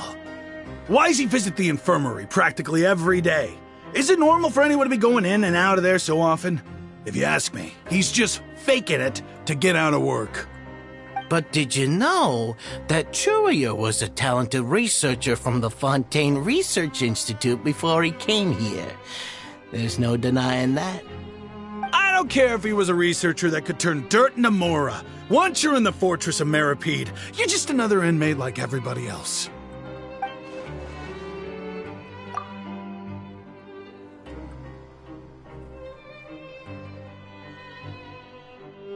Speaking of which, the last time I saw him, he was passing by in the corridor with Lorvine. I also heard they started arguing in the library and got into a fight, right? Guess that's just how terrible of a guy he is. You mean he hit a woman? Wow, I never imagined he was that bad. But that Lorvine's also quite the odd one, you know? She's always gabbing away, got into a fight with a man, and she also got sent to the infirmary. Come to think of it, I always see her going to the sick bay every couple of days, too. Wait a second. You don't think? Do you think could it be that they're secretly meeting there to go on dates? But it's really hard to imagine. After all, I do remember seeing Lorvine beat Ǧurier to a pulp that one time. And we might be overthinking things.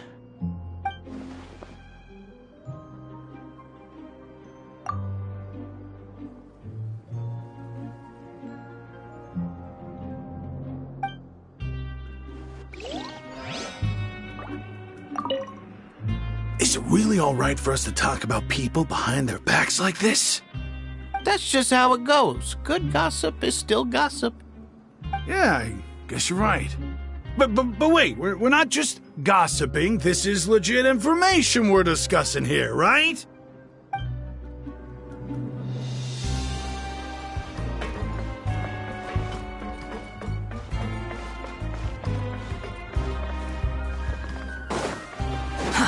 Too slow.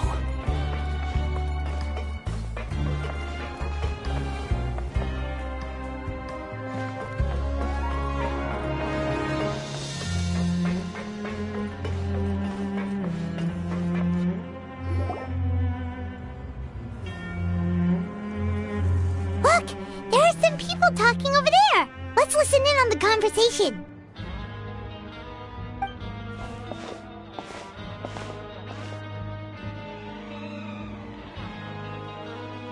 If you ask me, those pompous parasites on the surface act like they're all a bunch of aristocrats. Do any of them give half a hoot about a bunch of dogs like us? Hey, speak for yourself, mate. I'm no dog. Oh, you think you're special or something? If you're here, then you're just a convict like the rest of us. I've heard that even if you're released after serving your sentence, going back to life on the surface ain't any better. Once a criminal, always a criminal. We're marked for life. I don't buy that.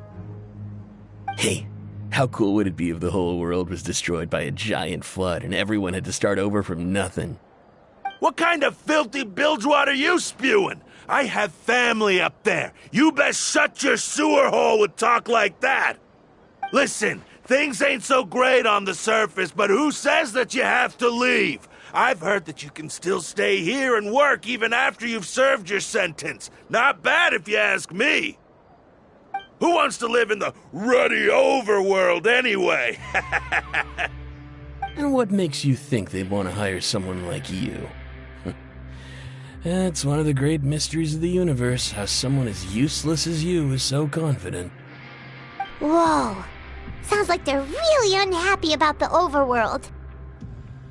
Speaking of which, Paimon never heard anyone use the words overworld or underworld when we were living up there. Is it only something the inmates down here say? That's true. Okay, we've talked to just about everyone, and it's about time for us to go meet Linny. According to the card he left us, we should go meet him in the production zone. Grab yourself a welfare meal.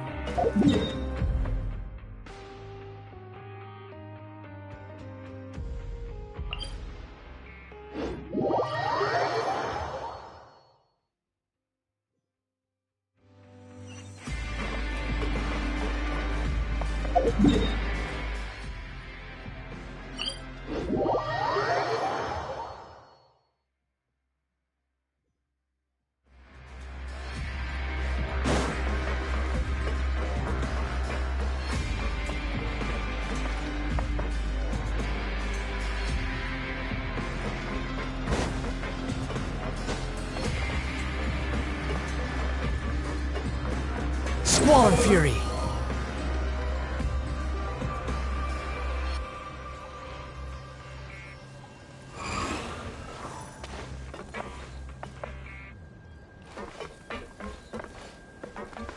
The wind rises.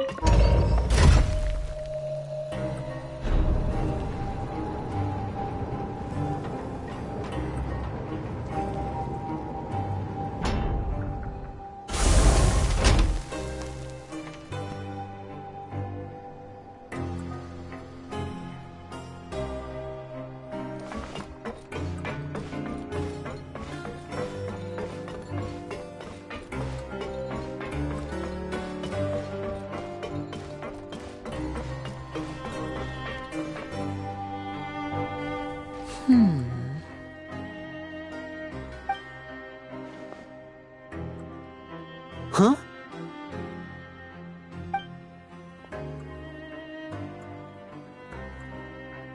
That look in your eyes. You found something? Hey, this is no time to be modest. Just tell him we found a boatload of information. Oh, as expected of the legendary duo, you have my full and undivided attention.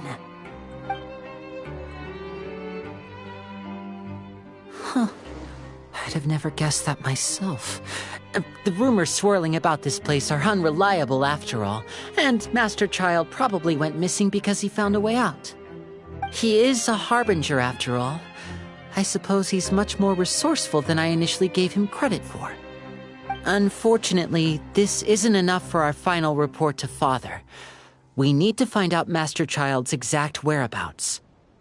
Father told me that even though Master Child said he was just coming to Fontaine for a vacation, he actually had some personal reasons.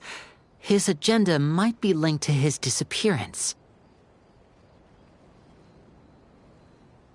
His escape route is already flooded, so we'll have to task someone with professional diving skills to chase after him. Well, when you put it that way, it's obvious that only Fremine would be up to the task. Bingo! Is he around? He's working today. Coming here as a group would have attracted too much attention. I'll talk to him about it later. It's the least I can do. We're all in this together, so it's only fair for us to fulfill our end of the bargain. Honestly, I'm far more impressed by you guys managing to collect all this information right under Risley's watchful eyes. Collecting information has always been our strong point. Now, let me think. To find out more information, Fremine will have to retrace Master Child's original route. And if he's to do that, he'll have to set out on the next pipe cleaning day at the earliest. That's 6 days from now. And after that, he'll probably take another 2 or 3 days to return. You can even estimate how long it'll take for him to get back? We've been working together for a long time. We know each other's capabilities like the backs of our hands. Traveler, what say you to meeting here 9 days from now? We'll be able to pick up Fremine while we're at it, too. Oh, and there's just one last thing we'd like your help with. Though we can just sit back and wait for Fremine's report on Master Child's whereabouts, we still need to make more progress on the investigation of the Forbidden Zone. Fremine's no master of disguise. Lynette's still working on getting intel from the other areas, and I'll need to spend some time helping Fremine prepare for his diving mission. So, you are the only ones we can count on. What do you want us to do? Will it be hard? Well, I won't call it easy per se, but I think you'll be able to pull it off. Listen carefully. You'll need to find an excuse to get into the infirmary and investigate the room and environs.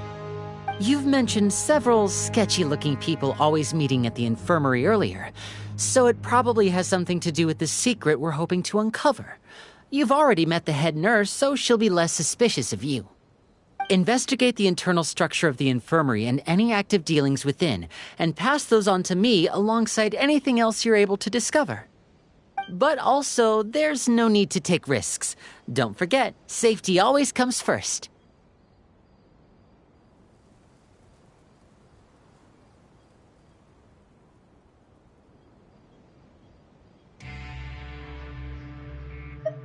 No, when it comes to intelligence gathering, I'd never consider you to be an amateur.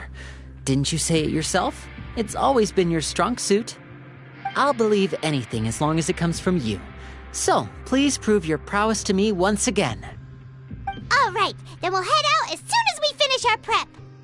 Let's go our separate ways for now then. Don't forget, we meet here again in 9 days. Stay safe.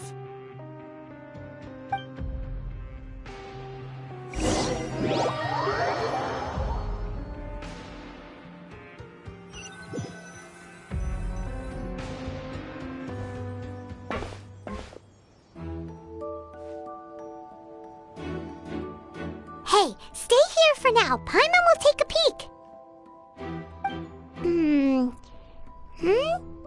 There seem to be several people inside.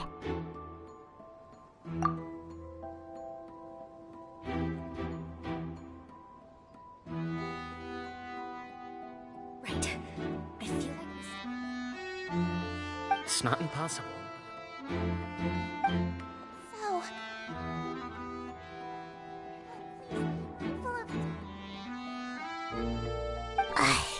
it's a bit hard to understand them from here, so why don't we just try to talk to them in person? Let's go as soon as you're ready.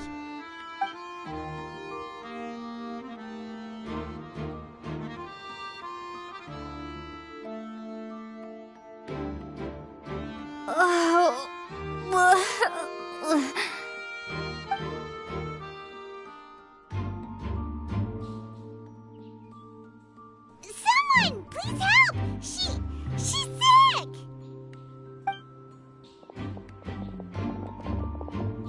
Whoa, are you okay? Oh my! What's wrong, little one? There's no need to panic.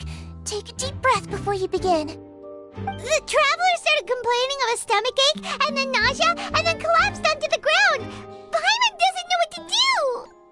Freezing limbs, twitching fingers, and pale complexion. Could it be poison? Let me take a look. Please, lie down over here. Don't worry, I'll get you to the bed safely. Here, hold on to my shoulder and walk slowly.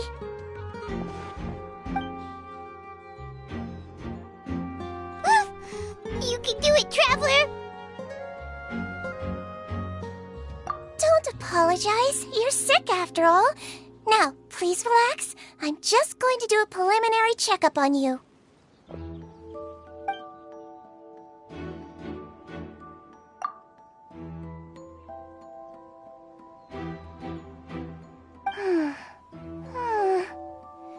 I see now.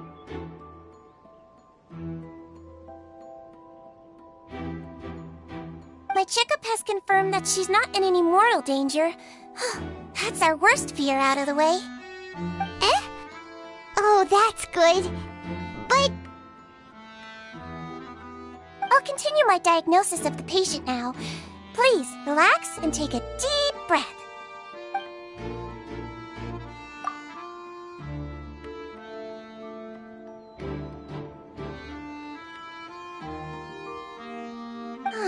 Don't sense serious damage to your organs either.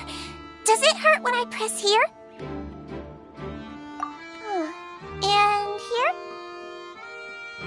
Huh? But based on my initial checkup, there shouldn't be a problem here. How strange.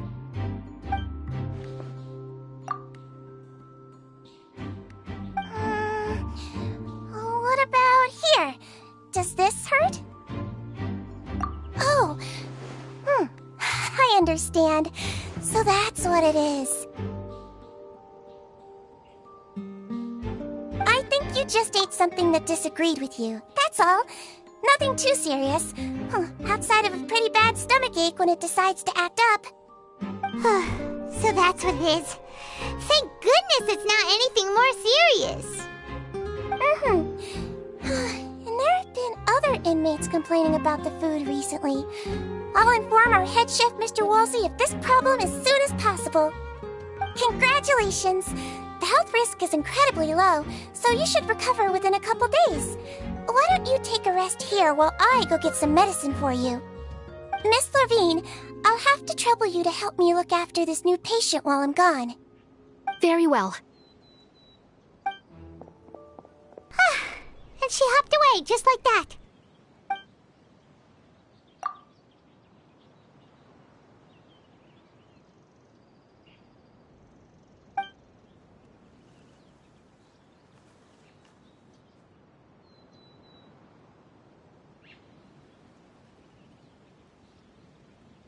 Hello. So how are you feeling now?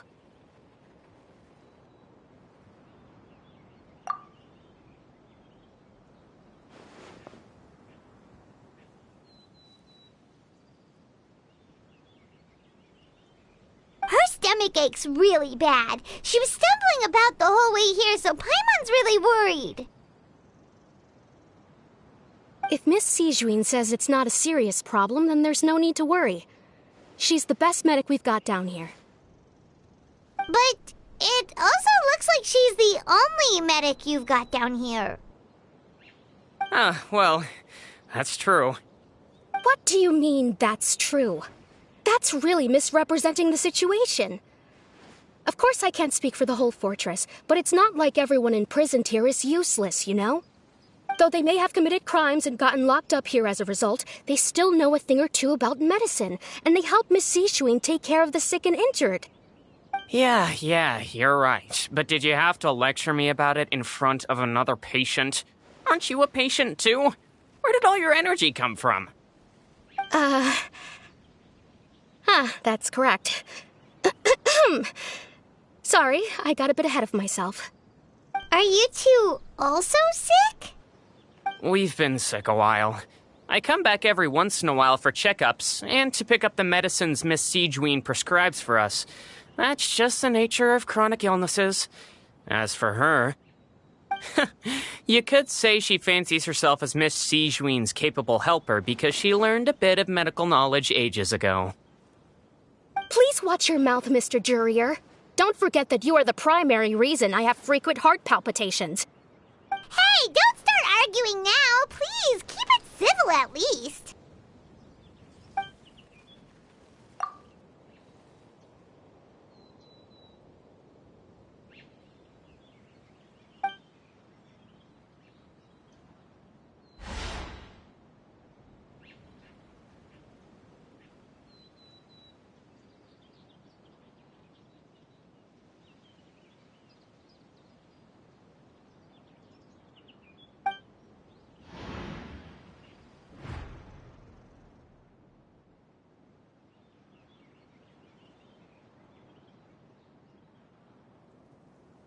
Hey! There's no need to fight! Everyone will be released someday, so there's no need to argue over silly things like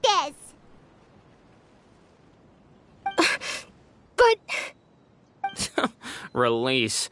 It's way too early for us to even think about that. And who the heck knows if we'd even be able to continue our previous lives?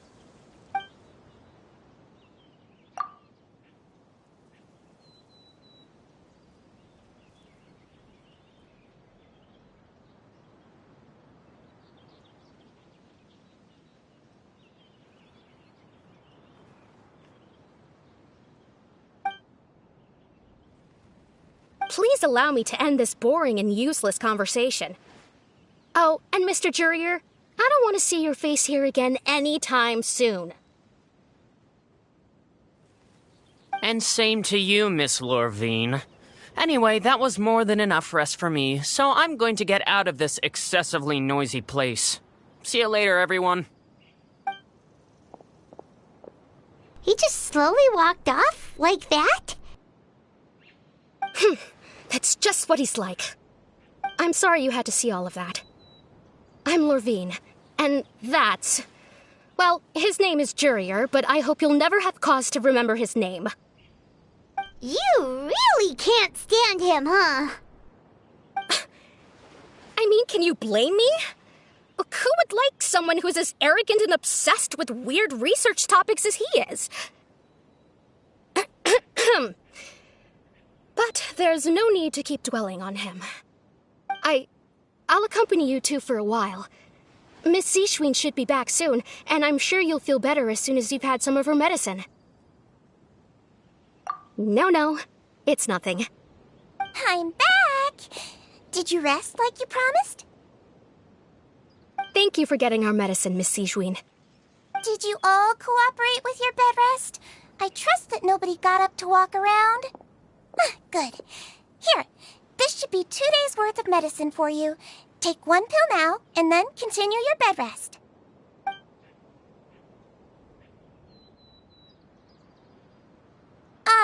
Miss Lorvine, I left in a bit of a hurry just now. Do you still remember if we discussed the color of the pill that you should be taking today? I remember. You said it should be yellow.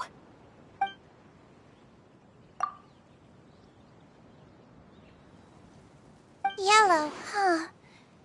I understand. These are yours.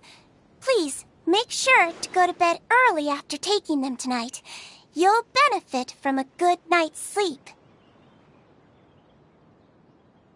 All right, then I'll also be on my... See ya! I'm going to fill out your medical record now. You're widely known as the Traveler, right? I just want to double-check a few details, if that's all right with you. Those two made quite the commotion just now, so why don't we let the Traveler rest? Paimon can answer the questions instead. So her primary symptoms are abdominal pain, with secondary symptoms of nausea. Is there anything else? That's it. All right then. Is there anything we should know besides to take the meds? No, her base constitution is quite good, so I'm sure she'll recover quite quickly after taking the medicine. Please, make sure to stick to bland or less stimulating foods, and don't stay up too late at night. Got it. Paimon will hold the Traveler to that for sure.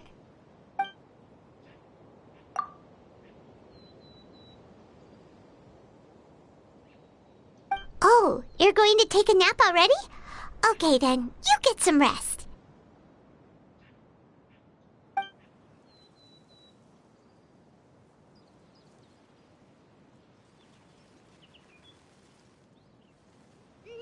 We've been to lots of places together. She may look a bit under the weather now, but she's actually super strong. So you're the best of companions. Well, don't worry, she'll recover soon.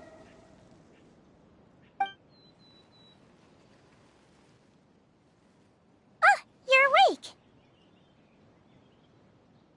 How do you feel? You slept for a really long time, but we never left. Well, now you can go back without a worry in the world. Remember to take the meds regularly, and don't forget, bland foods. Thank you, Miss Seishween.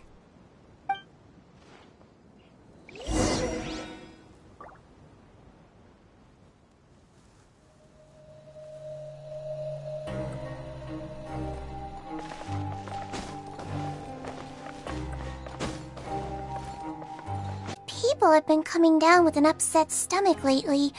I'll need to address that.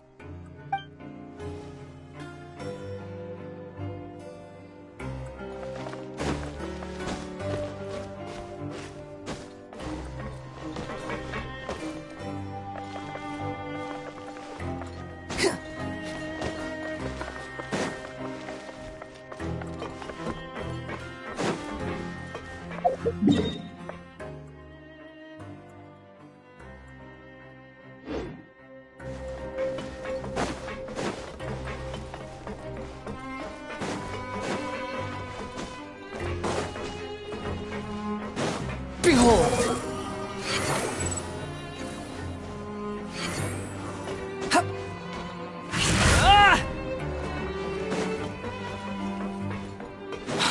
following me.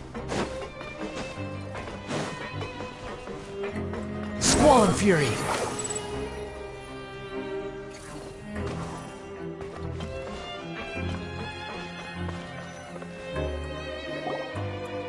You really are something. To be able to fall asleep like that and even sleep talk the entire time, you scared Paimon half to death!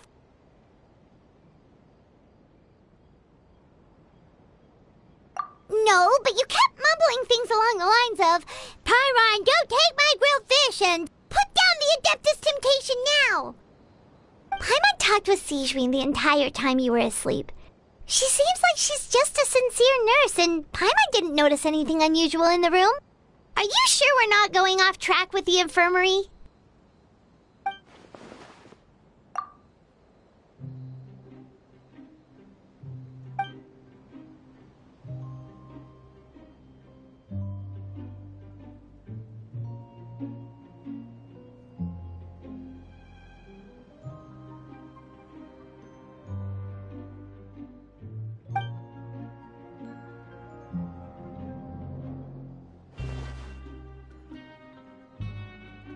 Whoa! You really are super thorough! All those tiny little suspicious things that Paimon didn't even pick up on! We've gotta give the info to Linny!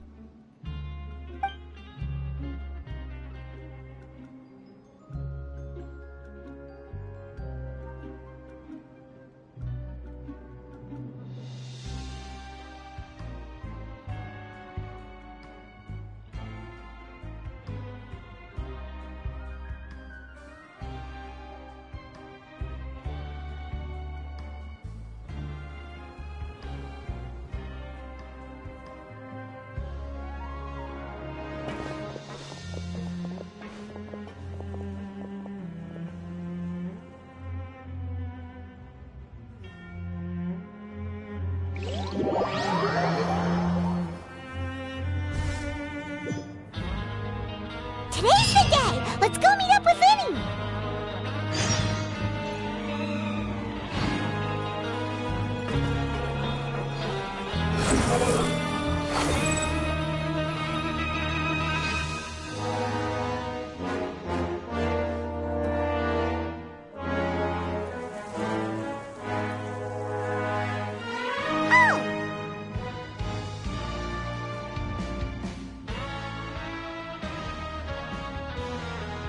Hmm?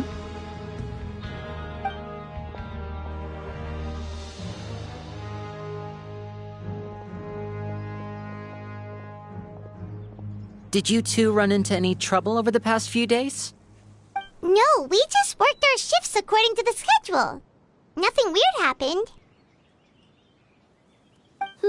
That's good.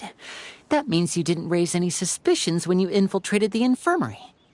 We've taken a look at the slip you've sent. Fremine successfully left the grounds via the pipes 2 days ago, and as of last night, Lynette has also infiltrated the infirmary after faking an illness. Wait, why is she getting involved as well? You already went above and beyond when you scoped out the infirmary. To put it more bluntly, even if we were to view that as something you did in exchange for Fremine's help, you've already done more than enough. Infiltrating a guarded stronghold is a different kind of job from a one-off investigation. We want to avoid using the same faces over and over and reduce the amount of suspicion that will fall on any given person. Lynette also felt like you have already taken the first step for us, so she should be the one to finish the job. So that's what Lynette thinks. Oh, Paimon hopes everything's going well for her.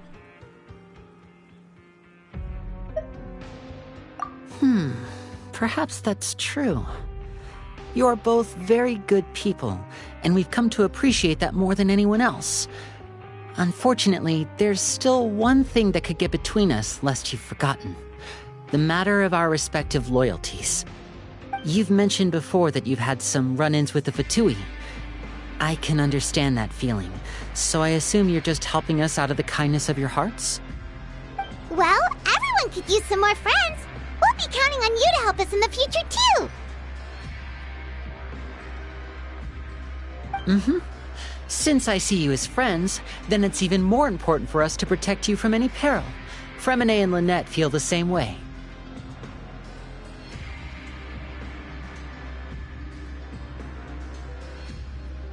Glad to hear it. Then, let's go check on Lynette before Fremine returns. If everything went well, then she should be wrapping up her investigation right about now. Is now really a good time to go over? According to my observations, Sigewinne always spends around half an hour away from the infirmary right before lunch. Lynette knows this as well, so this should be a good time to meet up with her. Also, I'm her brother, remember? It's only natural for an older brother to care about his younger sister's well-being. Okay, then let's head over right away!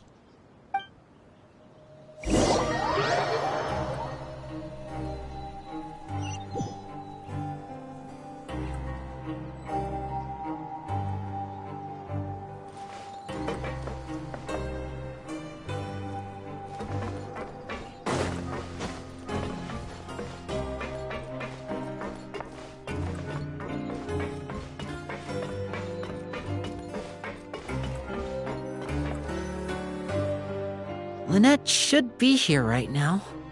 Huh. Strange. Lynette? As expected, Sigewinne isn't here, but why isn't Lynette here? No, Lynette rarely deviates from the plan. We agreed that if she were to make changes on the fly, she'd find a way to let me know. Unless... Let's see if there are any clues around here. We can look while we wait for her. Who knows? Maybe she'll be back soon. Okay.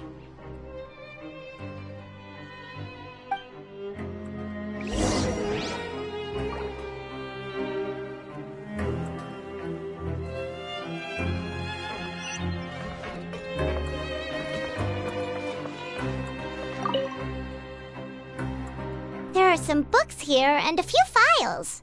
They all look like medical records. Advanced nursing, how to raise the spirit of your patients, a quick guide to the psychology of emotions, and the meaning of laughter. These sure are some interesting books. Who knew Sigewinne would be interested in these kinds of things? She even has books on understanding people's motivations and feelings. Is it because she's a Melusine? Or does she have a need to understand her patient's emotional state? Seems quite normal to me. These are skills that would come in handy for a nurse from time to time.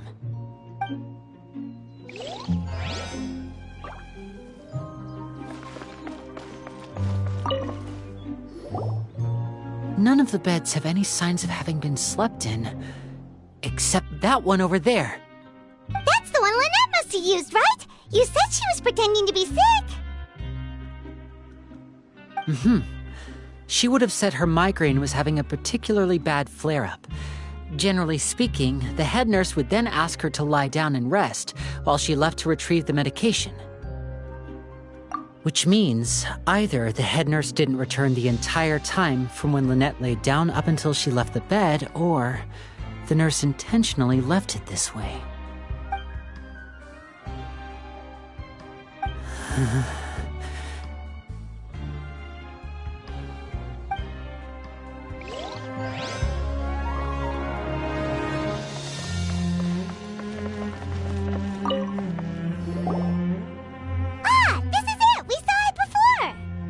Wait, this thing?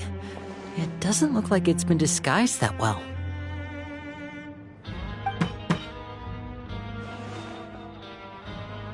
The space behind it is empty.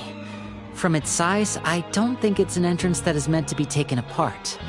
There's probably a mechanism around here somewhere. Could Lynette have tried to get inside? But if that's the case, she would have contacted me for sure.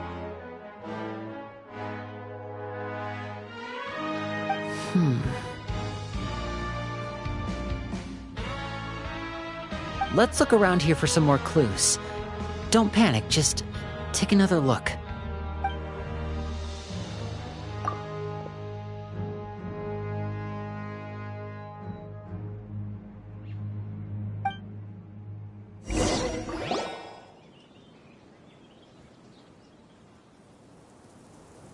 You guys, there's a slip of paper over here!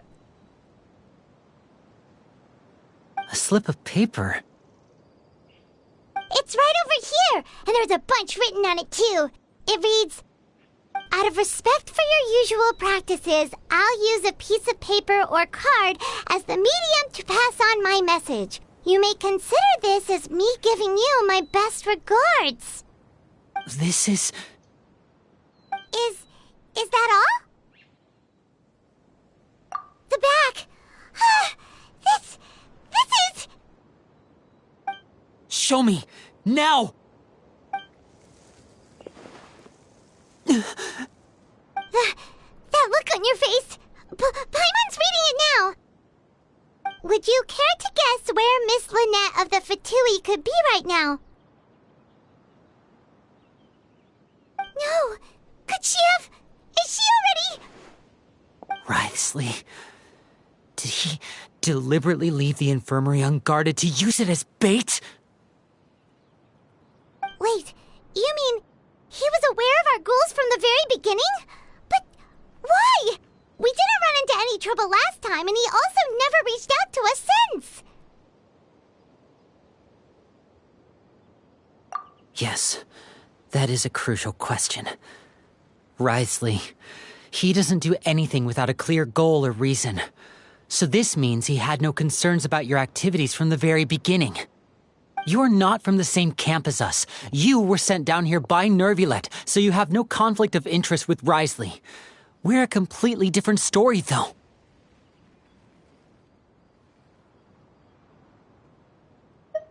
I'd like to know that, too. Why did he only go after her? Don't panic. Just think everything over. I have to stay calm. This is not like what happened last time. The situation's different now.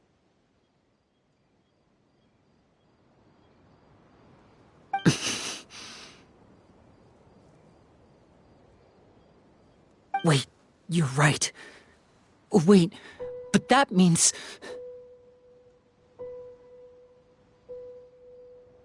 The fact that Fremine was able to leave the grounds, could Wriothesley have let him go as well?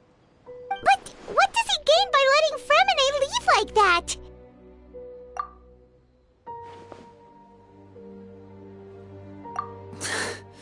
So he's challenging me and trying to provoke me, I'm sure of it. We never should have sent out Fremine. We had to go through all that trouble to find an opening to sneak him around the guards and into the pipe, and we even thought luck was on our side. If Wriothesley let him leave on purpose, then he's probably in a terrible spot now as well. Lenny's getting more and more panicked. We have to calm him down. Don't be like this, Lenny. Fremine wouldn't have left if we hadn't told you about Child. That was our fault. No. I'm the leader of this operation, and I'm the one responsible for this team. I was the one who failed to protect them. I'll go talk to Wriothesley. Hey, don't be reckless! Traveler, please, talk some sense into him! I simply cannot allow Lynette to be abducted again. I have to go. I'll find a way to get them back!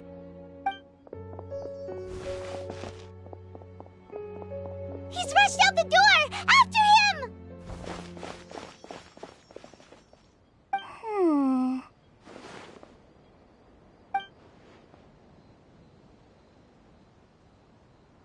Right. I feel like we still have some room to make changes on these details. It's not impossible, but it'll require extensive testing. Is that so? Very well. Then please be mindful of the time. Huh? Is someone? Pack everything up. Whoever's outside is eavesdropping. They'll probably come in once we stop talking. Someone! Please help! She's sick!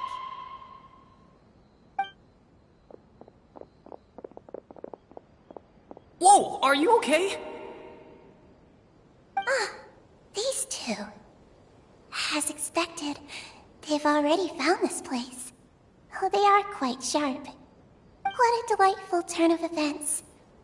I like smart people, but I also like playing dumb. I like the feeling of being trusted. Oh my! What's wrong, little one? There's no need to panic. Take a deep breath before you begin. Being able to read human expressions is quite the useful skill. Lenny! Wait!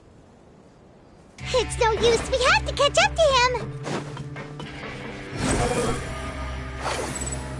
He's already out of sight! How is he so fast? Let's go head him off at Risley's office!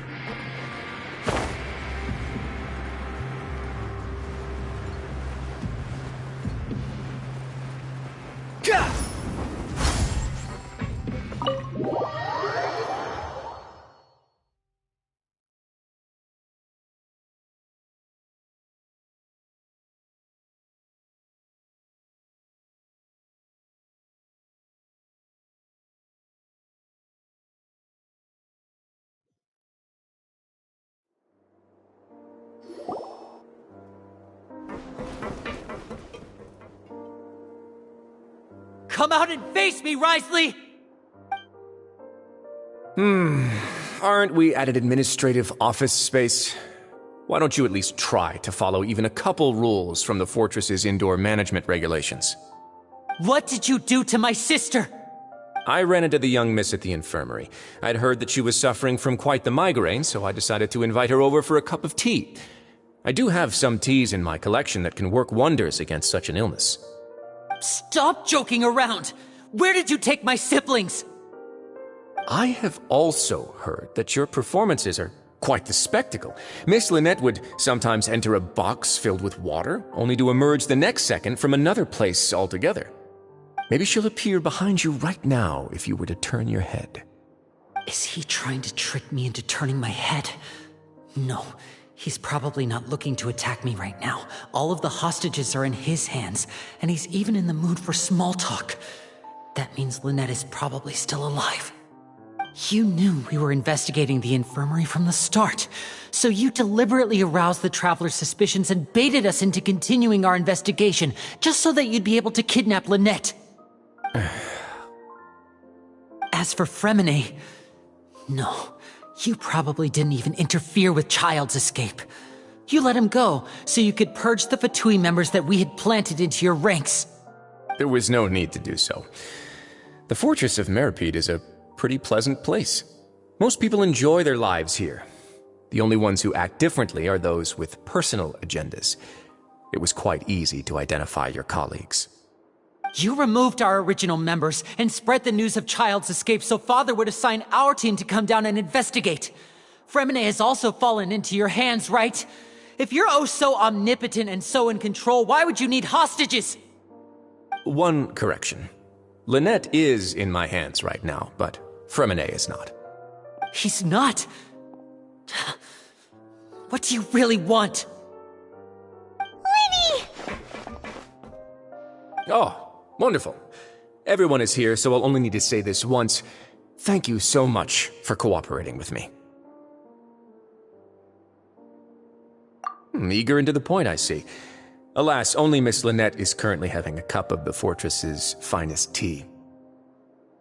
Although, as per your original plan, Mr. ƑөŨdę should also have returned to the fortress by now.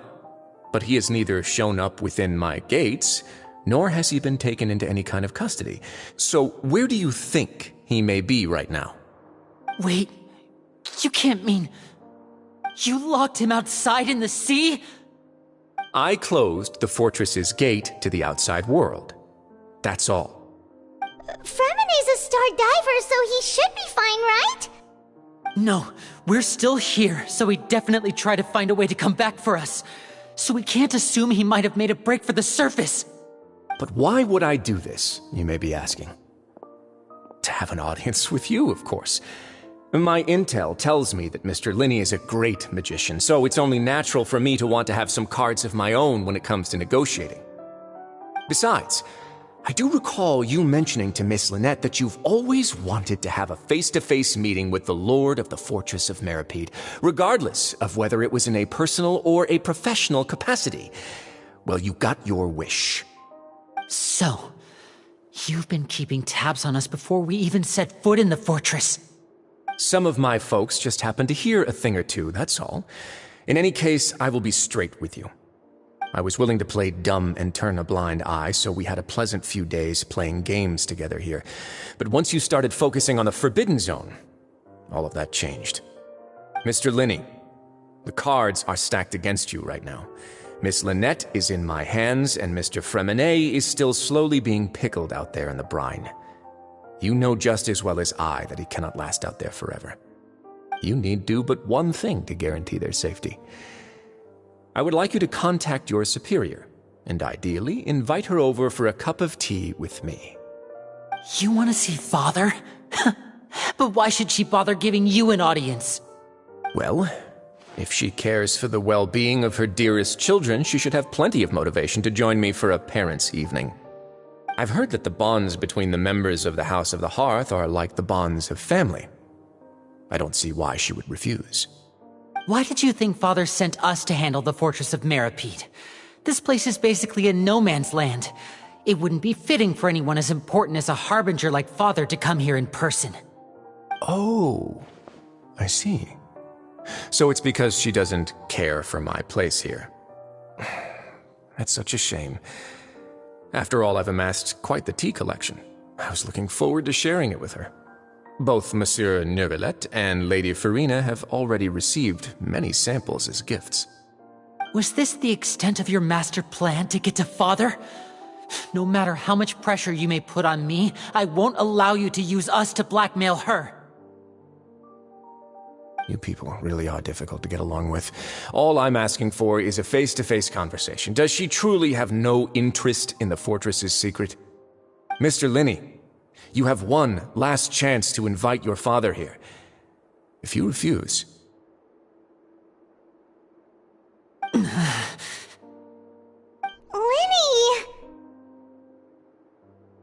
Instead of asking why I'm doing this, why don't you try to see things from my perspective for a second?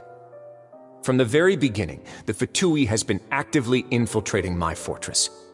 I gave you a warning by cutting off the first few operatives I found, but that only caused you to double down. Had you given up on the fortress then and there, I'd have no reason to want to talk.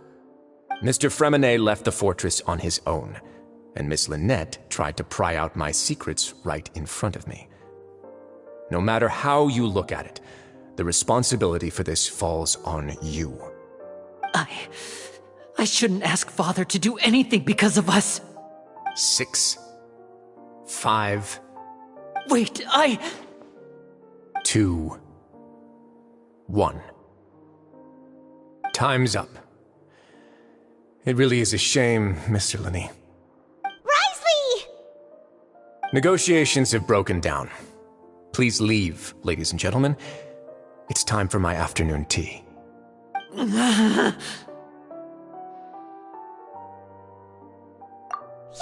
listen to the Traveler! If you can't talk to Linny, can you at least talk to us? You do realize that I'm only letting you go because of Neuvillette, yes? You're here helping him out, and I've already done my best to stay out of your way. But that doesn't mean you can just do whatever you want. The fortress may be small and remote, but it still has its own set of laws.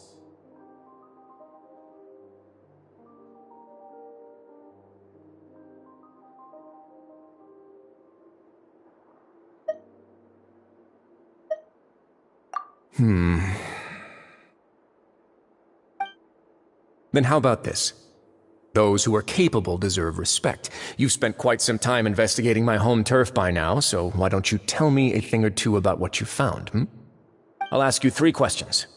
Answer all of them correctly, and I'll agree to your request. Question 1. Regarding the hidden rules of the production zone, what is the truth behind the one about not being allowed to work for 3 days in a row?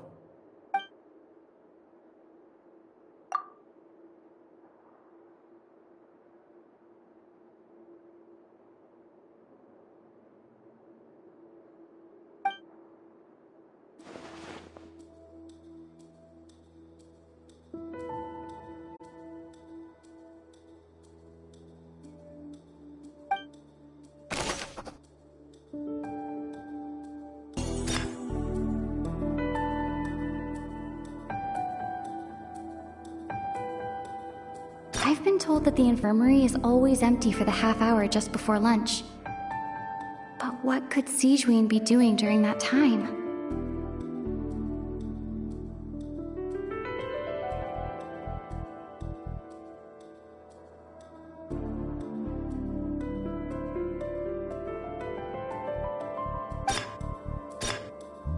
The Fanta promoter has been struggling because he doesn't recognize the real value of coupons. Meanwhile, the Duke believes that only idiots who don't understand the value of coupons would spend them on Fanta. We often see Miss Sijween observing the prisoners at work near the production zone. It seems like she can perceive the general state of a person's health just by looking at them.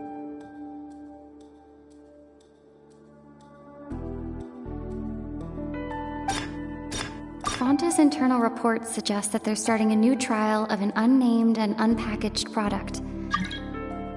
But the product has to undergo a trial because even Fanta's own employees have a lot of reservations about it.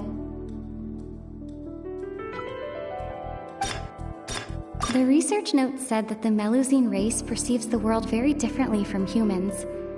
Because of that, the Melusines have also developed a sense of aesthetics that appear rather strange and alien to humans.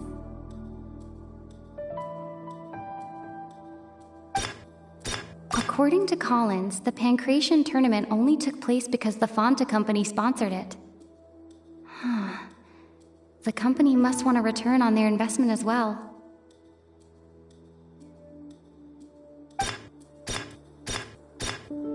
We often see Miss Sijween observing the prisoners at work.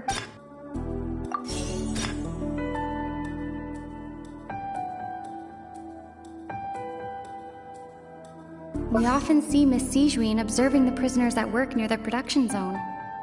It seems... According to Collins, the Pancration tournament only took place because the The research note said that the Melusine race Fanta's internal reports suggest that they're starting a new trial of an unnamed and unpackaged product.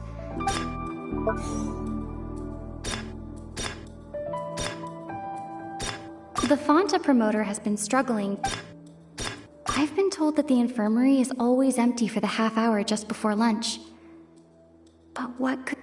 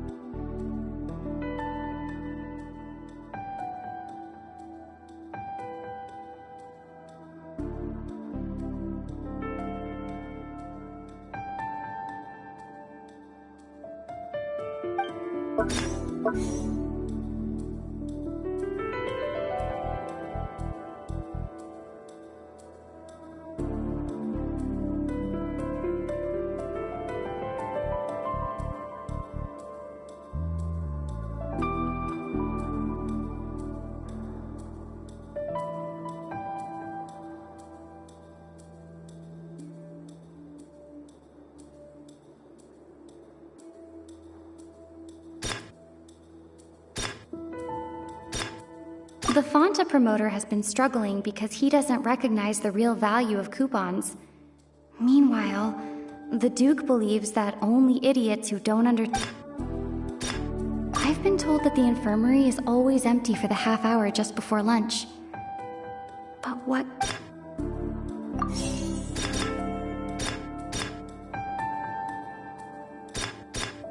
Fanta's internal reports suggest that they're starting... The research note said that the Melusine race...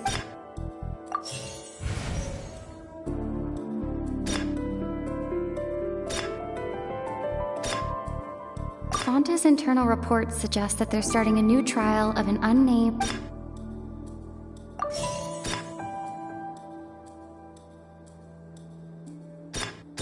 The Fanta promoter has been struggling because...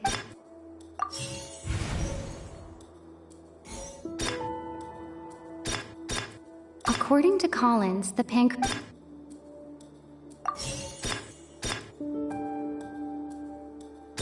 Fanta's internal reports suggest that they're starting a new trial of an...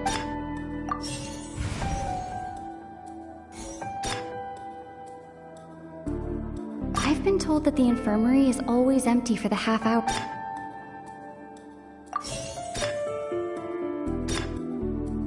According to Collins, the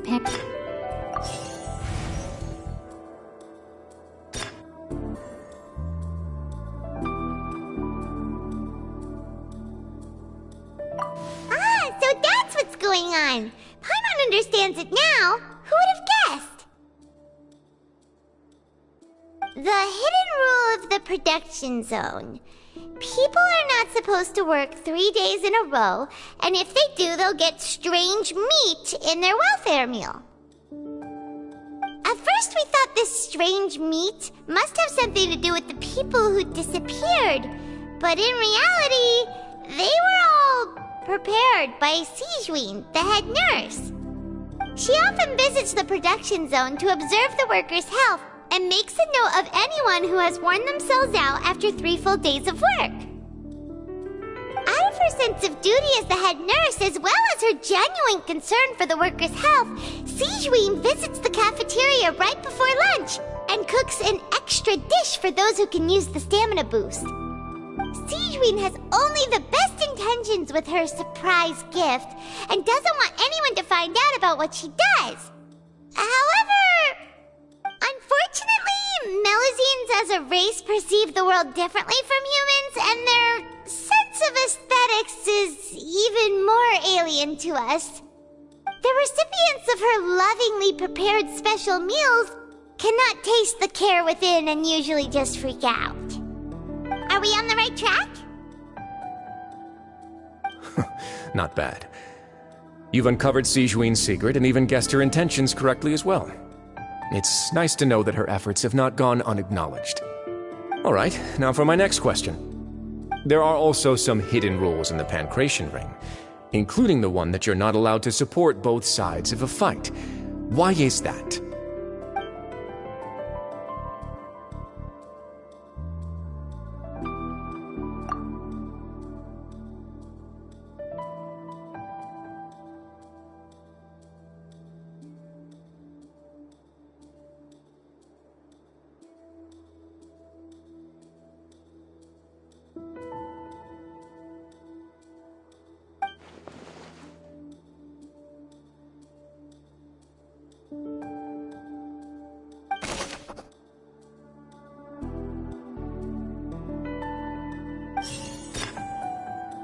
I've been told that the infirmary is always empty for the half hour just before lunch.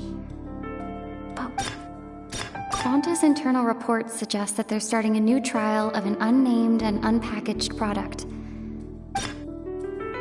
We often see Miss Sijween observing the prisoner.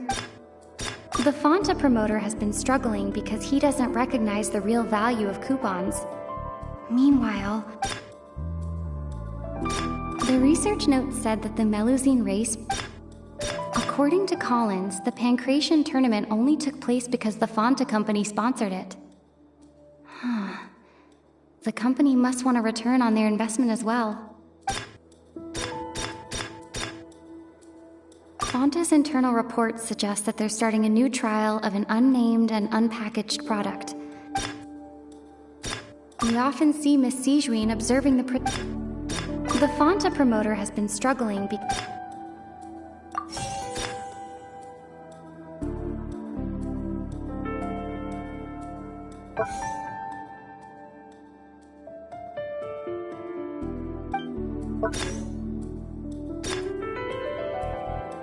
Fonta's internal reports suggest that there's...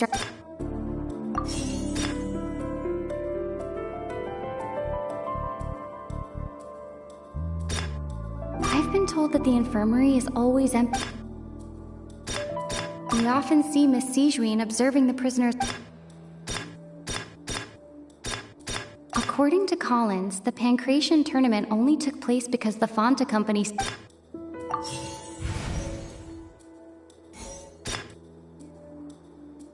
I've been told that the infirmary is always empty for the... We often see Miss Sijween observe... According to Collins, the Pancration The Fonta promoter has been...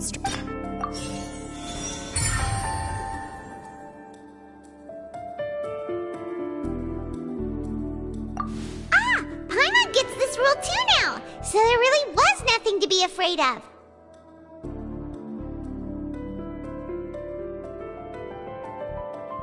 That hidden rule of the pancreation ring is about how, people are not supposed to bet on both boxers at the same time. And if they do, they'll receive a package containing a strange, blood-colored liquid. People get scared when they see it because they've subconsciously begun to associate it with the missing boxer. But really, it's just a bottle of the latest yet-to-be-named and packaged new Fanta trial product. A blood-red drink. It's no wonder even Fanta's own staff were questioning the company's decision-making. The company, facing backlash from its own staff, decided to try to trial the product on a smaller scale, to see how it might be received by customers. They came to the fortress of Meropide and offered to sponsor the Pancration tournament so they could push their new product. But the Duke completely refused to even entertain the idea. The Duke, knowing how valuable coupons are in the fortress, knew that only total idiots who didn't understand their true value would bother buying a Fanta product here. And so, only those who proved their stupidity by being dumb enough to bet on two opposing sides of the same match were selected to receive the drinks. I acknowledge the effort you've put into bringing the truth of this mystery to light. Although, based on your description, that Fanta promoter is a bit too careless with his words, I may just reconsider my collaboration with the company. All right, and here's the final question. What's the secret behind our head nurse and all of her patients in the infirmary?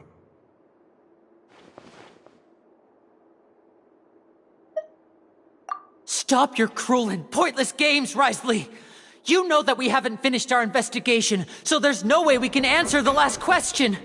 The thought of sparing Lynette and Fremine never even crossed your mind. You'll pay for this! Ah! Lenny, are you alright? Oh, close one. I owe you, Sigewinne. That was a fantastic shot. It was nothing, Your Grace. Sigewinne? Though this gun may look like a toy, it's actually fully functional, as I just demonstrated. Sigewinne... You...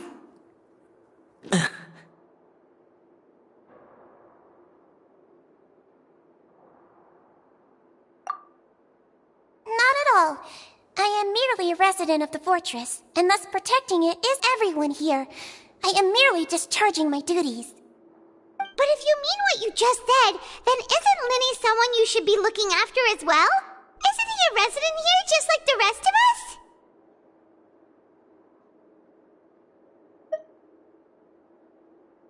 But I really am just doing what Monsieur Nervillette told me to do.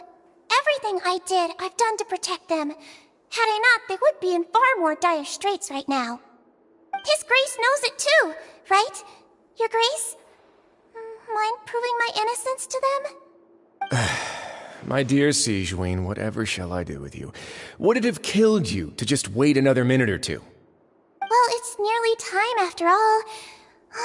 The way you do things can be truly frustrating sometimes, Your Grace. I figured I should try to talk some sense into you. What are you talking about? What time? Take me if you want. Let them go. How touching. Can you just give me one more minute? Don't be like that, Your Grace. All right, everyone, calm down. 2 more visitors will be arriving any time now. I'll go get a cup of tea. Miss Sigewinne, I leave Miss Lynette in your care. You... What are you doing? I believe I hear footsteps.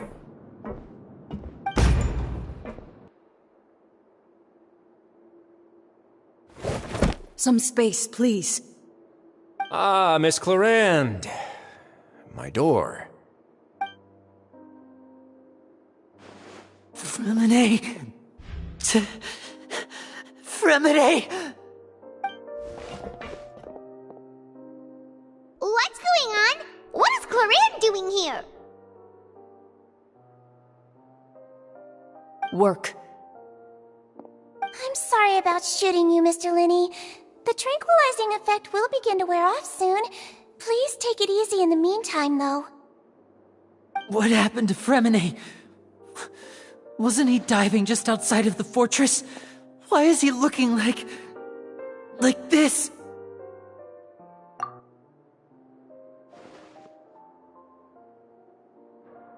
A flushed face, an accelerated pulse. He must have consumed primordial seawater. What did you say? Please, make some space. I'll need to give Mr. Fremine a more thorough checkup. Your Grace, I'll leave the rest to you. I'll talk to Clorand while you get Fremine to where he needs to be. Everything else can wait.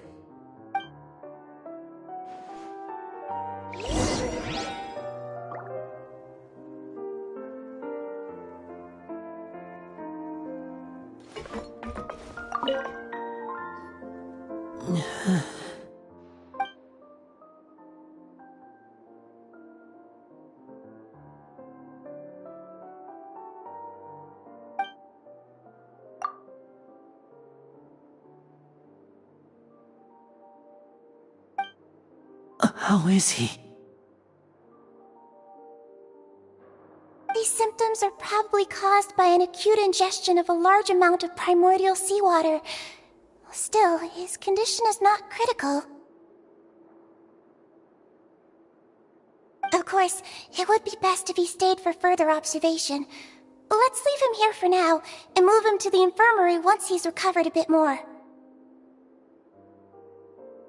Sorry.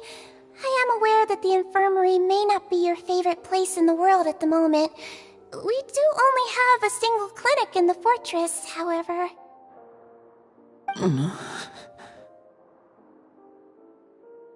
Why would he ingest a large amount of primordial seawater after leaving the fortress? How could that possibly happen? Please, look after Mr. Fremine for the moment.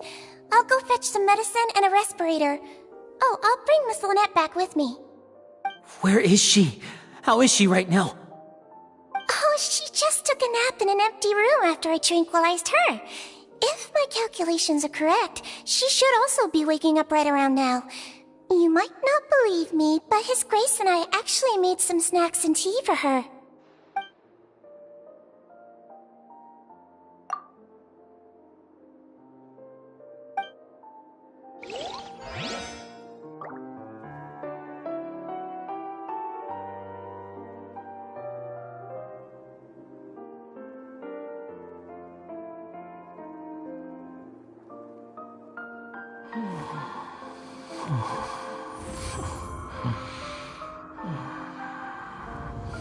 Hmm?